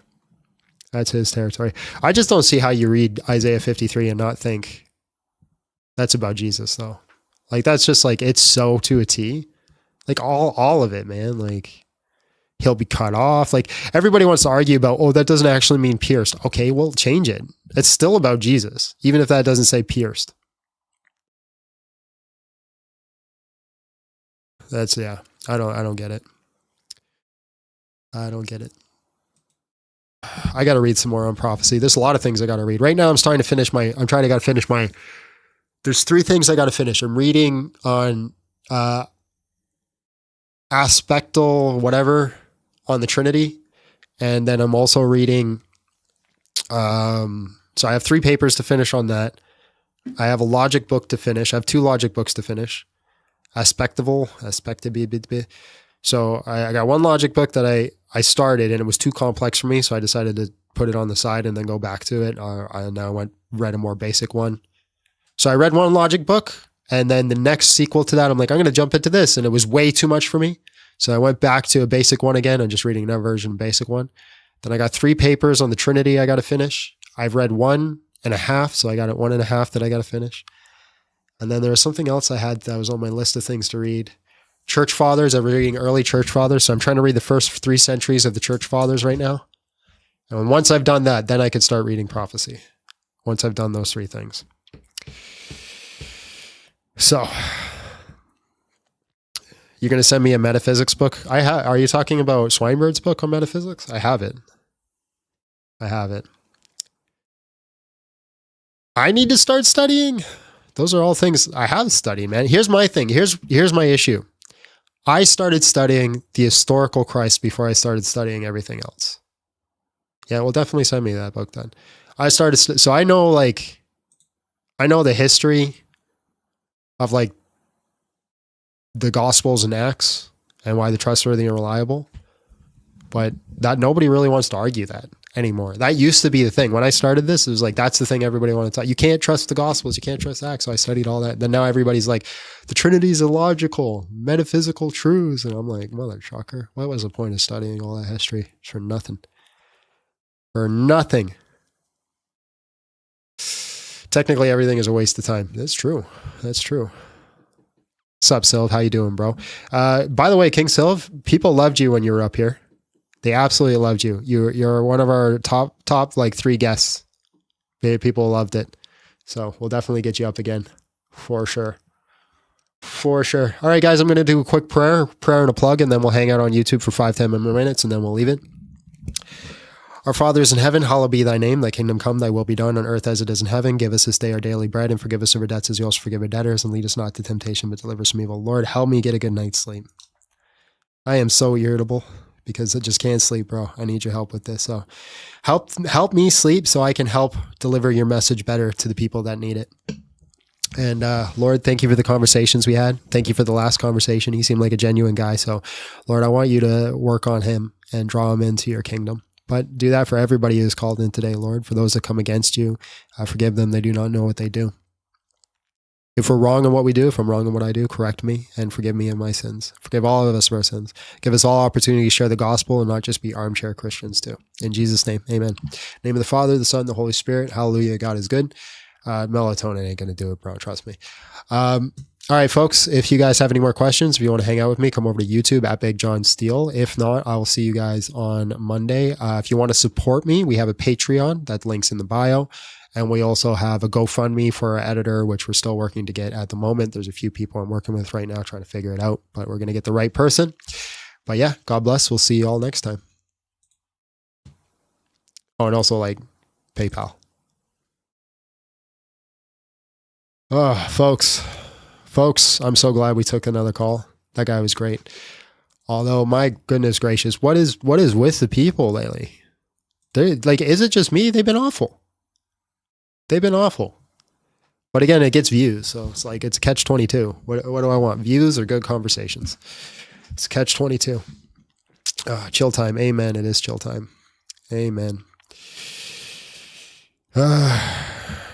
You're the one believing in magic. I'm the one choosing, not just like I don't believe in Santa. Why don't you believe in Santa?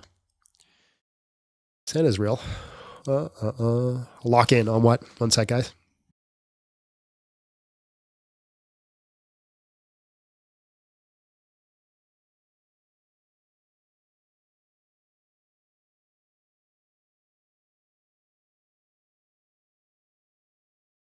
It's just the worst. Bert wants a hug. Where is he? Where'd you go, Bert? Hi, bud. He's been acting out lately. There's a cottage cheese shortage in Canada? What? Let's see. Did we miss any supers? Oh, we missed a lot of supers. Let's get those soups done. Super Chatter obviously wants you to use AI slop to support the devil instead. I don't get the hatred on it, man. If I can make a really cool song with AI, I think that's great. Just keep convinced spelled wrong despite the guy. God bless you and your patience because, wow, thank you so much. Appreciate you. You do this because you're a glutton for punishment and love watching your pain. Fair enough. Just an Aussie passing through, showing some positivity. Keep up with the awesome work, bro. Keep spreading the loving gospel. I'm trying. Doing my best. Maybe you should make a list of previous callers. I should.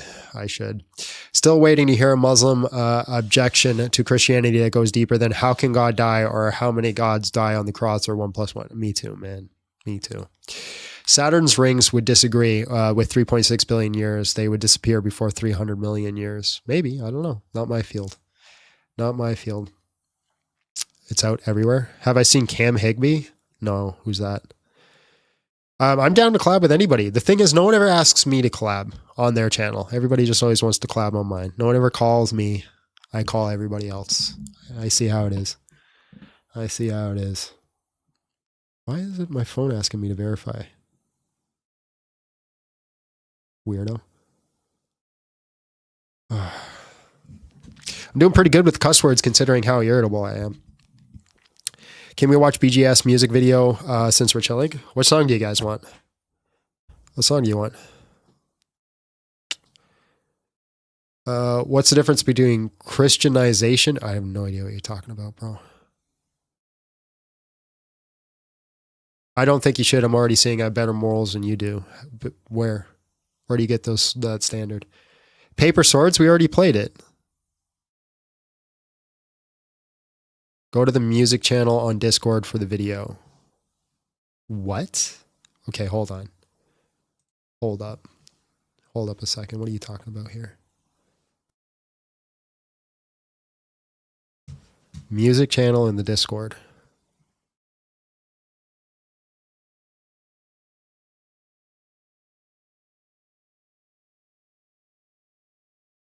What? What? Who made this? You know what? There's enough people talking shit about me. I think we should actually do this. And then she leaves. What is this? You say Big John's a narcissist. His love is of the sound Who of made his this? own voice. You say he's ego-driven, all about himself. Never actually cared about the faith he sells. You say he runs from real discussion. Blocks whoever challenges his position. You say he's not a Christian, just a show. All surface level, no depth below. That may be true, but he's way more handsome than you. Yeah, that may be true. Ain't no But way. he's still way more handsome than you. What's with the You say mask? he's actually really stupid. Can't defend his points when he's pursued with it. You say he cherry picks and twists the word. Only cares about the views he's earned. You say he dodges everyone who knows better. Hides behind his comment section. Won't ever face someone who can actually throw down. Just a pretty face with a hollow sound. I get what you're saying. You made this. Good job, bro.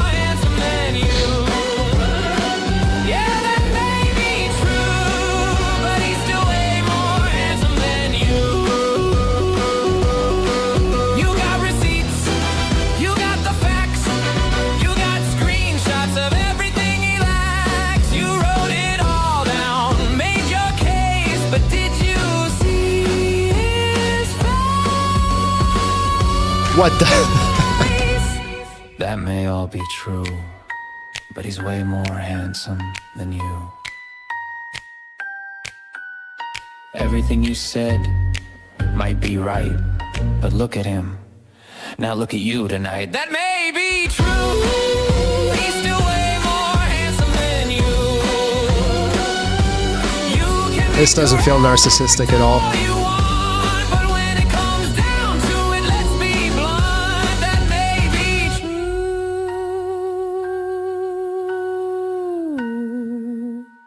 But he's way more handsome than you.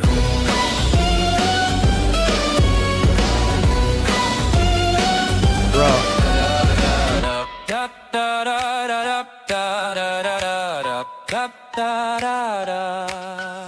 You can be correct all you want, but when it comes down to it, let's be blunt. That may be true, but he's way more handsome than you. I don't know how I feel there's about nothing that. Narcissistic about dancing to a song that talks about how handsome you are. God bless you. Love you all. We'll see you all next time. Let's read some of these comments. That's hilarious. Him vibing in the background. Yeah. Bruh. You're gonna get one of these. Bruh. My goodness gracious. Wow. I'm honored. I'm definitely honored. Oh, y'all pray for me in my sickness, please. Y'all pray for me that I get a good night's sleep. We'll see y'all on Monday. God bless. Have yourself a great day.